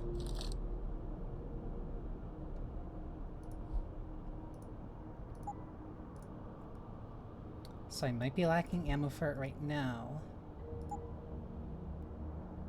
But that is a momentary problem, not a permanent one.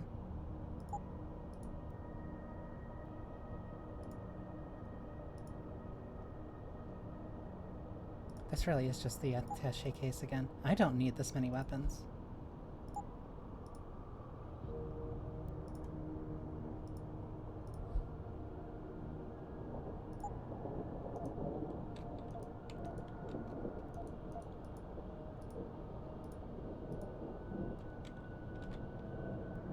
Set that to 1, set that to 2, 3, 4. That can stay there. Move this here.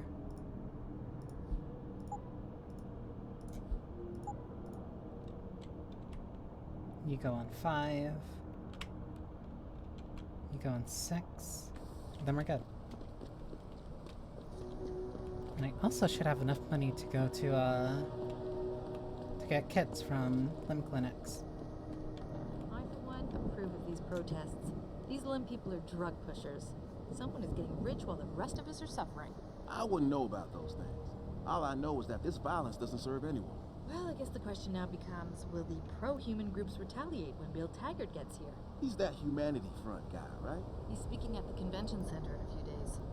That's gonna be a day from hell. Don't need that out. Don't need that out. Don't need that out.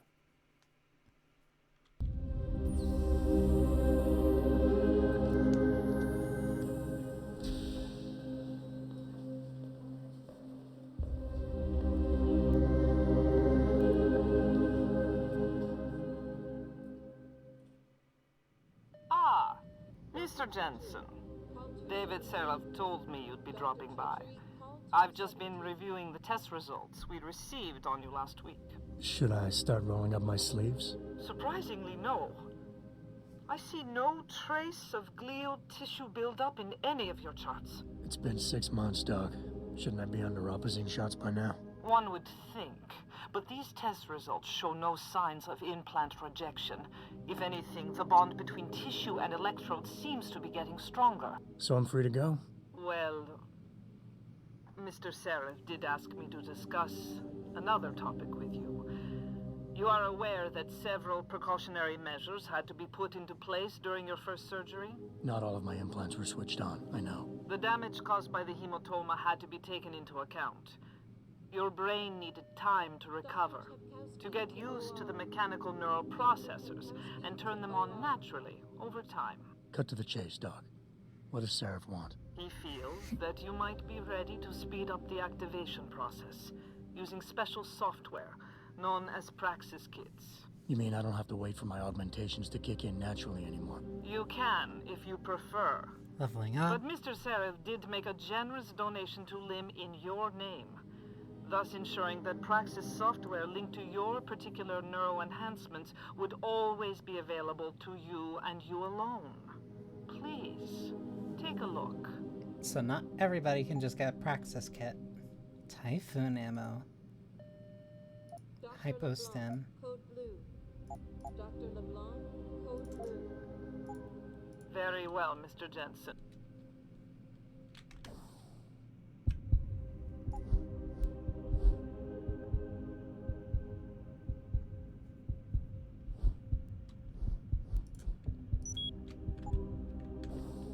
Give me the cool thing.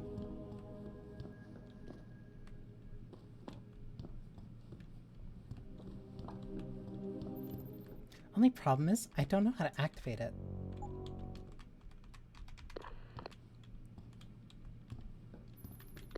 The limb clinic actually, it's one of the few places where you cannot use your guns like in Seraph Industries, and that was also a big debate in the team because the philosophy of the game it's to let you play the way you want, and it's all about letting you face the consequences to your actions and everything.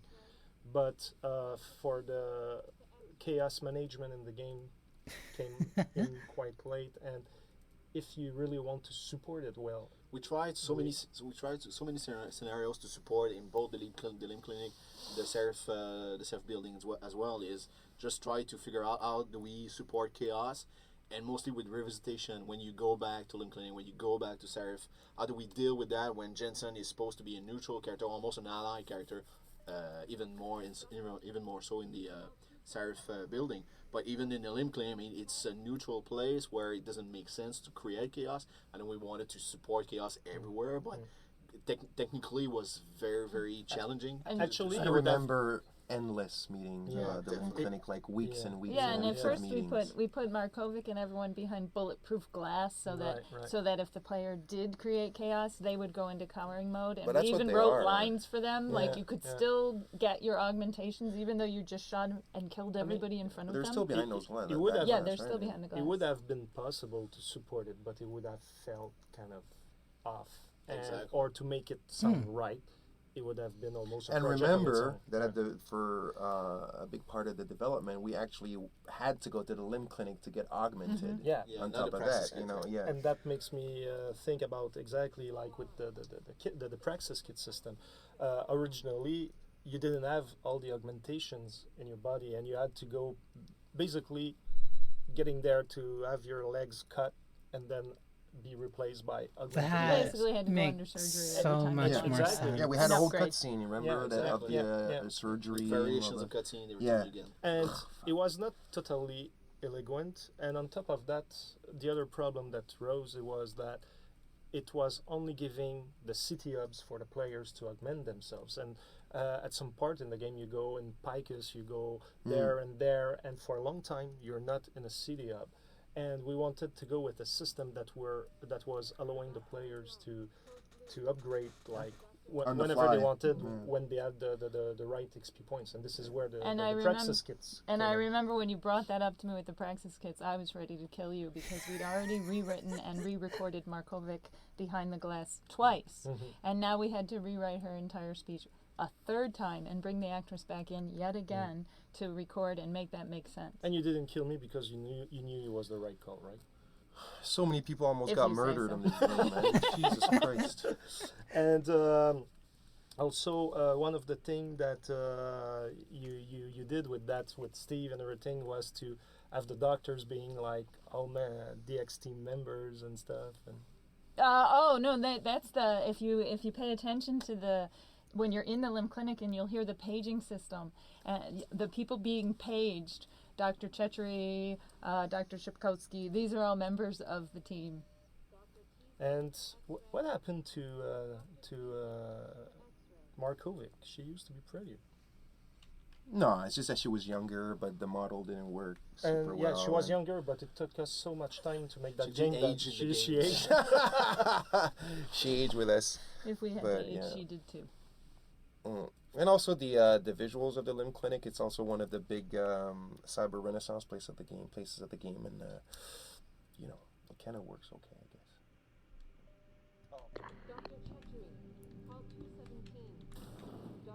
That's a very... is not against the law. I know that, officer. But some of those guys were carrying tire irons and setting garbage cans on fire. And those were the ones we arrested. The rest were merely exercising their right to free speech. What about my right to come to work each day without fearing for my life? I've still got to walk home tonight. I understand your concern. But if you want round-the-clock protection, I suggest you hire a private security company. That's,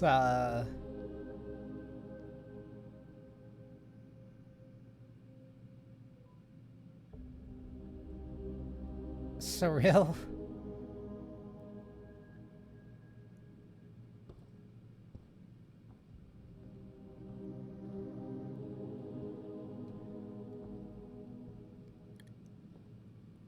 The cop made the good point about protesting. What the fuck?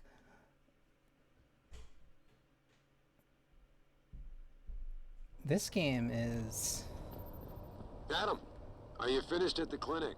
For now. Good. Right now I want to know who that corpse is.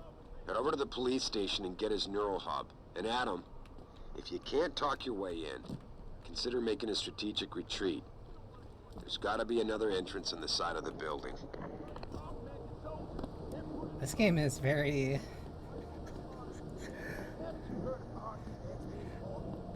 FEMA is setting up camps right here in Detroit. Yeah, and Stevie Y is actually a 600-year-old vampire. What? It is very interesting how writing from a game of over 10 years ago can always feel so present.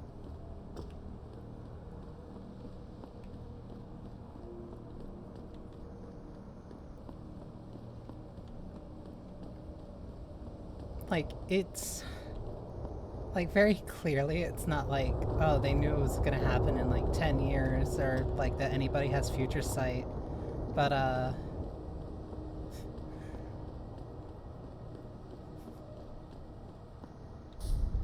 turns out when you make a very...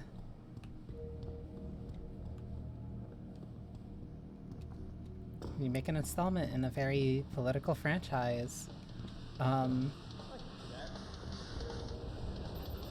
it's funny how culturally relevant some parts can still be. Yeah, the subway dancer. Yeah, my favorite. Me too.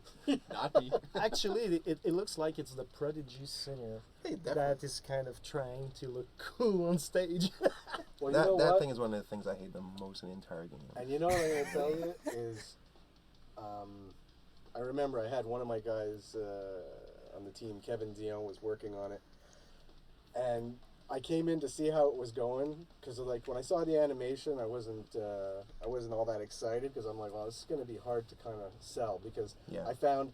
On one, the guy's dressed kind of like futuristic, but yet he's doing these bad 80s moves. But he's not even dressed futuristic. Well, he's wearing like shorts. I don't even know where that kid The point being is that he's doing 80s moves, but he's not dressed as an 80s guy. So it was kind of like, well, what do we do? And when I walked in, Kevin had he had sort of gone with that 80s kind of, you know, like a boom box, like and it just didn't work. Like, I'm looking at it and I'm like, man, this is just, it's emphasizing everything that's wrong with it.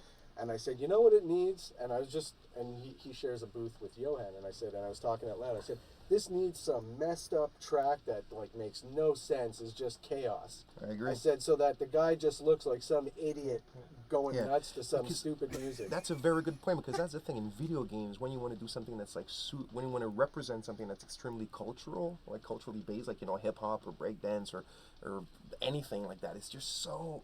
These things are so precise, you know what I mean? So you're right, to have turned it into a really kind of weird, chaotic, that would have been a great solution. Well, that's what we did. To end it quickly is that the other engineer in the room goes, well, I have this piece of music that I did with this drummer friend of his. And he called the guy up. He played it for me, and I said, that's perfect. That's what I want. Well, you did it with the track, but the dance is still like... No, I couldn't change the animation. I know. I needed to get a music that tried to make it look like we're trying to make this look crazy as opposed to... I think one of the key aspects is that if, for it to really work in the themes of the game, it should have been kind of this augmented kind of I agree. where he's dancing and using his augmentations in a very uncanny way. Agree completely. That was the power of our game, and we didn't use it, you know. And as far as just real hip hop culture, like there's one game that did it really well with the breakdancing in the Metro. It's the Darkness, the first Darkness in the Metro. But to do this, like you really need to know what you're quote unquote talking about. But the last thing I'll say is that's the fun thing, and sometimes not so fun thing about being in audio is that it arrives at your desk and it's finished, and you're looking at it going, what am I going to do with this?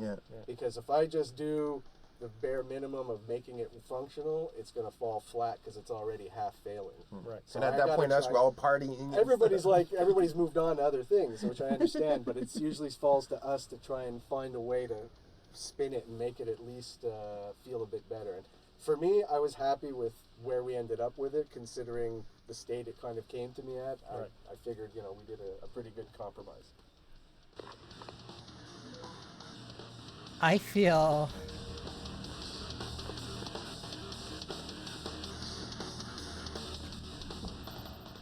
insane hearing them mention the Darkness by name. Oh man, Eliza is so hot. You're crazy. Niashia Akeem is way prettier. But Eliza has intelligence, and I love how she dresses. So cool. Intelligence? She just says what Picus tells her to. And Picus only reports what the government allows them to. Eliza is just a puppet. Well, she's one hot puppet. You're so dumb.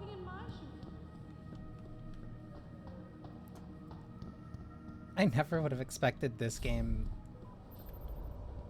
Ooh.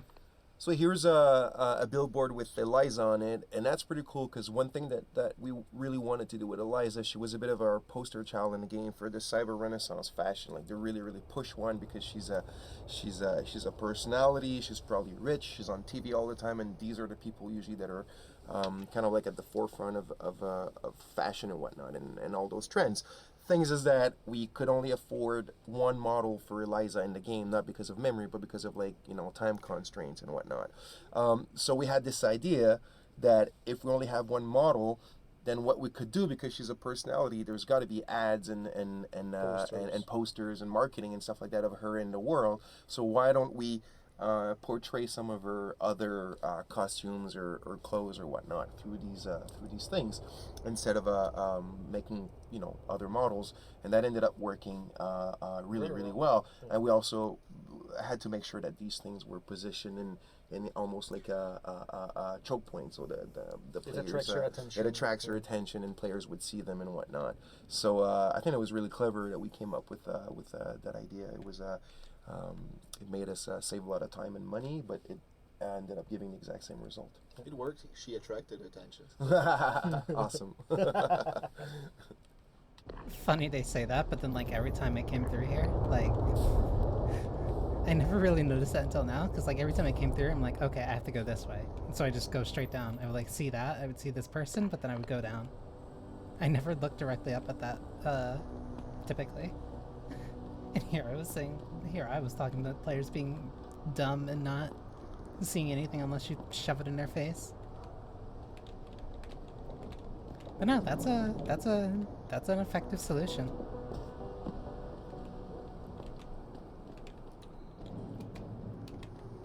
That's a really simple, effective solution where it's like, oh, we want to show off this character with different outfits, but we only have one model, so what do?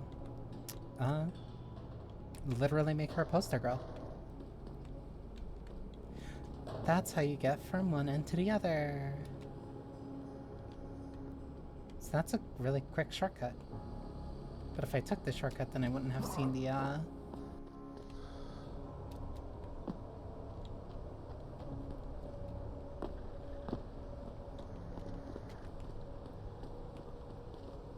Where is this?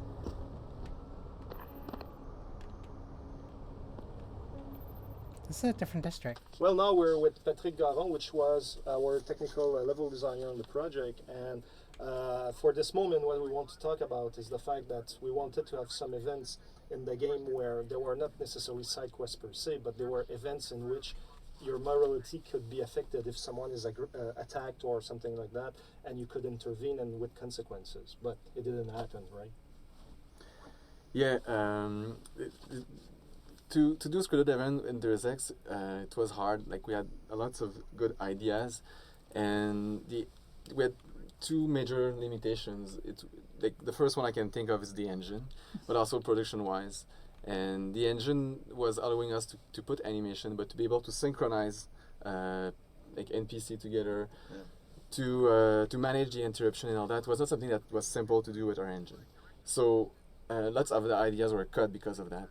And when we were able to do them, it became like a problem of production, because to create a very simple situation, with the Deus Ex game, you don't have a choice but to ask you what happened if the player do that, or the player can do so many different the ways. chaos and all that, and he has augmentation that he can go and sneak, can be like invisible, so we will not interrupt. Someone will disappear. What do we do? What does he say? He start to talk to a guy before the event, after the event. It's very complex. So it becomes a something simple become very complex. So we always ask ourselves, what if? And for our game, when we want to create quality, so we will ask, will the player will be happy with the result, and we spend most of that time doing the side quests instead, because there will be a good story that will be developed, and those encounters we decided to cut them or to change the scope and to something very simple.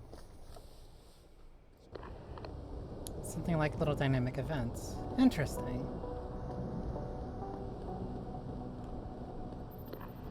I wonder... Now I'm really curious if they ever did something like that for Mankind Divided, but I don't think they did. So This we're is a here in really Detroit, cool we're in front feature. of the police station, and actually that's one of the part of the game that was the first vertical slice we did for the game, which was trying to have a fairly good representation of the final game early on. And that was the city hub that we thought it would be more challenging than the compounds and stuff like that. And that's why we focused on it, and therefore it was one of the first really playable maps. And at the same time, the police station ended up becoming very important later on in one of our other demos, right? The Gamescom demo. Yeah, definitely Gamescom demo. And the funny thing is about the police station, both inside and the outside of the police station itself, is since the very first vertical slice, we had so many level designers who actually worked on it. So there was multiple interactions. Like I think several there was artists, several artists as well. Yeah. So at the end, we ended up with like almost an hybrid of so many ideas. And the Gamescom demo, when David Danfossy, our producer, actually came to me and said, "Yeah, we want to show the police station as the Gamescom demo, like almost a month before the actual Gamescom." First I cried, and then after that I decided to let's cramp it up. And since the design itself, the scripting, mission scripting was fairly good for that. So there was just a minimum amount of work, but still it was very late again. That's also the first time that Warren Spector ever saw and played the game. Was the police station map at the Gamescom. Yeah, it was very amazing experience. Yeah. That had to be a big moment for them. Ooh, I can get up there. Huh. Online interactive streaming. We'll stream you through and answer your questions as best we can, but don't get your panties in a bunch if you get hung up on. If we detect even the slightest suspicious fluctuation in signal, we have to shut it down. Where hackers could be trying to track us, and that's why we have to create a covert host site for every new stream and then shut it down immediately once the call's over. I'm sitting here, just me and my tech Steve, and I'm sweating.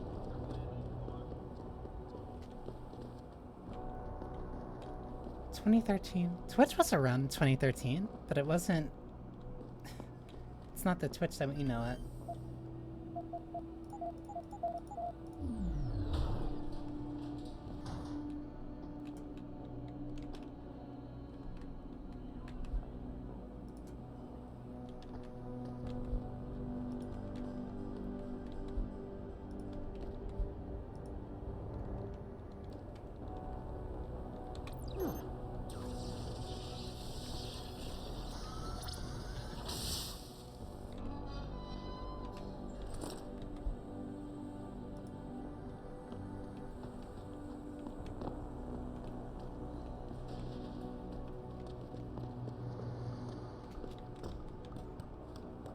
As much as I want to, I can't go guns blazing into a police station. Especially not on this difficulty setting, so I should probably... Ooh, I can go even higher. I don't think I've ever snuck in this way. Because I would typically just go through the front door and have that conversation.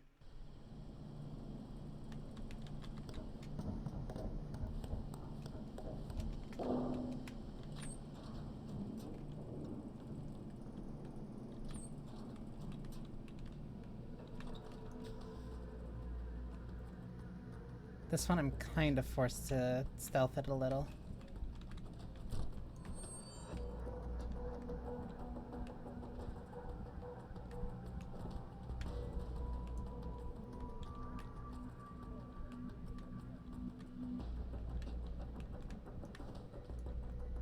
Pretty certain I can hack these quick enough.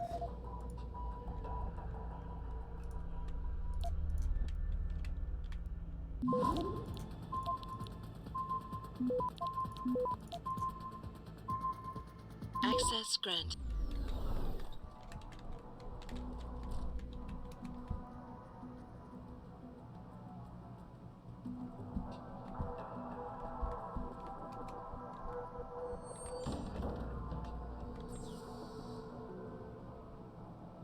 J. Alexander.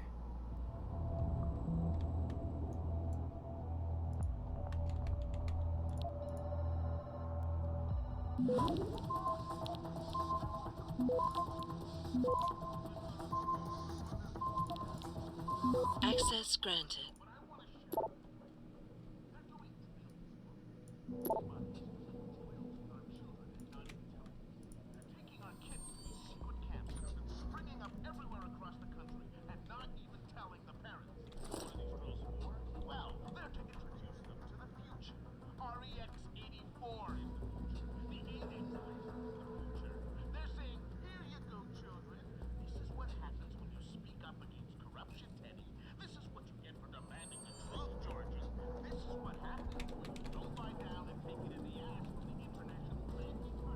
Don't know what that dude's talking about.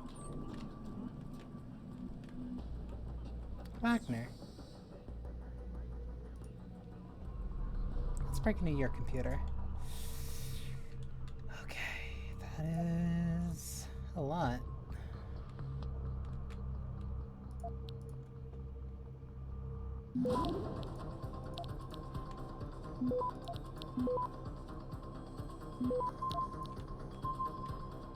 Access granted.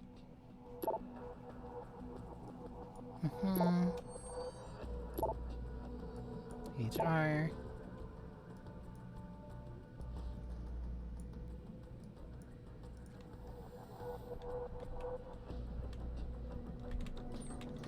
Okay, now I go down another floor.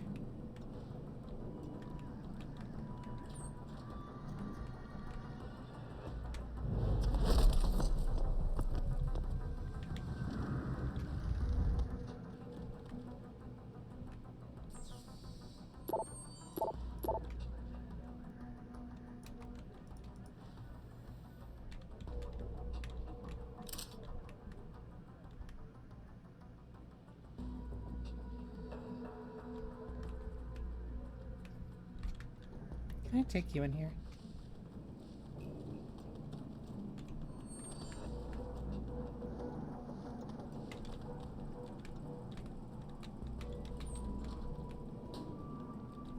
Necessary? Absolutely not.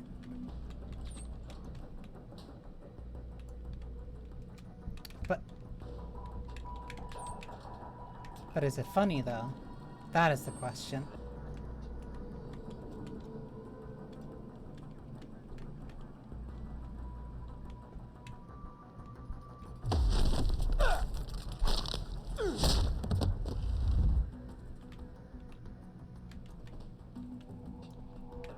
A resounding yes. You know what? I gotta drag you in there too.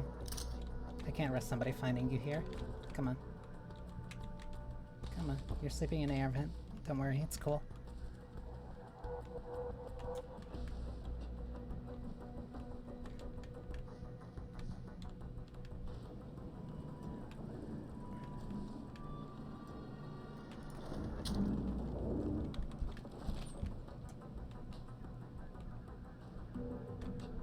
So long as they don't know I'm here, then it's fine.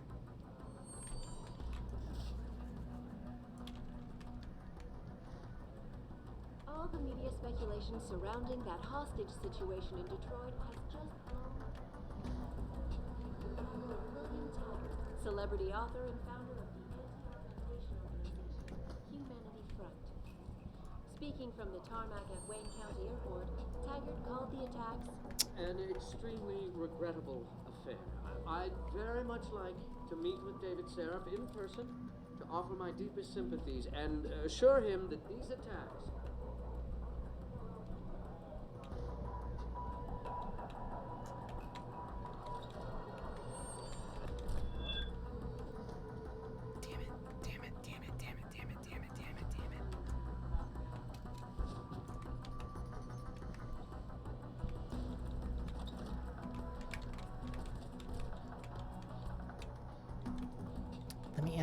Let me in there. You got free goodies for me.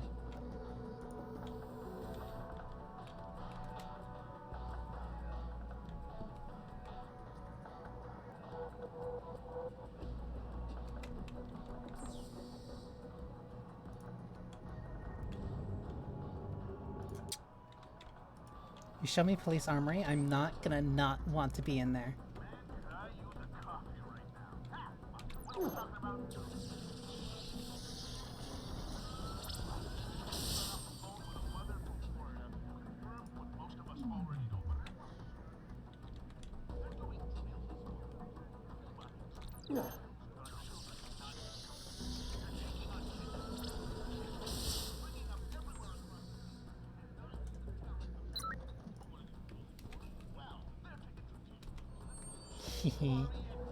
Yeah.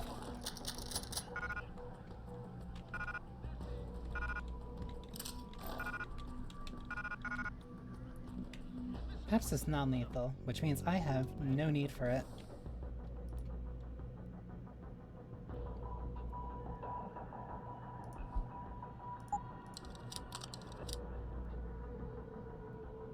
It's Typhoon ammo.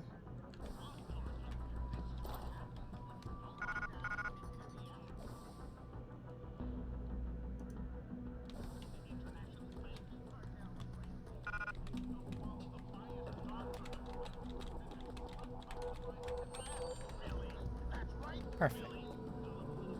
Got everything I wanted. These vents are massive.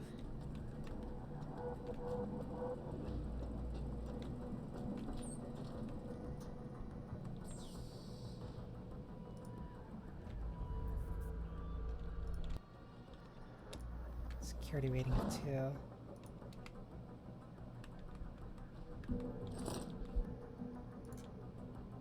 Come on, you have a code in here, don't you?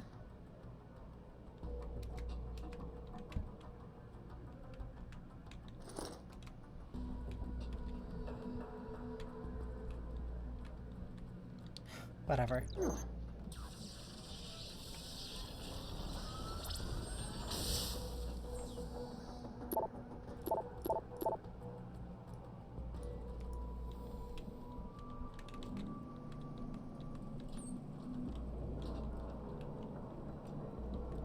Also, got a practice point. Okay, so now I go further down.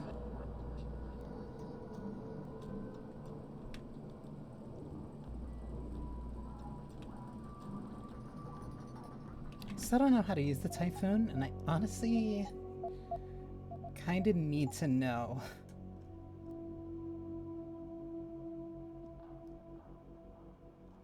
I need to know before, okay, it's F2. I just need to know before I accidentally hit something. Though, accidentally hitting at F2 likely isn't gonna happen. Likely, not a guarantee. Didn't I pick up, no, I didn't pick up the item upgrade. Hang on.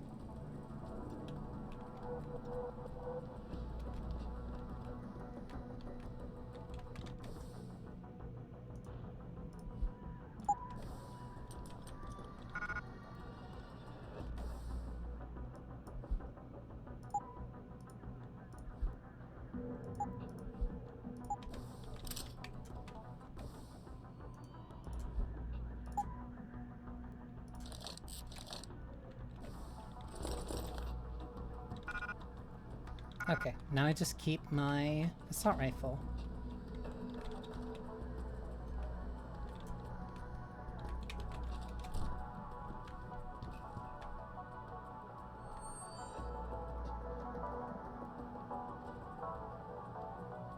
I knew that song sounded familiar.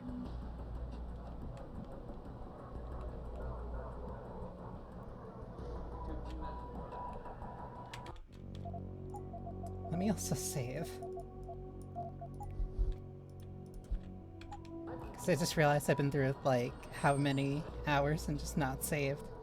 I unequivocally deplore the methods used by these hostage takers. Now, that being said, I do hope the UN takes a concentrated look at what happened here tonight. Mr. Taggart went on to express a sincere desire to stand in front of the General Assembly with David.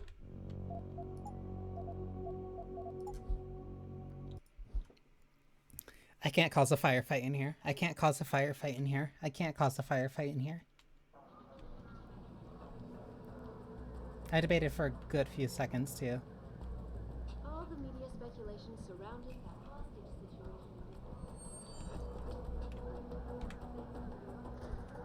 I see you!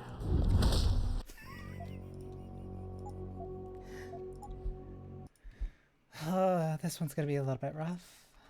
I've never snuck through here before, and I'm sneaking through this without stealth, so I'm sneaking through this without, like, the camo.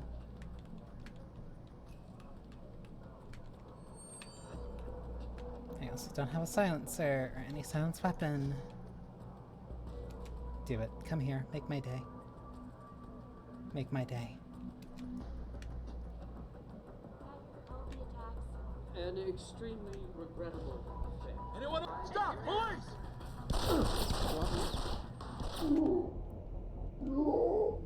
Wait, why did that update for Cassandra Reed only load up there?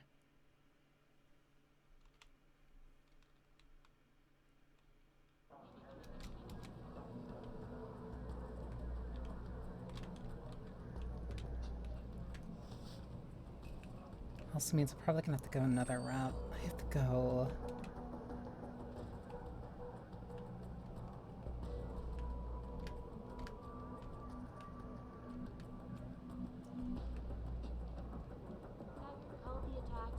An extremely regrettable affair. I'd very much like to meet with David Seraph No. in person.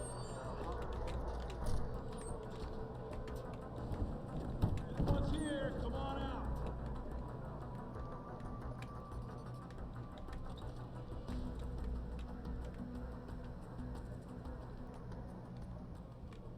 That's dumb.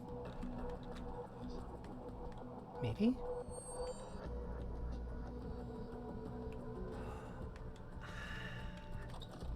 I could've snuck in there.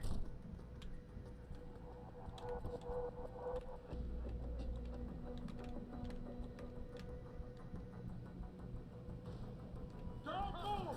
Solid. One getting out of here! Get the alarm! He ran. Next time he won't be so lucky. Or at least, hopefully, I would just be luckier in terms of not getting caught.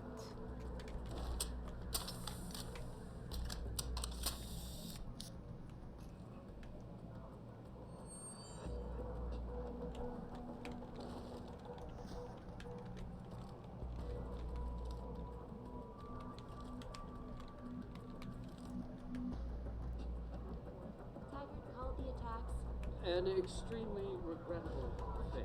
I'd very This much guy... like... That guy turns around so fast. So I either go all the way straight and I go towards the bathroom, or I try to take the long way around.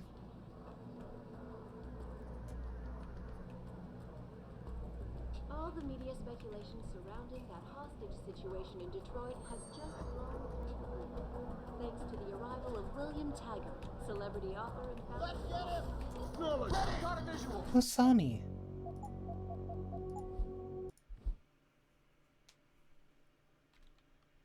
You know what? I'm just gonna run through. Gonna run through. If they see me, then... All the media Then I got my emergency button. that hostage situation in Detroit has just blown through the roof.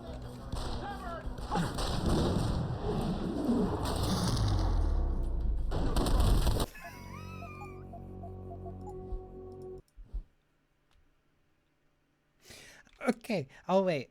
I'll wait. I'll wait. Oh.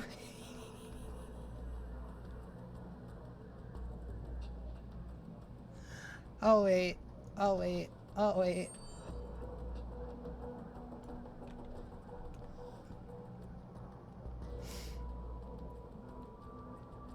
That is the very literal nuclear option.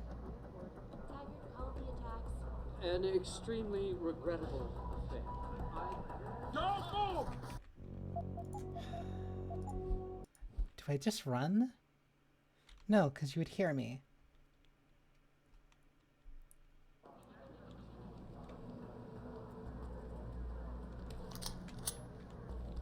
All All the media speculation surrounding that hostage situation in Detroit has just blown through the roof, thanks to the arrival of William Taggart, celebrity author and founder of the anti-augmentation organization Humanity Front. Speaking from the tarmac at Wayne County Airport, Taggart... Let's get him! Take cover!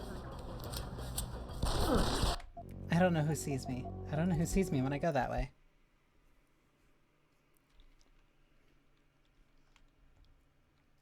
No, we'll go the Solid Snake route.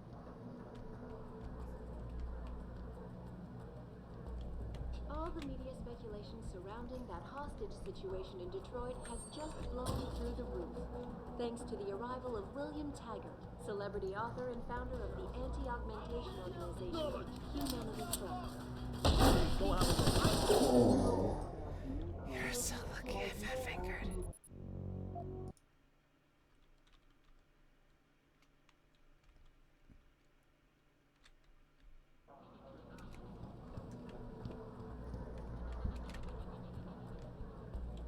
All the media speculation surrounding that I don't know why I did that. I don't know why I thought anything would happen if I did that. I don't know what I was expecting would happen if I do that. You know what? All the media speculation surrounding that hostage situation in Detroit has just blown through the roof, thanks to the arrival of William Taggart, celebrity There's no way he author walks and into founder it. of the anti-augmentation.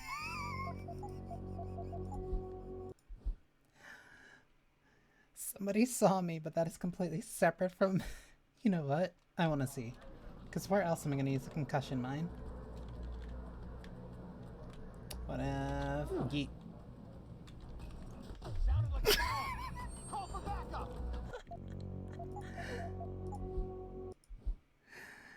Okay, plan didn't work.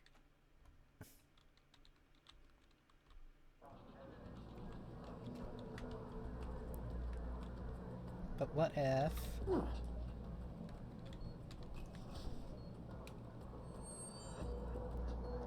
I'm gonna look away. I'll know when it goes off.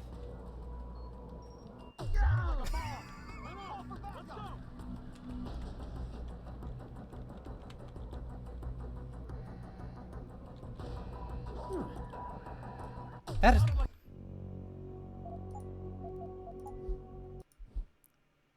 Jensen doesn't throw far. Okay, good to remember.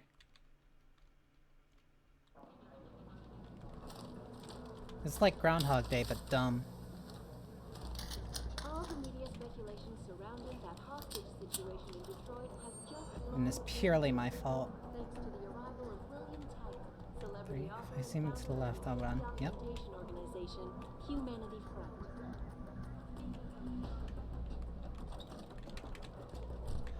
Okay, okay. Progress, progress. There was no reason for me to do something that dumb.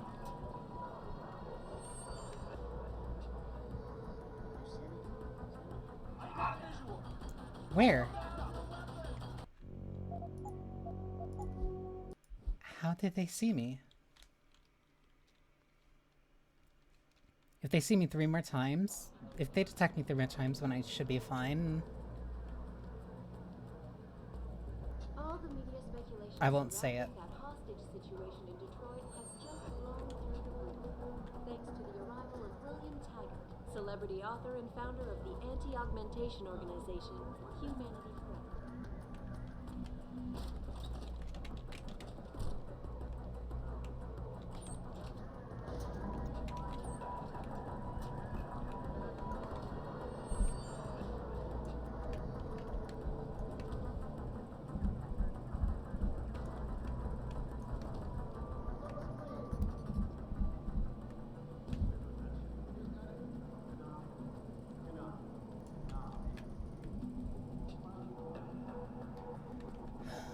okay.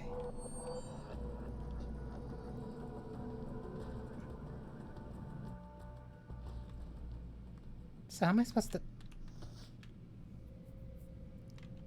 wonder how I'm supposed to do that side quest. So what is interesting about the laser beam in the basement of the police station is that very few players realize that you can if you take down the police officer or anyone in them and drag them through the laser beam, then you disable the laser beams and you can pass without being detected. Yeah, that's one of the systemic mechanics that we have in the game, where we didn't went through too much information through our tutorials videos, but because we wanted also to have the player experiment and have some fun with it. But yeah, that definitely using NPCs to temporarily disable the laser was one of the things. Yeah, and so if you're playing the game for the first time, then now we just spoil it for you, and if you already played it and you didn't know, then now you know. That is very useful to me right now, in this very moment. Come on.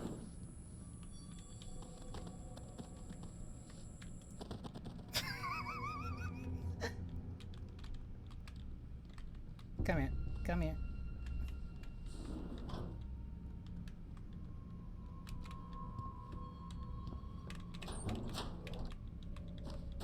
All's well that ends well.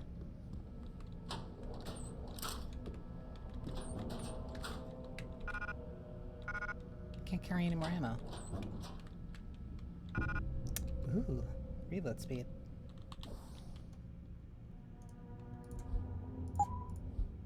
The disposable 4.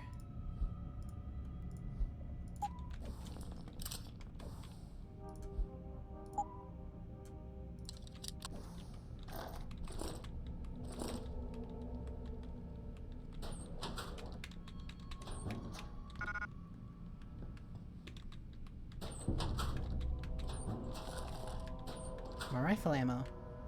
Sewer access.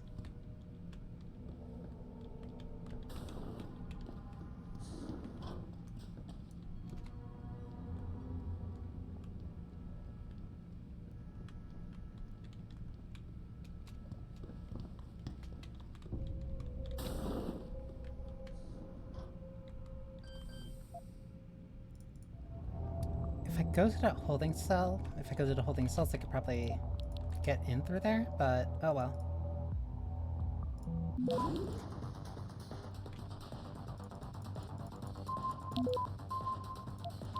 Access granted. Someone help! Someone help!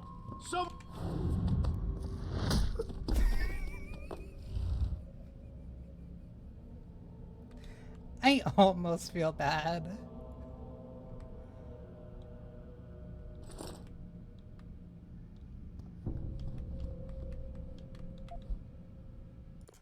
Boss, I got the neural hub. Looks like it's been modified with some kind of wet drive. Pritchard should have a look at it. No, don't bring it here.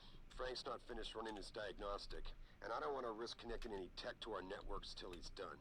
Especially if the tech is military. So what do you want me to do? Take the hub to your apartment. I'll have Frank contact you there. Don't hook it up to anything, and don't hook it up to anything in my building, but yeah, you can hook it up directly to your own home security system.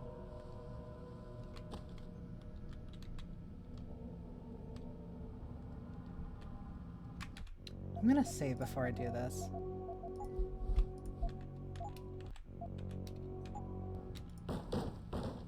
Okay, that's fine. Second question.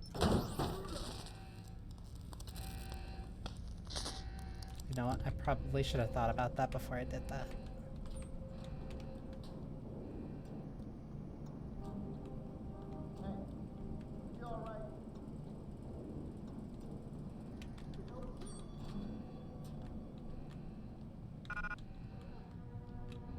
Wait.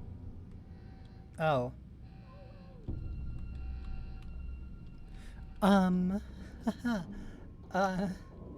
Let's hope I can go back up the stairs.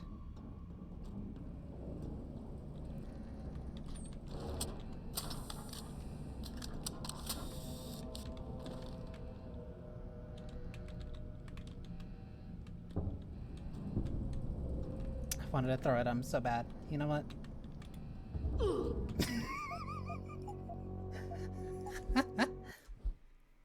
It didn't kill him, so my conscience is at least clean about that. But can I? That box is suspicious. But if it's just standing there, then it's fine.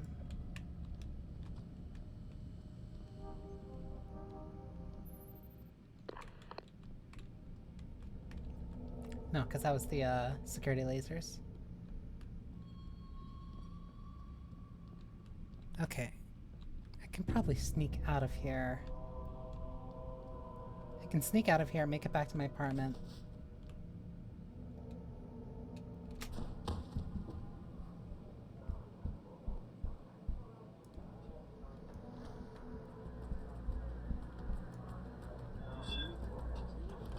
Who?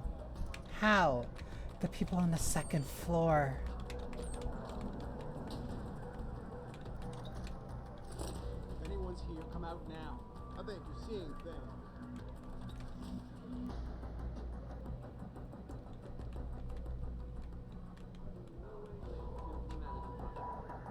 My people have worked tirelessly to find a peaceful solution to this dispute, and I unequivocally deplore the methods used by these here, hostages. come on out. Now, that being said, I do hope the UN... See anything? Stop! Police! I'm not still here. Anyone else hear that? I need a visual. I'm fine. It's fine. I need...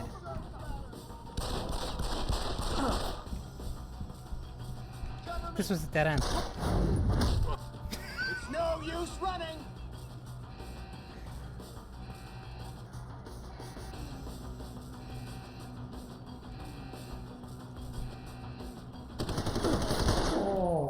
I was about to get mad because he was shooting me through a wall, but no, that one had me dead to rights. That's fair. That's fair. That's justified.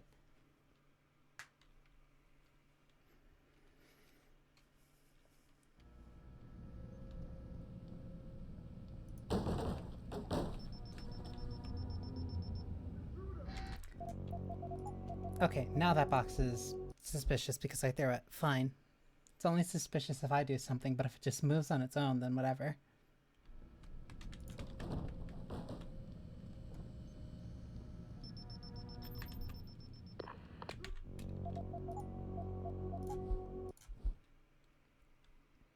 It is specifically because of the box.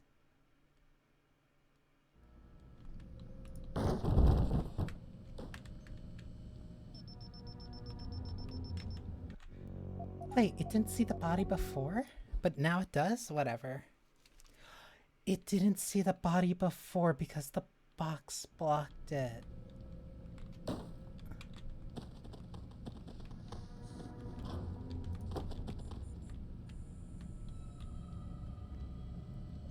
That's why it was going off. Okay, that makes sense now. Wait, do I not have my Typhoon ammo? I do. Oh, I don't have the energy charge for it. That's why. Okay.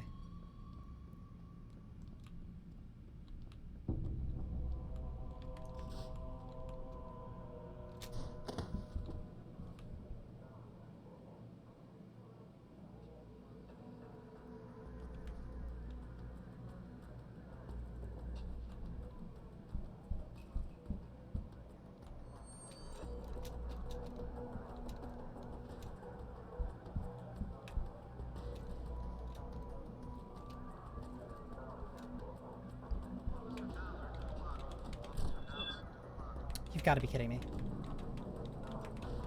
Please.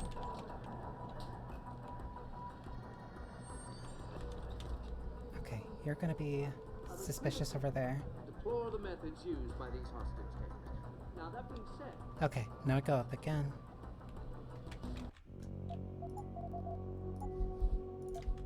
Just need to leave through the top floor. Taggart went on to express a sincere desire to stand in front of the gentleman. Because I already cleared this out. Let's not go that way.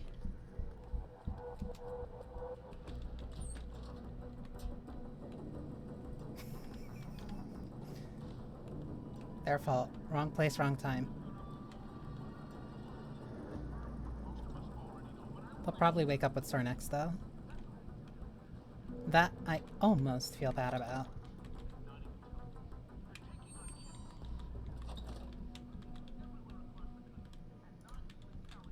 Anyone there?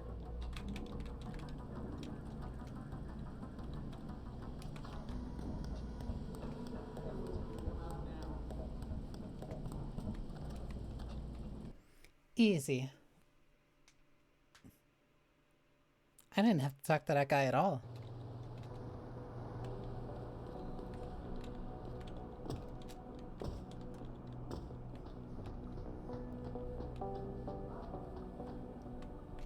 Which, I don't know. I feel kind of bad about skipping it, because, like, that is a scene that, a lot of people end up liking. Jensen, I have a message for you from one of your former colleagues, a Detective Alexander. Jenny, what did you want? She said she could use some help if you could make your way over to Grand River Road. And might I just add, as wonderful as it is to have you back at the office, I am not your personal dating service. I'm gonna kick you in the teeth.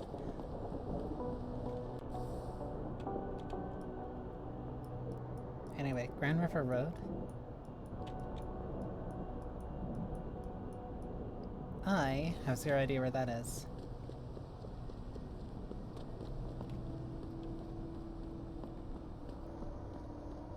Why would you book me a trick inside D-Row? What if some shit goes down?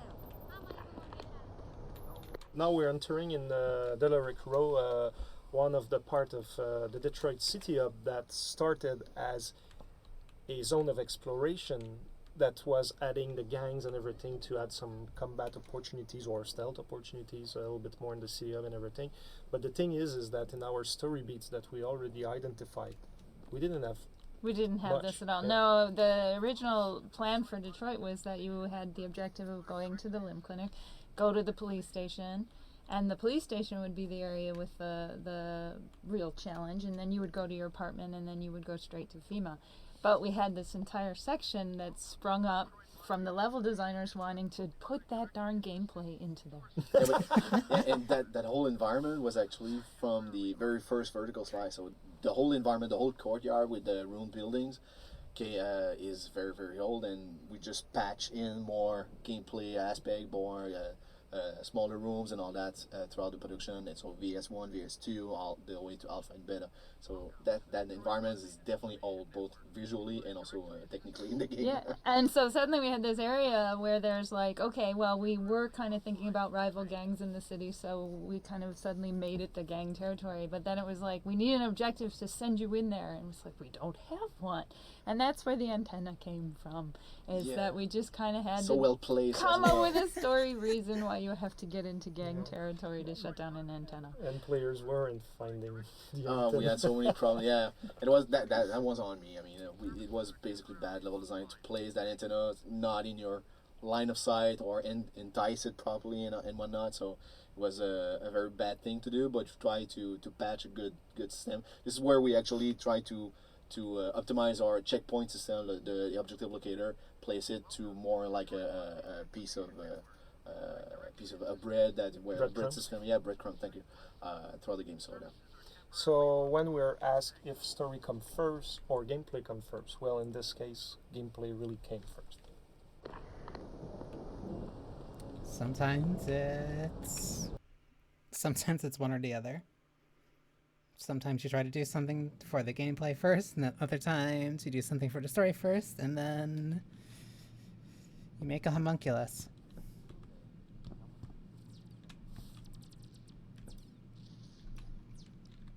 Wait, I never got the follow-up for...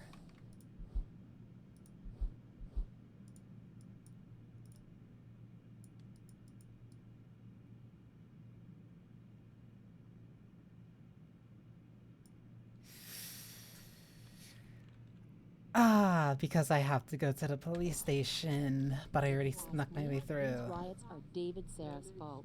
How can you say that? He has this air of arrogance about him, this sense of superiority. People don't like arrogance. David Seraph has almost single-handedly kept the city afloat for the past 15 years. A lot of people have jobs because of him. Doesn't mean he has the right to look down on us. In fact, most people who support augmentation technology have that sense of entitlement about them. Like, because they have money and can enhance themselves, they can do whatever they want. Put it in perspective, Sharon. If the people you're talking about have jobs, chances are they have David Seraph to thank for it. United in their cause. Where are you, Jensen? I haven't got all night. Hello, Pritchard. I'm almost in my apartment now. Well, when you do get in there, connect the neural hub to your computer. I've created a secure tunnel, and I'll take over remotely. You can access my personal computer. Who do you think configured your security protocols? I don't know, maybe I should have left that to the security officer. There's I think it's here.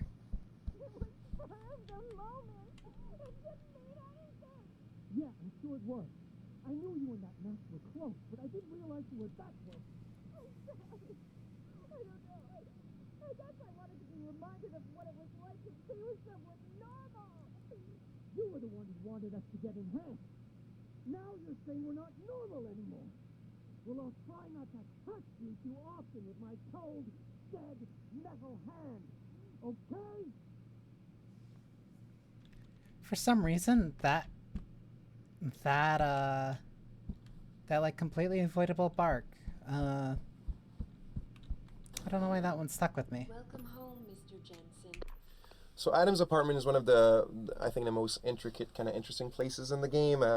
You know, during the production, we actually called it the Adams Museum, and the whole idea is because that's what we wanted it to be. We wanted people to just walk through it, and just by observing, you know, just through all the show don't tell, to get a lot of information on Adam's background and Adam's personality and what's happened to him in the past, and also show that he likes cereals a lot. And also there's a secret stash behind the TV, which is a bit of an homage to the first Deus Ex, which was I think in Paul's apartment, where you had all the secret stuff with the computers behind the shelves and whatnot. And also Mary does all this stuff on the there's all this stuff on the workbench, because we had written in his backstory this big long thing about how he's always been a collector. He used to go to old secondhand stores and stuff and find old mechanical objects that he liked to take apart, and because he was curious and he was very into that. And so we pulled that out, and what was interesting about it is we didn't actually tell the story of his backstory, but people who came and saw that workbench then made up their own stories and basically wrote to us and were saying things like, wow, it's so cool. It's like how he's trying to understand his own body and his new mechanics. And I was like, oh, I like that backstory a lot better than what I came up with. So yeah, that's what we're going with. But actually, it was that too. This room was supposed to give you all the personality of Adam Jensen through his environment. So It's actually really neat. Child and violence. Pretty certain that there's an actual code for this, but it's kind of funny to think that Adam needs to hack into his own system.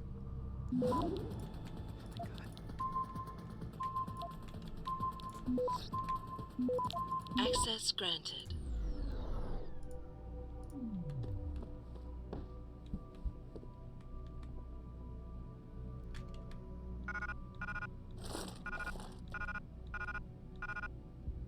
Armor piercing.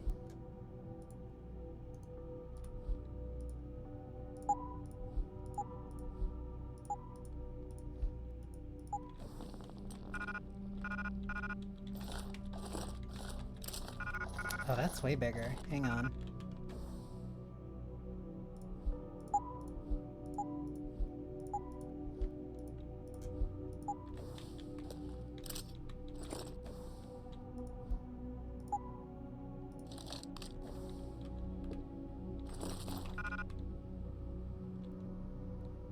Hang on, I need my Typhoon ammo.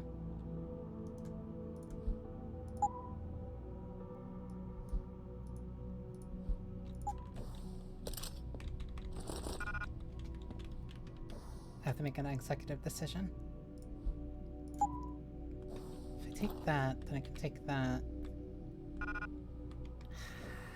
want my remote explosive though. I don't need to stop worm if I don't hack.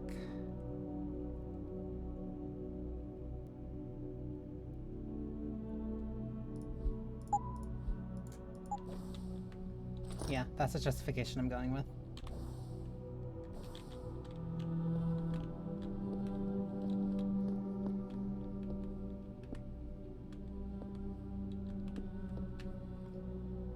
Cologne sandwich.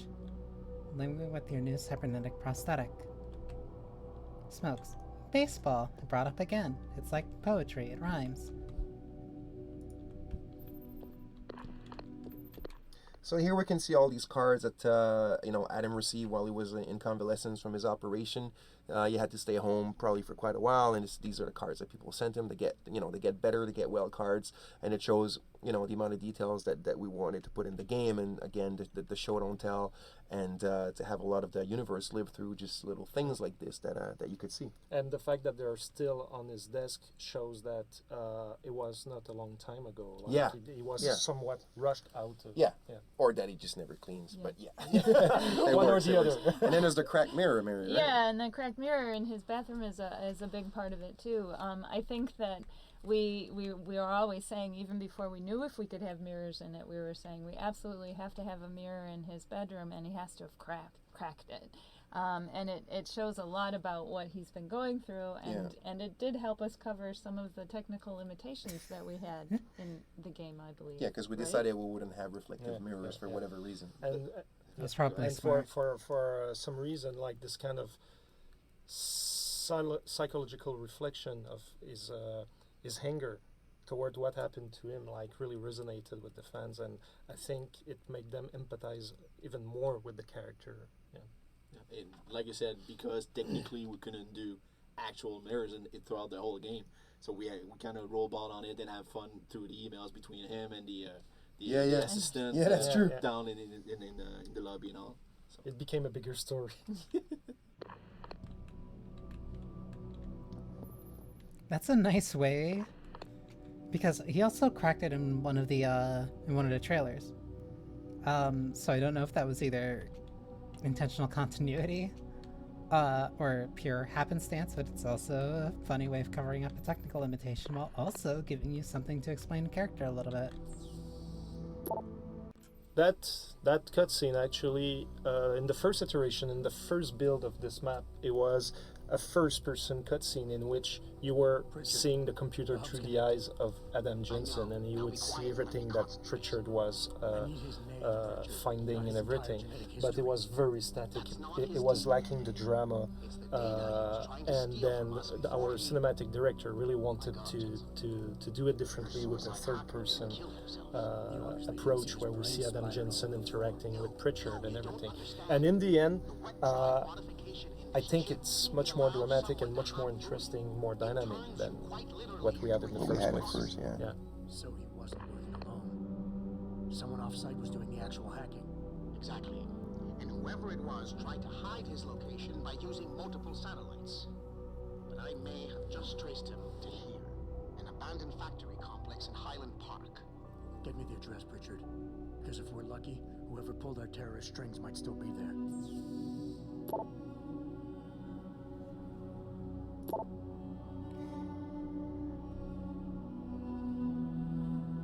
The dog that was brought up.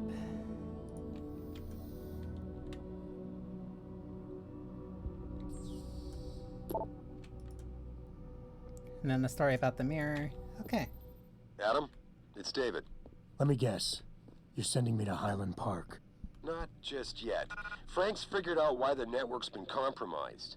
There's a persistent transmission coming from Derelict Row. Street gang territory?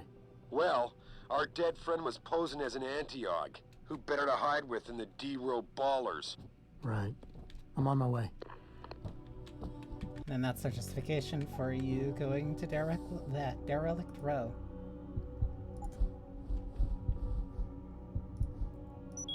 Let me do this. Punch through a wall, because there's no way of doing that without it being lethal. And I think that's good for now. This gives me a good starting point to come back to. This is... Why the shadows? Oh no, those are just the birds flying by. Birds, wings, flying. Renaissance. Poetry. But yeah, no. This is a really interesting way of going through a game I've played through a couple times before. I really like it. Admittedly, the commentary from the devs might have been a little bit heavy, as in it felt like they were talking a lot of the time. But part of that is probably due to how linear the intro is. But for the rest of the game, I don't imagine it'll probably be as bad. There's gonna be some segments, sure, but no, these are very interesting, and I know that I'm still missing some. Like, no, this is I really like this feature. I'm kind of upset that I never did a run like this before, but I also never really had a reason to, or at least an incentive to. So now I get to. And it's helping me appreciate this game just a little bit more. There's a lot of small things that kind of go on with and like game development that you'll never know unless the developers kind of tell you directly. So having a developer commentary, and you can just go point by point, like, oh hey, we did this here because of this, we thought about doing this but we couldn't, or like, hey, we wanted to do this but then we ran into trouble or limitations or budget or timing, so we did it this way and people liked it or people hated it or whatever. It's really interesting. I like that. I like I like developers stuff like that. And kind of just have an excuse to do that through an entire playthrough makes this a lot more fun than just going through kind of guns blazing like was my original intent. So yeah, this is going to be very fun. So thank you all. Wait, I should save first. Yeah, because my last save was in the PlayStation. So yeah, thank you for spending time with me. I hope you enjoyed yourselves. I hope you have a wonderful morning, noon, or night, no matter where you're watching this, when you're watching it. And yeah.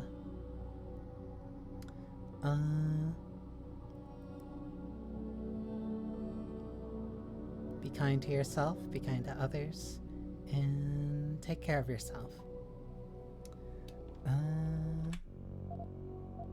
Actually, let me go back to the main menu. So yeah. Johnny.